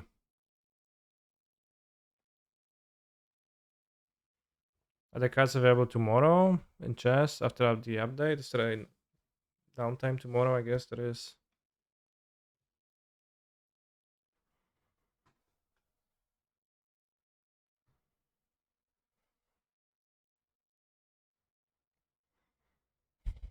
March of the Warrior, like silence. Fast for knowledge. I guess fast for knowledge is not too bad. Seeker's Chariot, wow.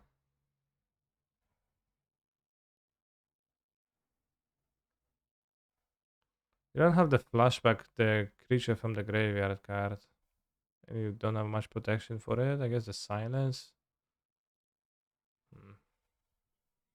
Seems like insane hand.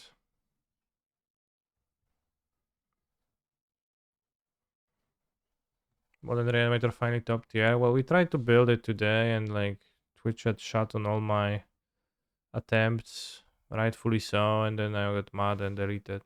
But maybe it's gonna be fine. Maybe somebody's gonna build it instead of me. And then I can just change a few cards around instead of building it from the ground. But yeah, being able to go turn 3 Chariot here sounds like a solid backup plan. Stomping around to an elf means Venota.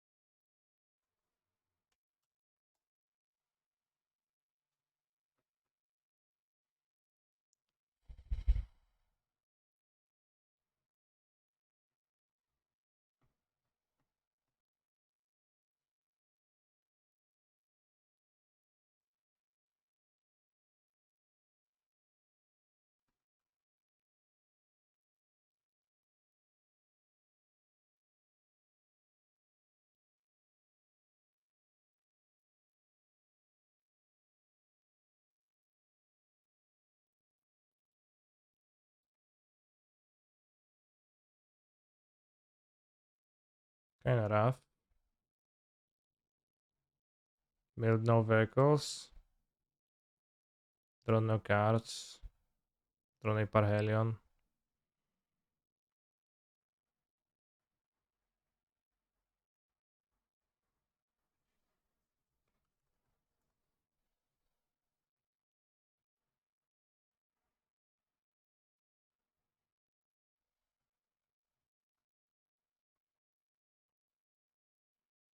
Build no vehicles. Pog.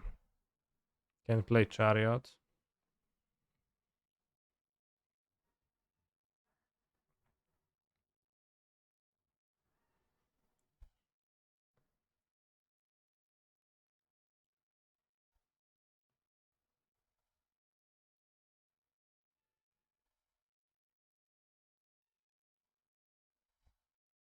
Oh, not cringe, bro. I just realized this deck has no way to discard Parhelion if you draw it. You have Collective Brutality. Build no vehicles. What the fuck?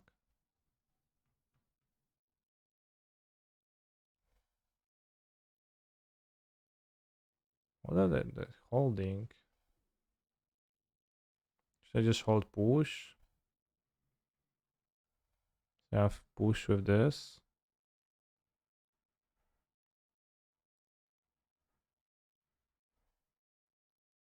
I can company.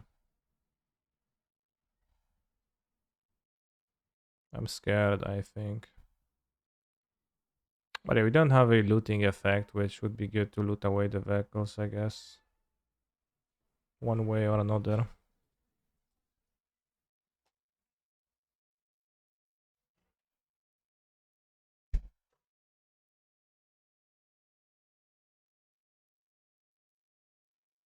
Okay, so the hand was just more chariots. I shouldn't have had the push. I obviously didn't have it. I should have just played my... Well, I guess it's arguable because the treasure as a revolt source is very nice.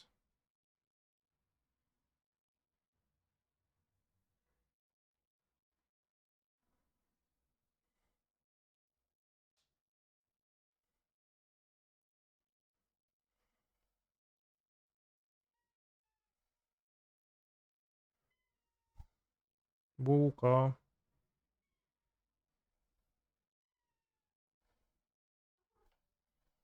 Well, certainly they do have Winota because why wouldn't they?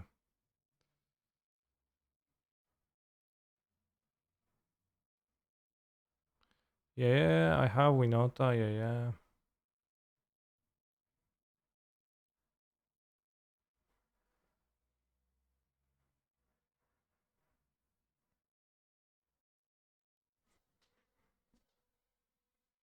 Wouldn't have a Thalia on their deck. I mean, I put two Thalias into my deck once, but it's not a widely spread technology piece. Most people don't play it, so.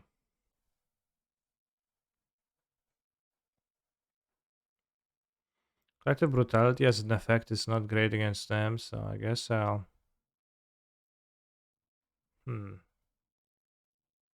I'll just cut it. Portable Hall does not seem to meaningfully stop that. Fossis can stop Winota. I think I need ways to stop the card Winota, yeah. Really dispute Raf versus Talia. We got one chariot. Because they shouldn't prevent me from doing stuff to the point where I can't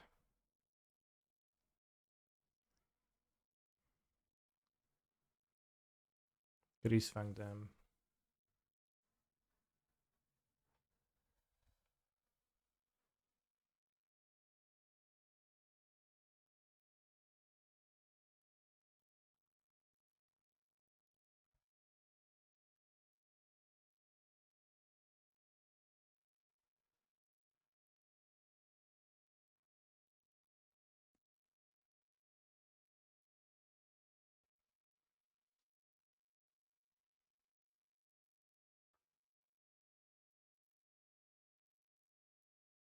Vegasone, thank you very much for your patronage.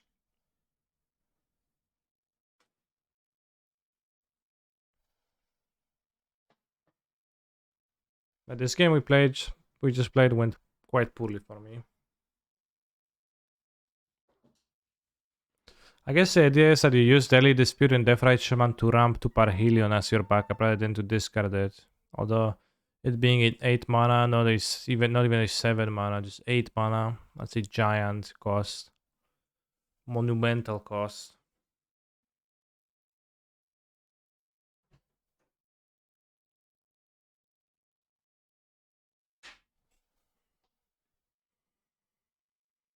Yeah, and then I guess the only card in your deck that Crusade is Chariots and Greasefang anyways.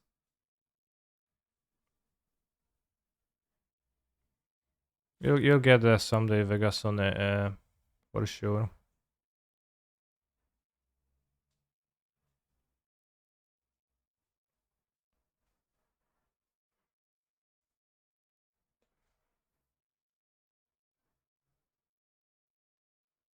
Can I afford to put back Fetal Push? I think on the play I can.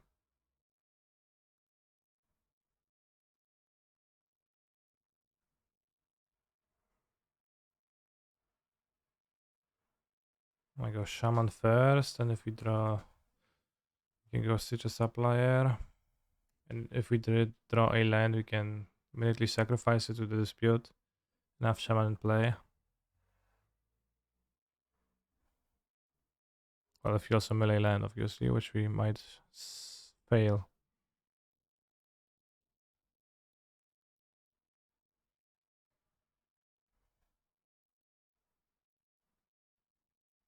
If you mail over a vehicle, we can Greasefang next turn.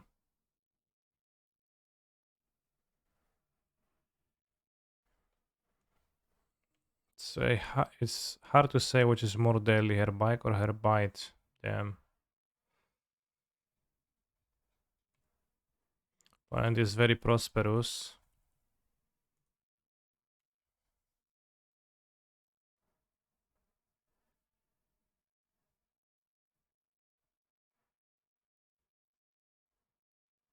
Obviously, no vehicle smelled. Vehicle drawn. Alright, I see the maybe downside of this deck now.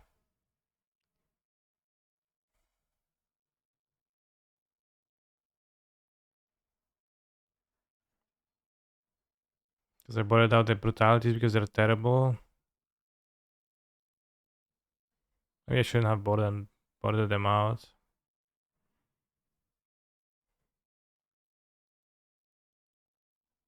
Green Flare question mark. So they card suggestion that would improve this deck, you think? Unfortunately, no Parhelion. Play Noose Constrictor. Oh, that's an even worse card than Brutality.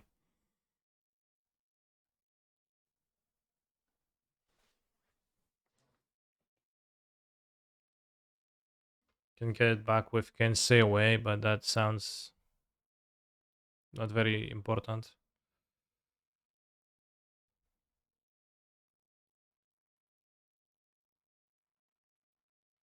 I'd really like for my opponent to just play a Virus Beetle now, but they will just play Winota and... You know, I don't even need to resolve the triggers because I know they'll hit.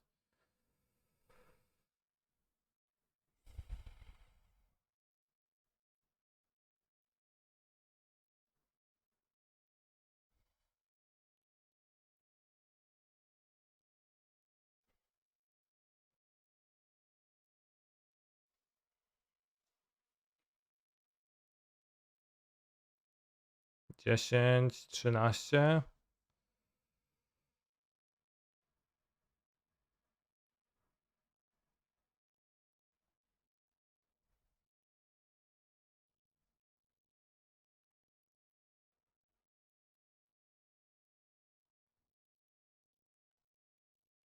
Nice gameplay. And Winota decks are also built in this way with the Innkeeper, where they're just like all in about maximizing the high rolls.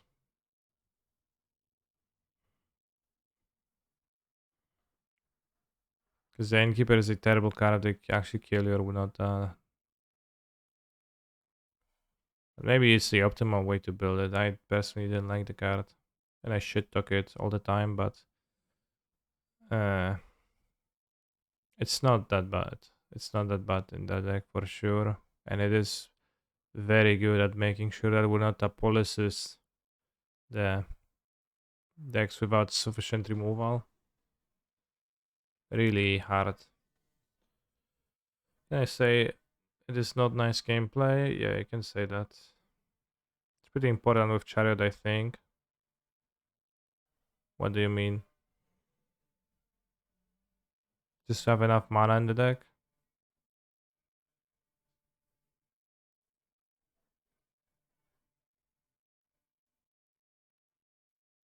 So you can support 8 4-drops properly.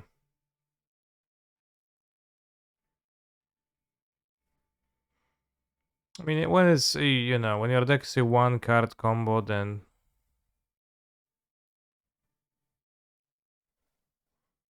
yeah, makes sense to do stuff like that, but It feels really tough when you are on the receiving end for sure.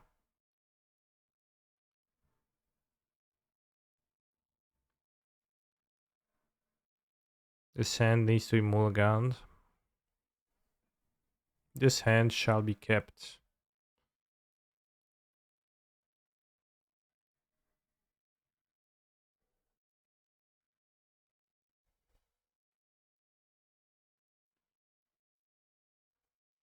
Although, for all the talk of being the best one drop ever conceived, Left Right Shaman does not always impress. Doesn't always impress, I think, chat.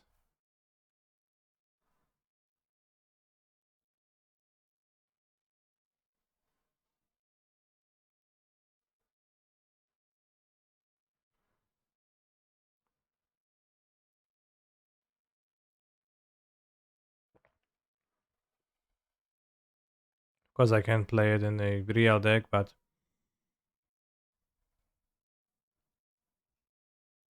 I think Monkey is definitely better than Shaman, yeah. Oh yeah, Karen stopping my combination is a little bit of a inconvenient thing. Also, the Cavalier is a 5/6. It blocks Parhelion. Reach. That's probably not that important.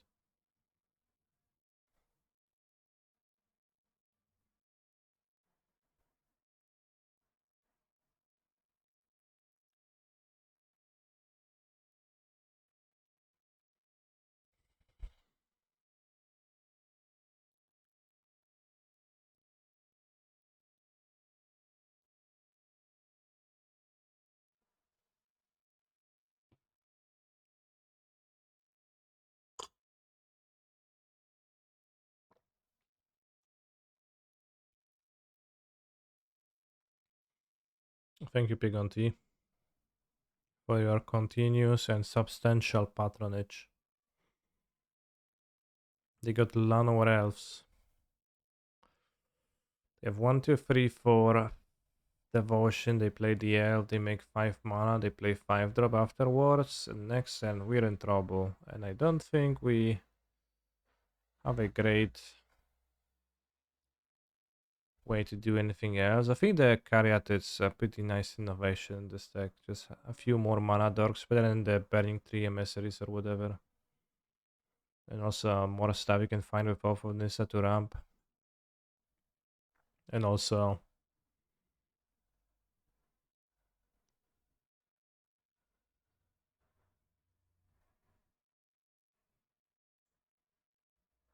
blocks. Every single day I'm watching Canister. Well, that can't be true, as I actually am not streaming every single day. They have second Nykthos, which taps for 3 mana now. They play Carnold, reveal Artifact, and probably get their own Chariot.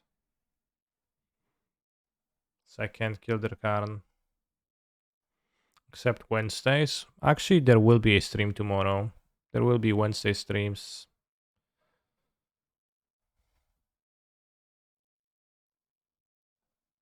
But short ones. I can't beat Karn, right?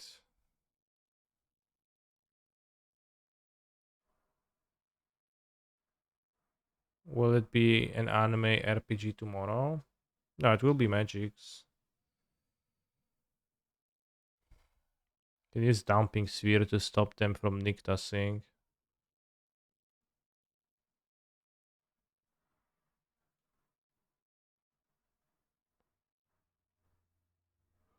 Collective Brutality sucks again.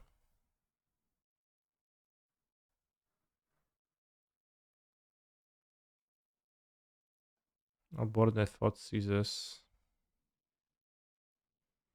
Much better as I don't enjoy cartoon MMORPGs with huge numbers of damages. Or they have just a few damages. I'll cut a Chariot and a Brutality.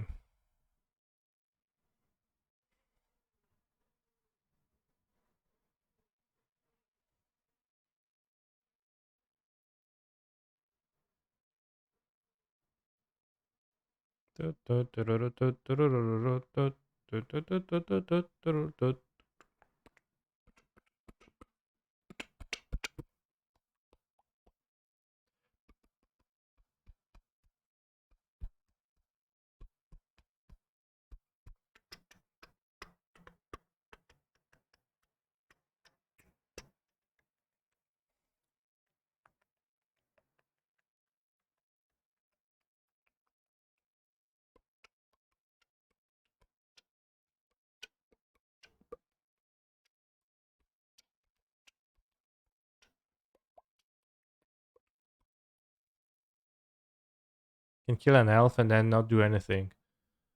Small heart for a Greasefang. Killer draw.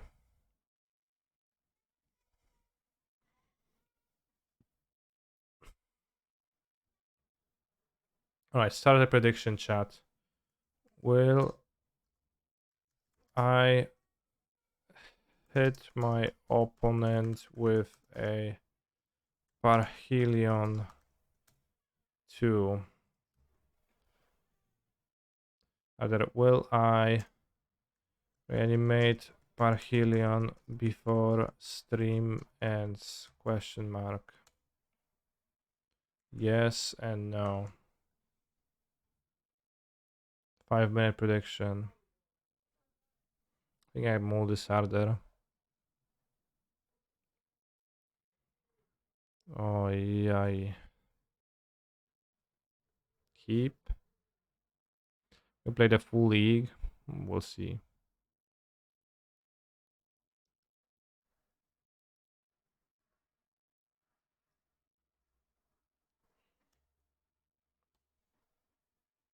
Pathways are kind of stinky in this deck too. No elf. Why did I keep the push then, right? What a waste.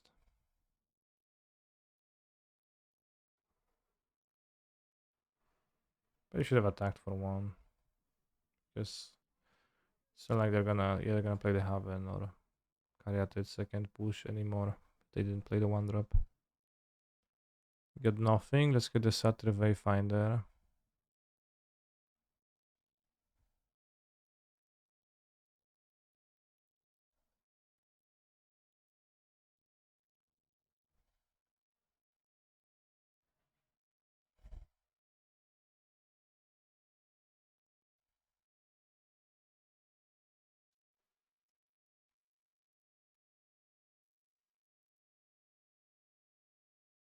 Yes, they play the Voracious Hydra.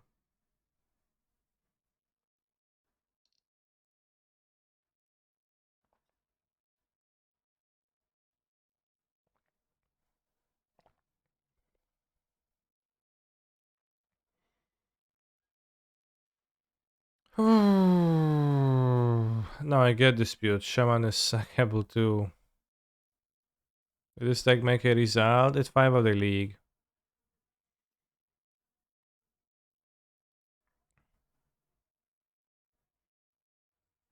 It seems pretty lucky that it did because it looked good on paper and it really doesn't seem to materialize.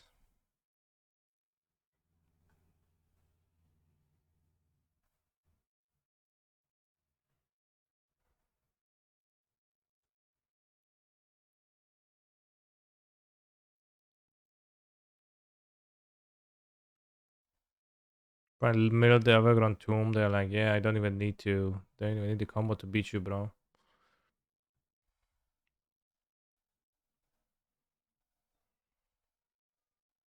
Therefore, I can exile the flashbacks of Exit the Storm.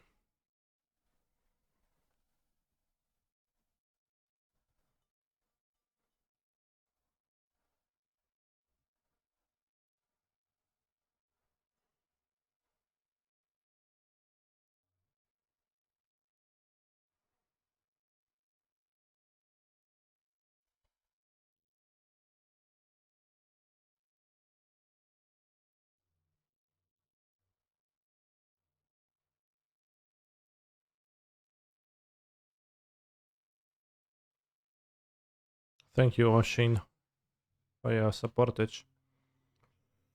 And thank you for typing. Fatal push not so good against the mono green deck, except that you really want to kill the elves. So I guess it's a pretty tough situation for the opponents. I haven't thought about that.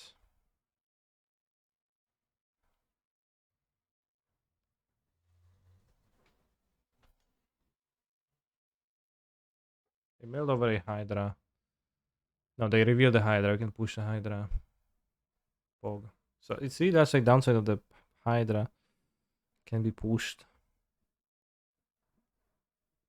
Pushed around.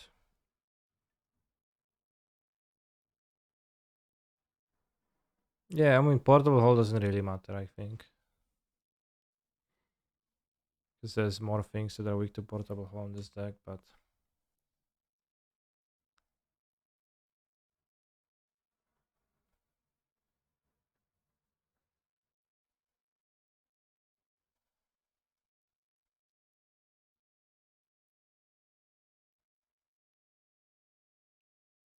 Yeah, maybe it matters a bit.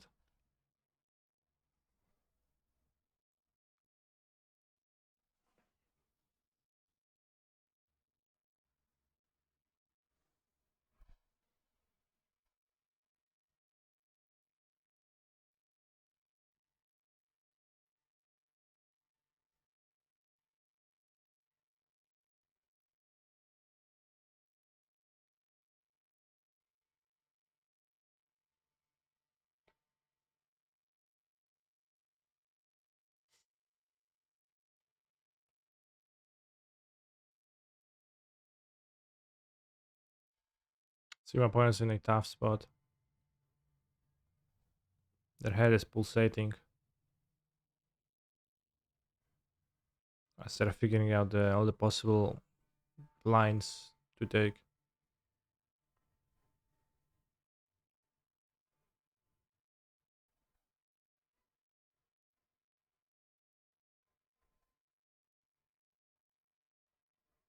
I plus this on Forest. Maybe they wanted to consider using it on this, for example, I guess.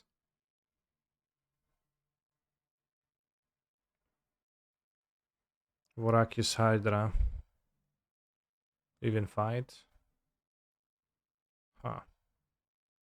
Checkmated.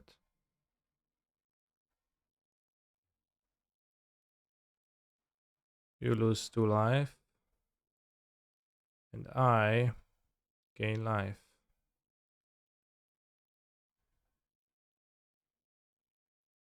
Alright, this can actually let me attack with Parhelion, but it's not even good. Oh.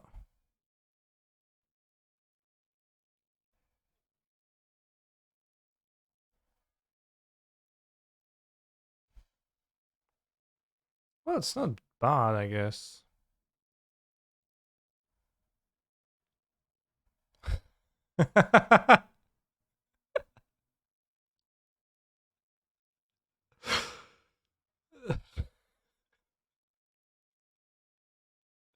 We did not get to attack. As a not being familiar with Greasefang or Kiba boss did not set a beginning of combat stop, which meant that while I did return my vehicle, I did not get to crew it to be able to attack with it. So that's a win for the doubters here. Did you see that Pioneer channels are getting priced for top 64? I did not see that, but that's very nice.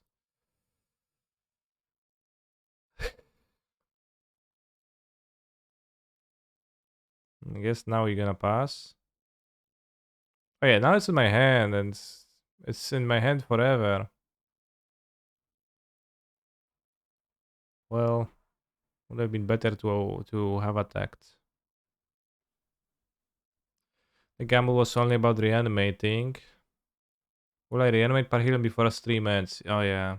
That's because will I attack my opponent with Parhelion before a stream ends was too... I can't beat Karen. Was too big to fit. So I guess you actually win. I did reanimate the Parhelion.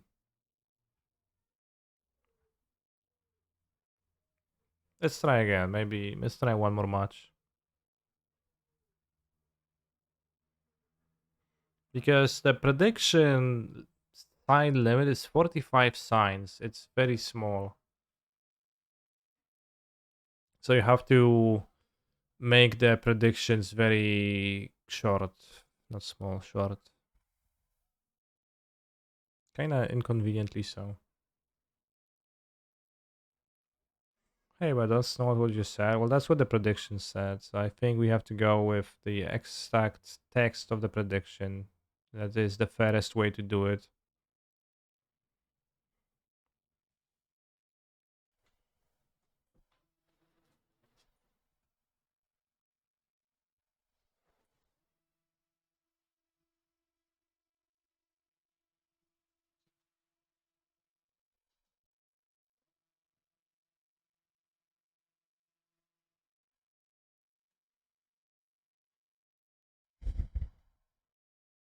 Parhelion 2. More like Parhelion too weak to even pretend to be able to win a game.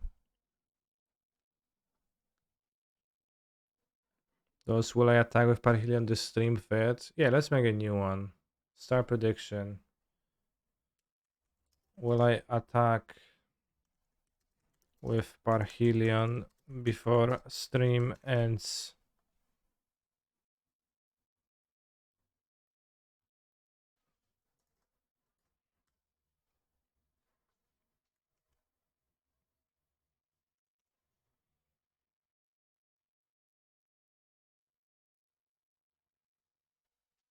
Are we playing all 5 matches?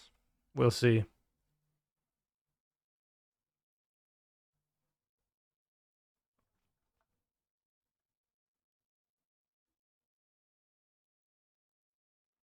I'll move this because this hand doesn't make sense, even though it's kind of great, but the Parhelion's in hand.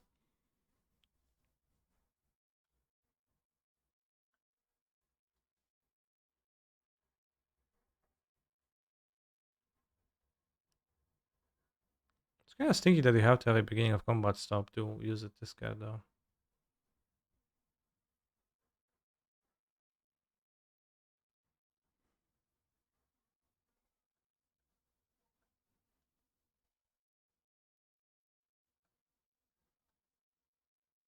I want to salvage because you can hit both Greasefang with it.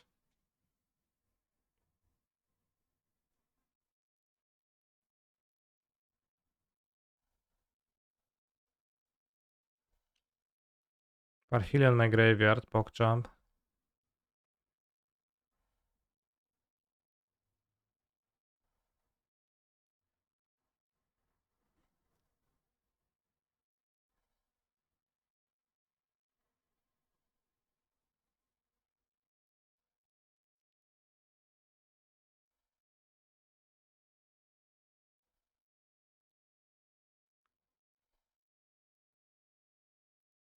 Oh yeah, Werewolf Lady comes next turn, like just die. Although Werewolf Lady is actually a discard outlet, so she's very beneficial for my deck. Streets of New Capenna, Magic Online Edition.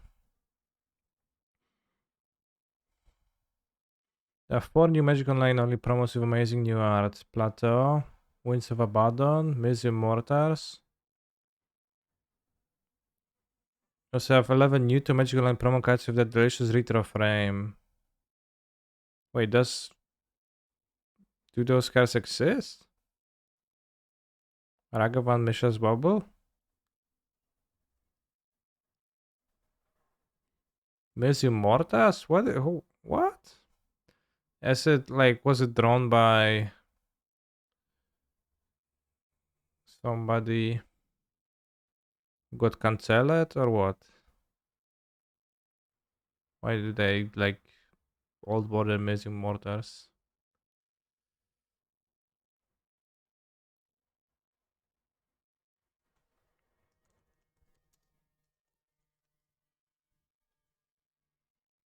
Museum Mortars, Noah Bradley, I see, yeah.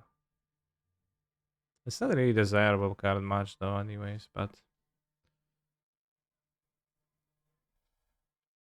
if I read the 5 cards from Secret Lairs, read the fine print, drop for a limited time. Okay.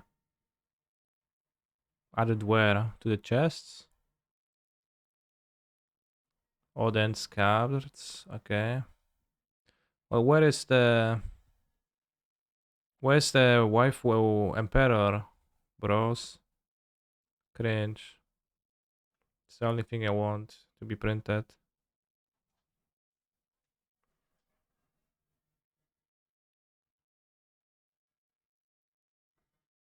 Stupid or dumb?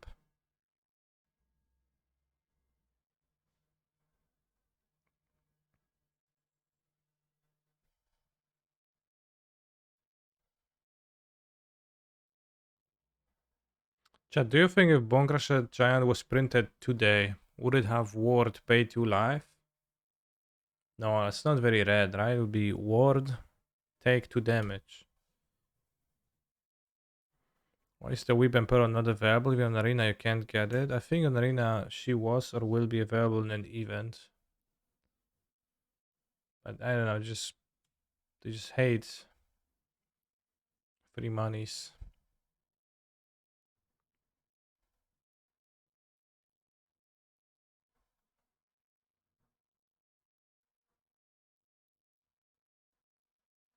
We have Weeb Emperors on RPT accounts.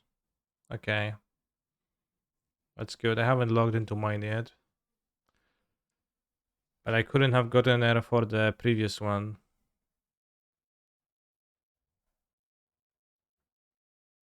Put on the combat stop. It's already there.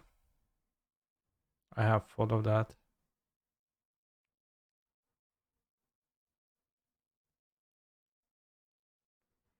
Fortunately, she's no longer good in standards, so I'll not be playing her anyway, so that's kind of rough.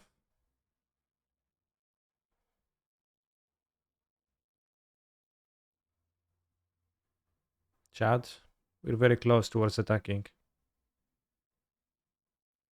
Now I need to not misclick. Pow. Yes, we attacked.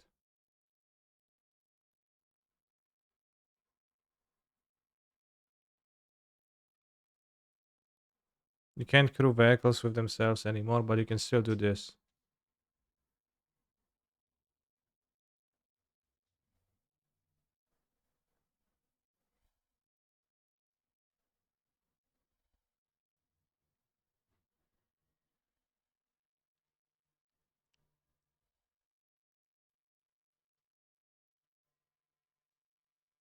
Fatal push doesn't seem good against my opponent's stack. Abrabdik against the werewolf exiling lady. When is the PT? 21st, 22nd of May. So in a month. Yes, 20th, yeah, because it starts on Friday. If I get like 9-6 or 10, 9-10 or more wins, I think I have a very high chance to qualify for the PTs, for the wars. So I'm looking forward towards getting a decent result. Broskis. They want Fotsis against them. Discard removal so I can combo. Or safekeeping, maybe better.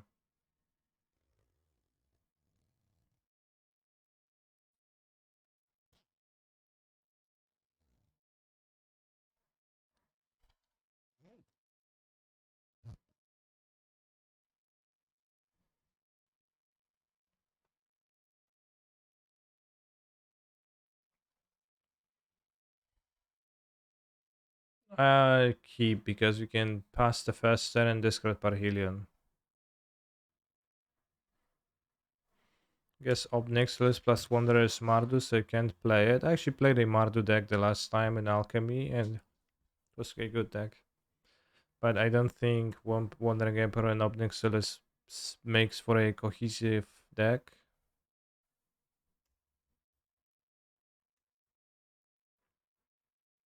I drew a lens, so I'm gonna just play my lens.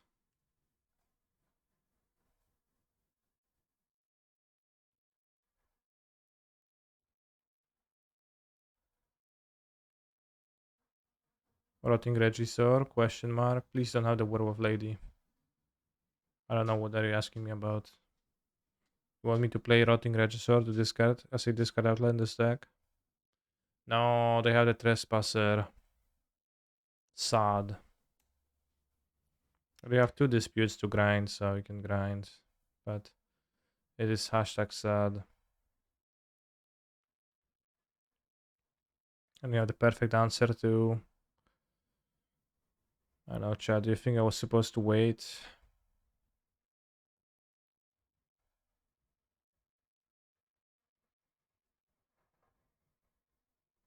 Oh, we milled another Parhelion, so we'll wait till till they are excited to attack. But then we're going to decay.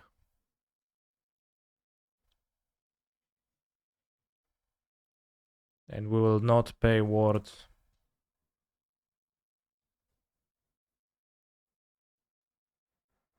No.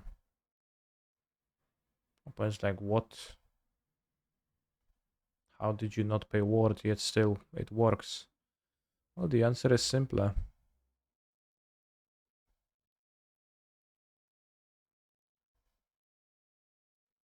Ha, exile another one.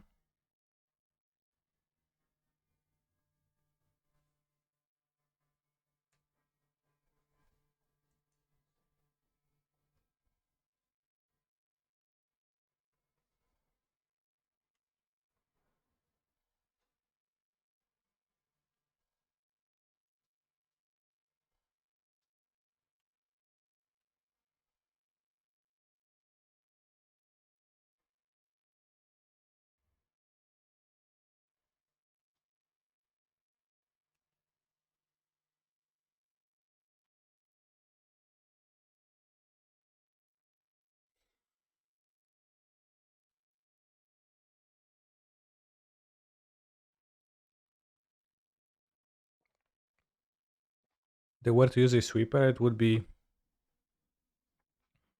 actually pretty poor for me if they were to cast a Languish, for example, but hopefully they won't.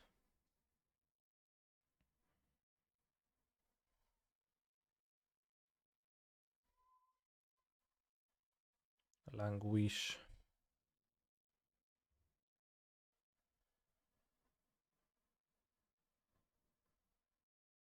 What's his self? What a comedian. Right, that actually worked pretty well this game. So I think we were maybe somewhat slightly on the unlucky side in the first two matches. A little bit. It's a tiny bit better.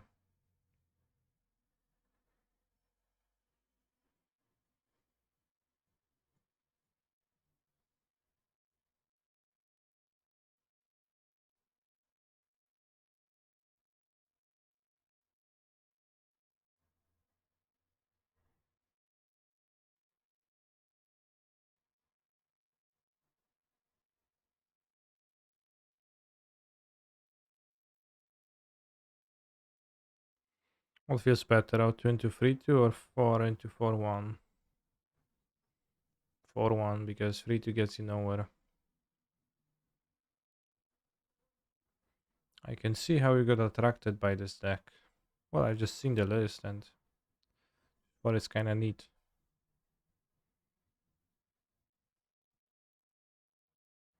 But my experience when playing against Greasefang opponents is mostly that they cast draw spells and die.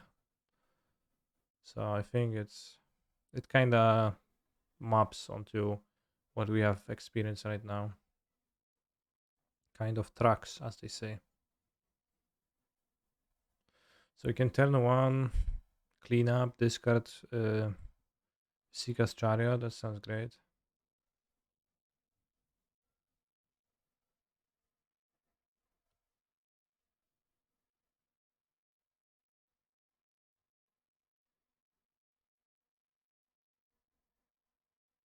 Oh shit.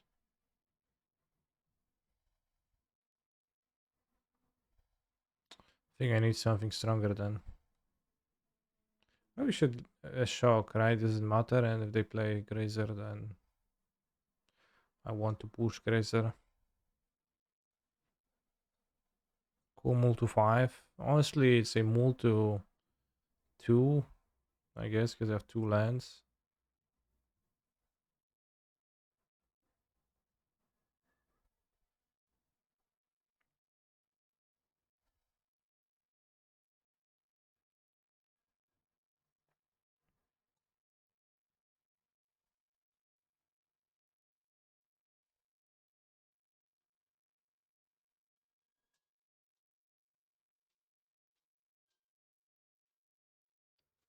Because none of my cards seems relevant.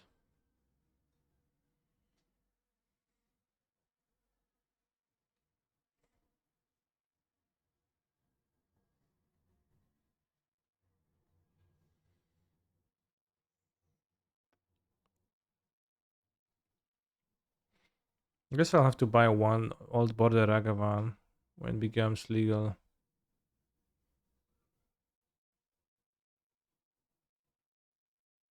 Have you ever considered to play Evoke Solitude with the trigger on the stack quick and plus Neoform?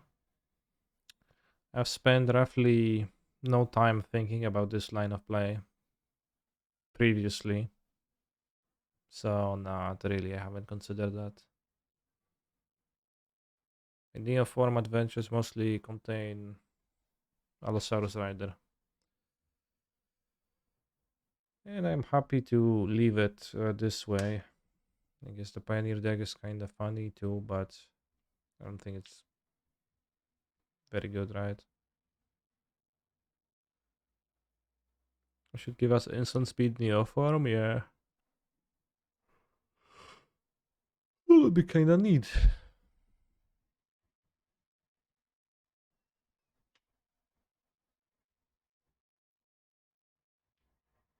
Neoform for Grave Titan.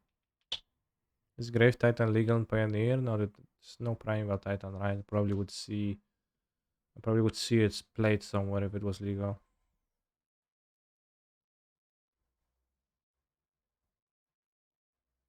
So I assume Grave Titan also isn't. Alright, if we don't die, we can actually kill next turn despite just discarding and clean up once.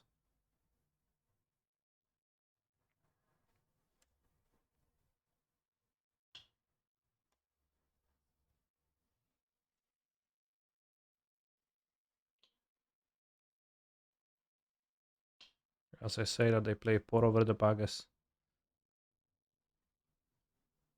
Which is typically what happens. That's what I'm expecting to. I'm certain that the fate of Marco Manor is connected to these cryptoleafs. This Tamio was onto something. This Tamio?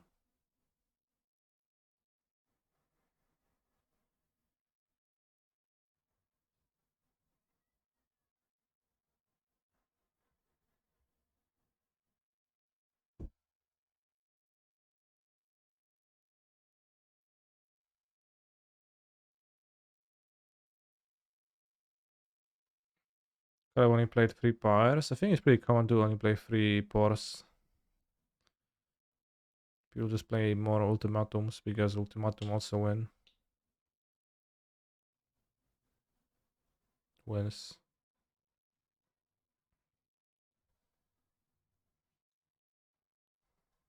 Well, ultimatum also actually wins, right? Well, pour. Well, you need more mana for this. I guess you start with 2 Lotus Fields. You actually need to cast a pour or a strings beforehand.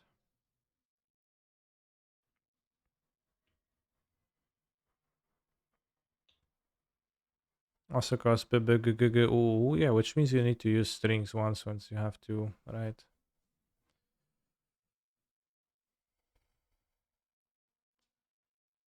I'll assume they will do something. Submission spore, yeah. Also exiles itself, okay. Yeah, that sounds crucial.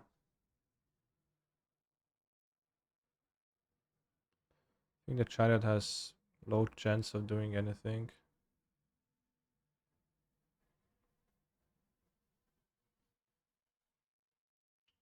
You play Tamio safekeeping to protect the dumping sphere. No, well, yeah, but you can protect from the bounce spell too.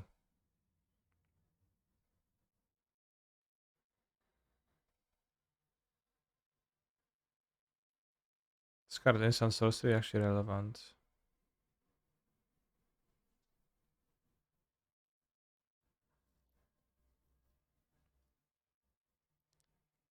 Not sure about the sideboard strat again, but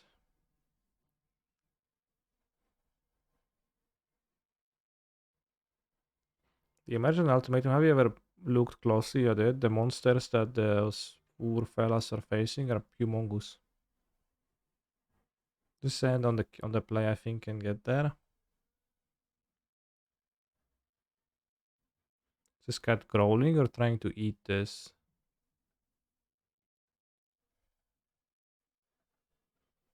I don't know, but haha, cute cats.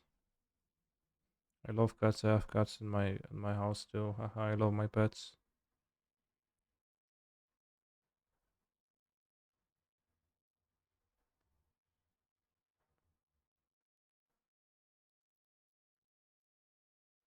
Yes, we got Greasefang.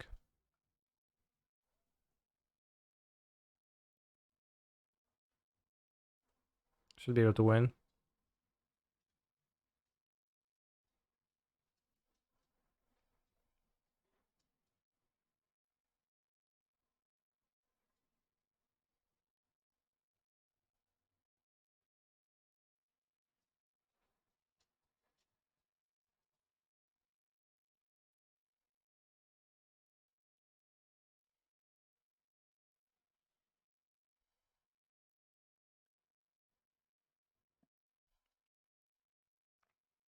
It's pretty hard to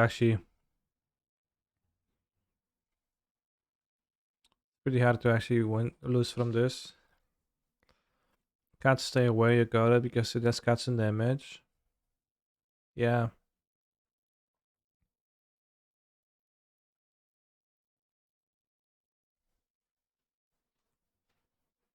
I even have two Parhelions to hit them twice.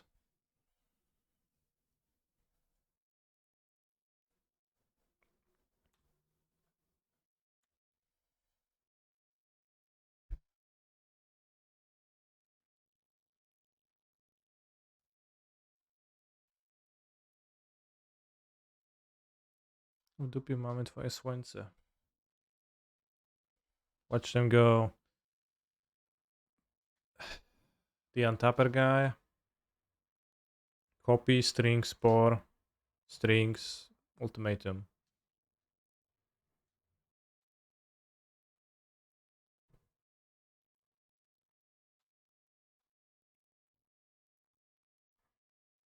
Wczoraj jeszcze byłeś cool.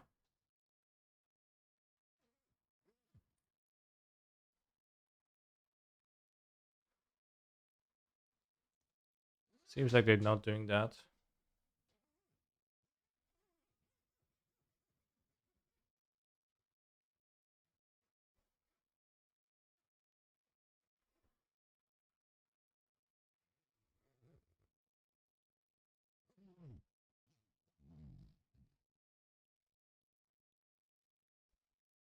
Got the blue march, yeah. Right, move the second main phase and then actually stringed. You can also string, copy strings again, I guess.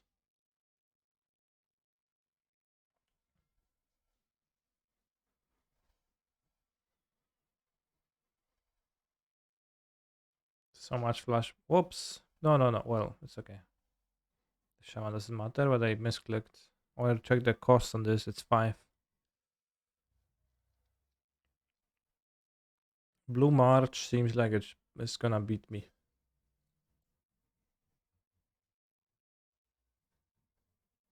They have Boseju. Then we still kill. And series and not to crew. Maybe they'll show me one.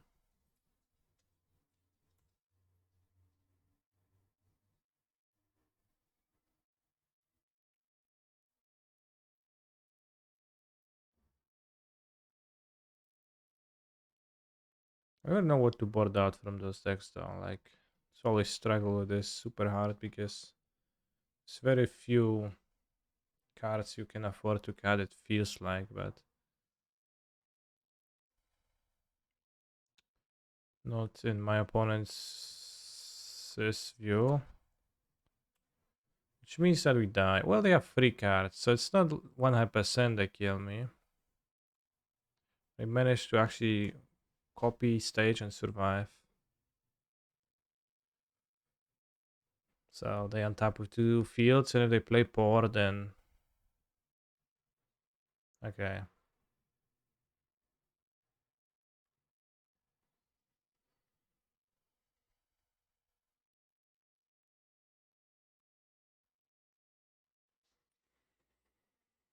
"2022 not playing bump in my head in the night. SMH in my head." I agree with you fully. Slow chance I will whiff, but I will take a bathroom break quickly.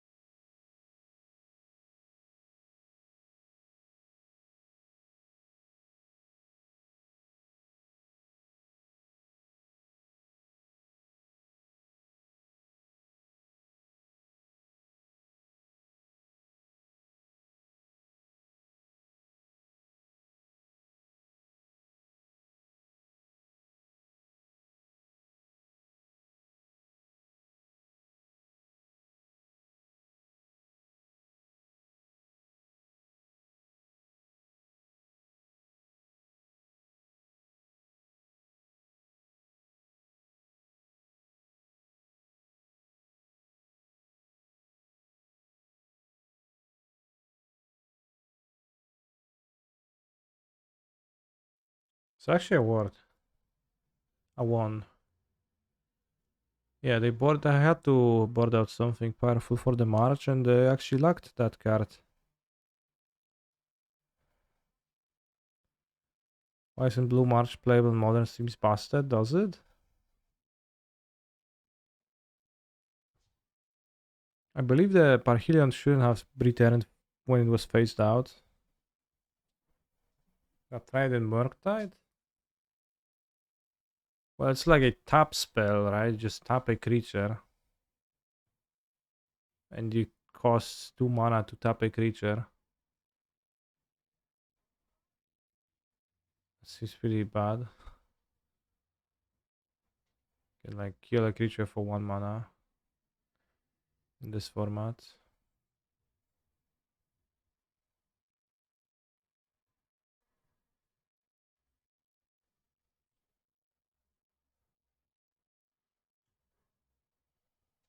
I mean, I don't know, doesn't seem combat tricks typically not great in this format, but keep. Can Fotsy my own Parhelion.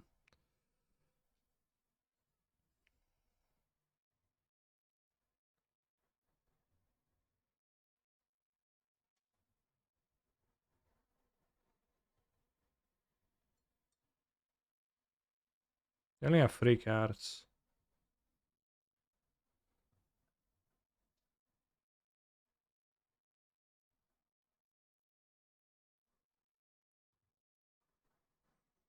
Had my Void Winnower. This is good against Lotus. If they play the field, we get to add mana with the Shaman.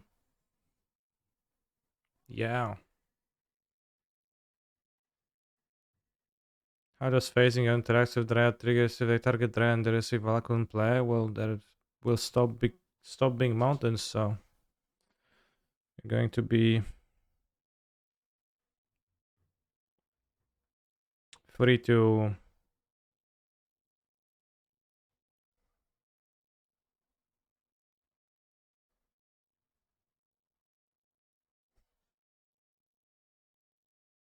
they will not trigger. There is no Dryad in play, there are not mountains.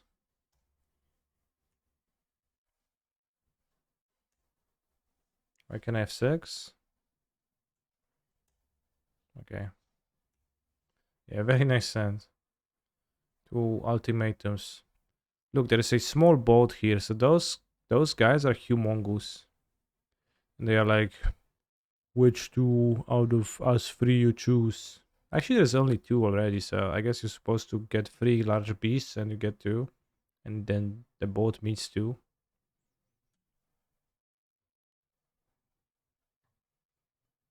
DRS, the 1-mana planeswalker. I mean, doesn't seem to be making the card type planeswalker much justice.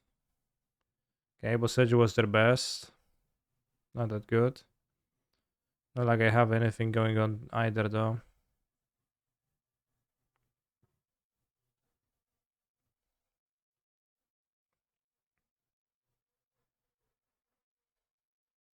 Well, I send 3 cards, 3 blanks. Oops. Well, they finally stage, they still can't cast the ultimatum yet. And they actually need...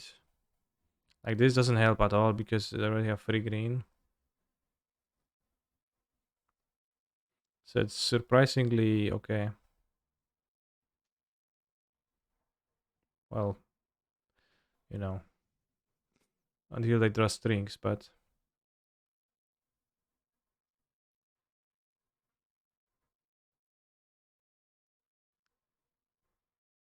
Yes! Protected.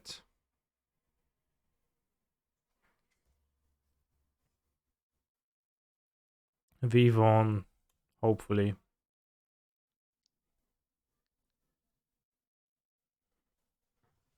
As they slowly die death of 1,000 cards by my monsters.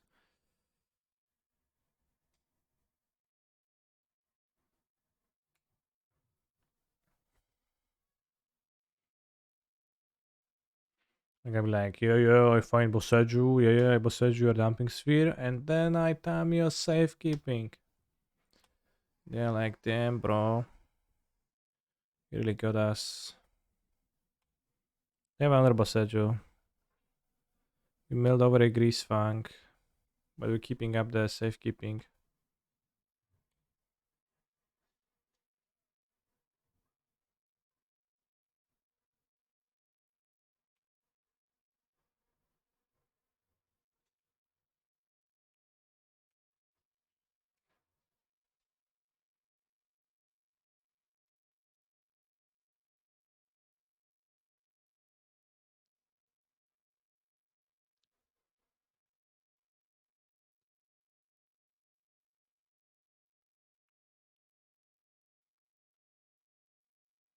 To keep the reality chip out of Jingitaxias' hands, the Wanderer entrusted it to Taimio. Ha! I will exile your Boseju.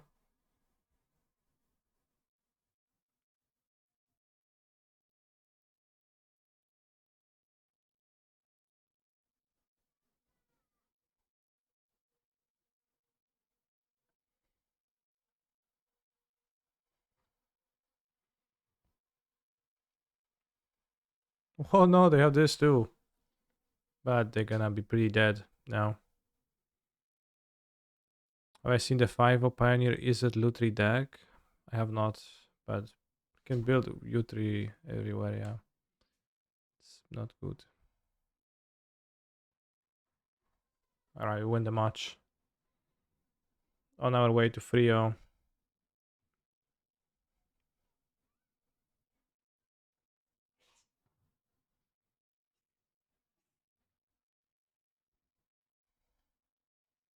There's definitely 60 Pioneer legal blue-red cards. Surprised that the Royal Science makes it there, but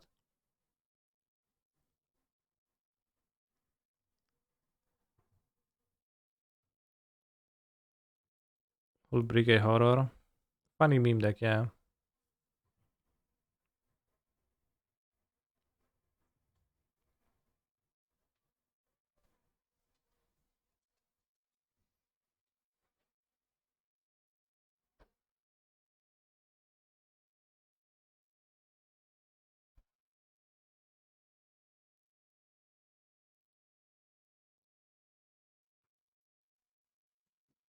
Not even a single Arclight Phoenix for the single when we play against this player. To make the single is a charm have a purpose.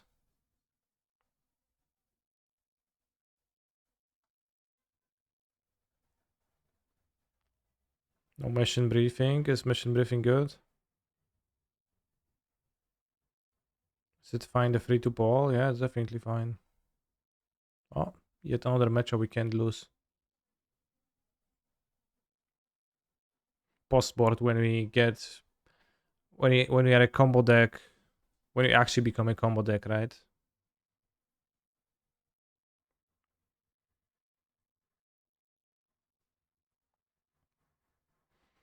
Isn't your deck is Pepiga? It is, yeah, it is a bit Pepiga. Turned out over the course of this league that it kinda is. We are 2-2 though. Play Yawgmoth, cast Sylvan's Crying. That's a bit odd. I guess it's not odd if that's the case. Yeah, okay, explains. Only 3 cards left though.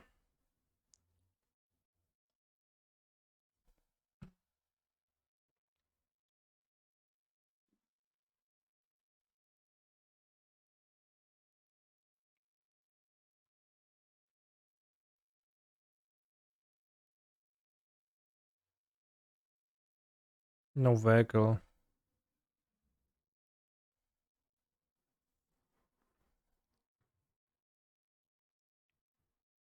Can't say away the Starter Wayfinder.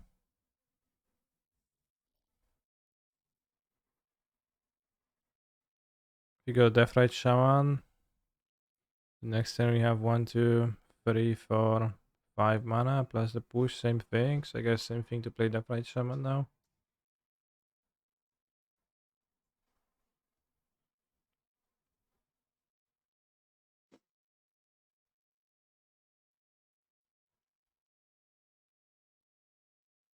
They should really unban DRS in modern. On power level, it's a vestige from a more different time. I don't know what's the meaning of the word vestige.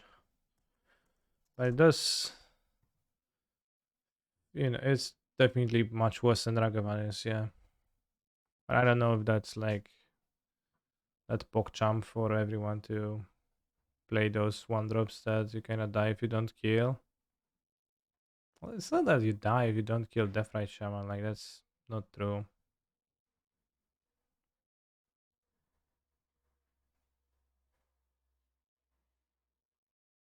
They play the Balaget Sanctuary. I definitely want to collective brutality them.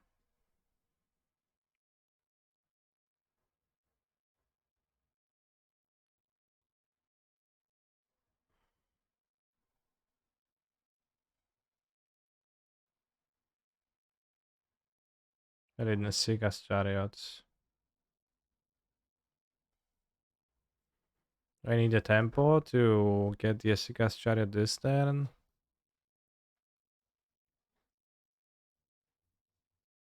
Okay, to well, maybe they want. I think I want to brutalize them.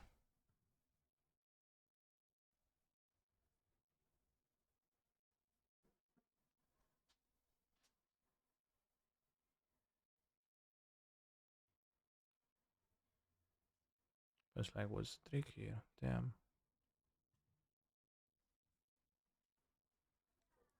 Go free modes.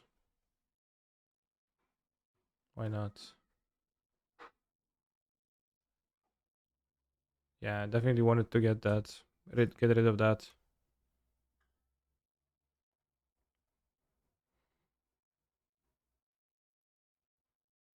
Well, it for sure would make Cat and John, I think.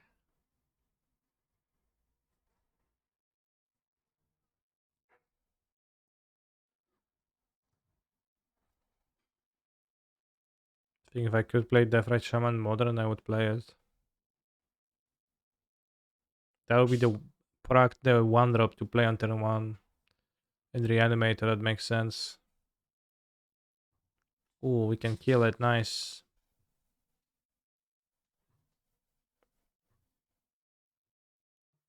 Don't even need to spend the treasure. Over Monkey? Well, why do you need to play it over Monkey? Just play both.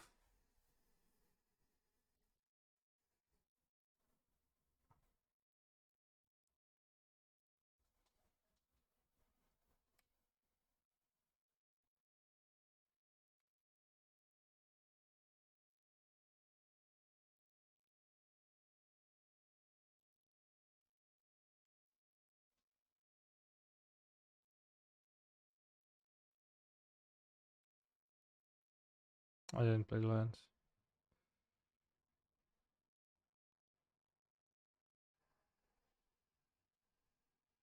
Guess we lose a drain or lose a source of revolt. Probably doesn't matter. Oh, yeah, we can drain, we can drain. I guess that's why they play the Balaga, because they have the Deathrite Shaman.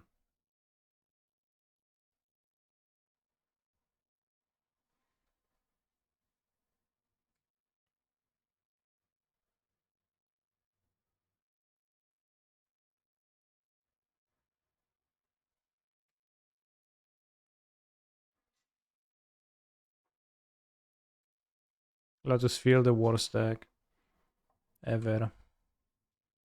Honestly, it's like so. It can feel so differently. Like it feels like it dies to a slight breeze. Like in this game, as they say.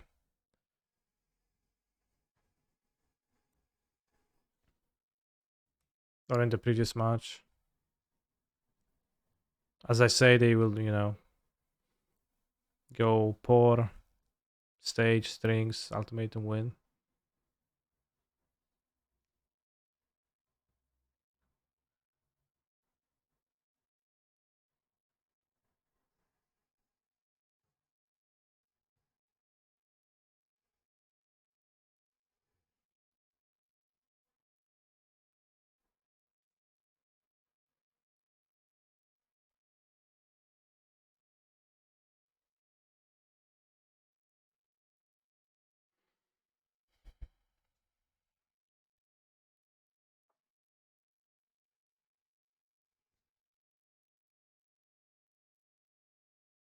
Is this hand good?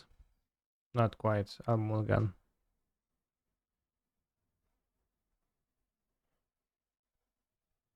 What the hell are you two doing here?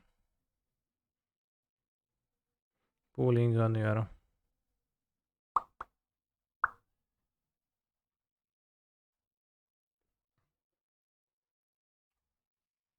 think I want to keep 3 lands to have all the colors available.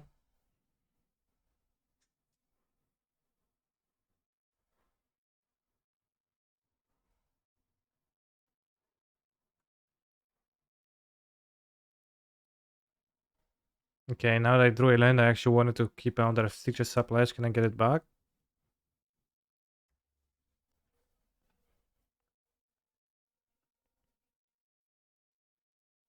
Kinda hate how the London Mulligan is sometimes, 50%, 50-50, you either draw the land and yeah, like you super flat and that super flat with your hand, or depending on that like one fast draw step, it's super good or super bad for you, the decision that you made. 7 of your Mox questionnaire. Nice flex. As I actually did not know you have qualified. Congrats.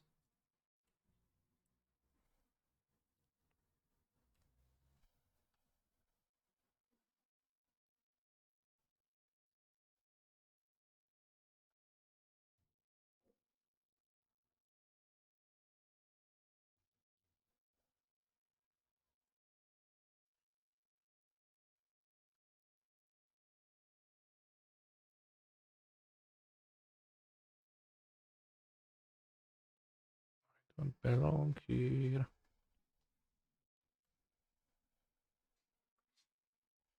Can you see my win rate? Yeah, that's the best price for qualifying. You get to check your win rate.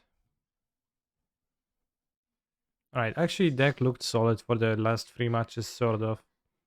But definitely lacking ways to discard from hand, kinda lame, and Death Right Shaman does not actually impress.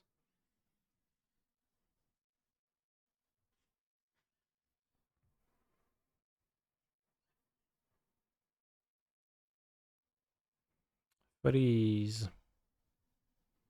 Batman.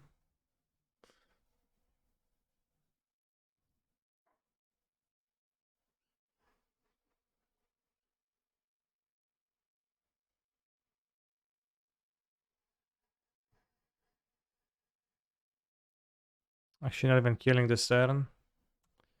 But we can attack. And my opponent won't even be able to draw colored mana from this anymore.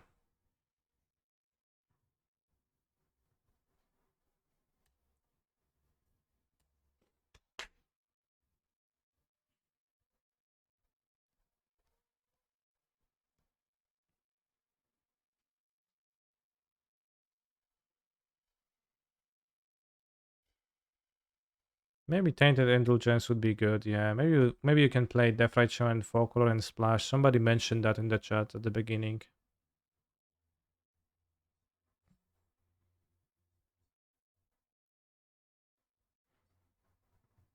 I'm not super impressed by Greasefang, but also not super disimpressed. Seems like a strategy, like a decent tier 2 strategy. Pretty high ceiling.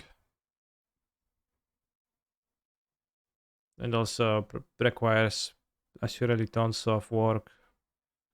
Can't stay away is pretty cool. 200 have more pieces. Yeah. As I said at the beginning, you're like, you do they will not a thing, but it's more set up for a weaker effect. So we'll see what happens in the future. Esper Charms basically can't stay away. Well, Esper Charm also returns Greasefang tapped, which is actually a pretty big downside, right? I don't remember the other two modes. Should try the Esper or Mardu version, they're much better. I'm willing to believe that after playing with this, that they are better.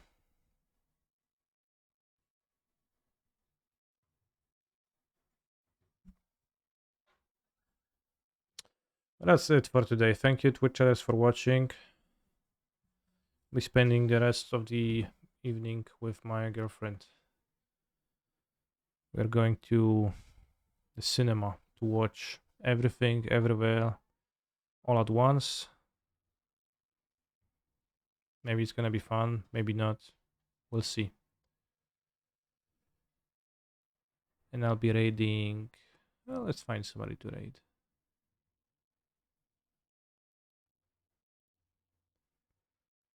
Can maybe raid Crockies. Have fun, they say it's good, yeah. Early access is on. Alright. Young Dingo. Mebo. Pioneer Displacer Fires.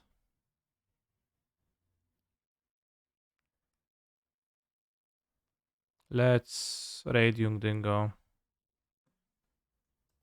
Modern Rad. Hitetsu Kamso.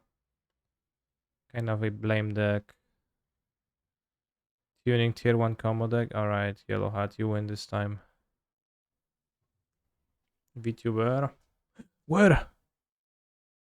What do you think about this channel, chat? Just seems to be playing Family Guy 24 hours per 7.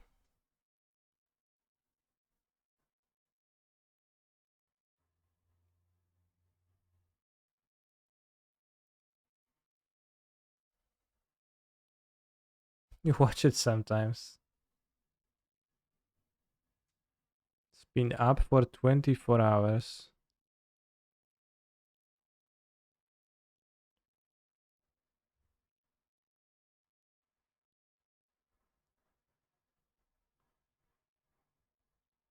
Potato Derg, Naya Cats and Dogs, and it's like a VTuber dog.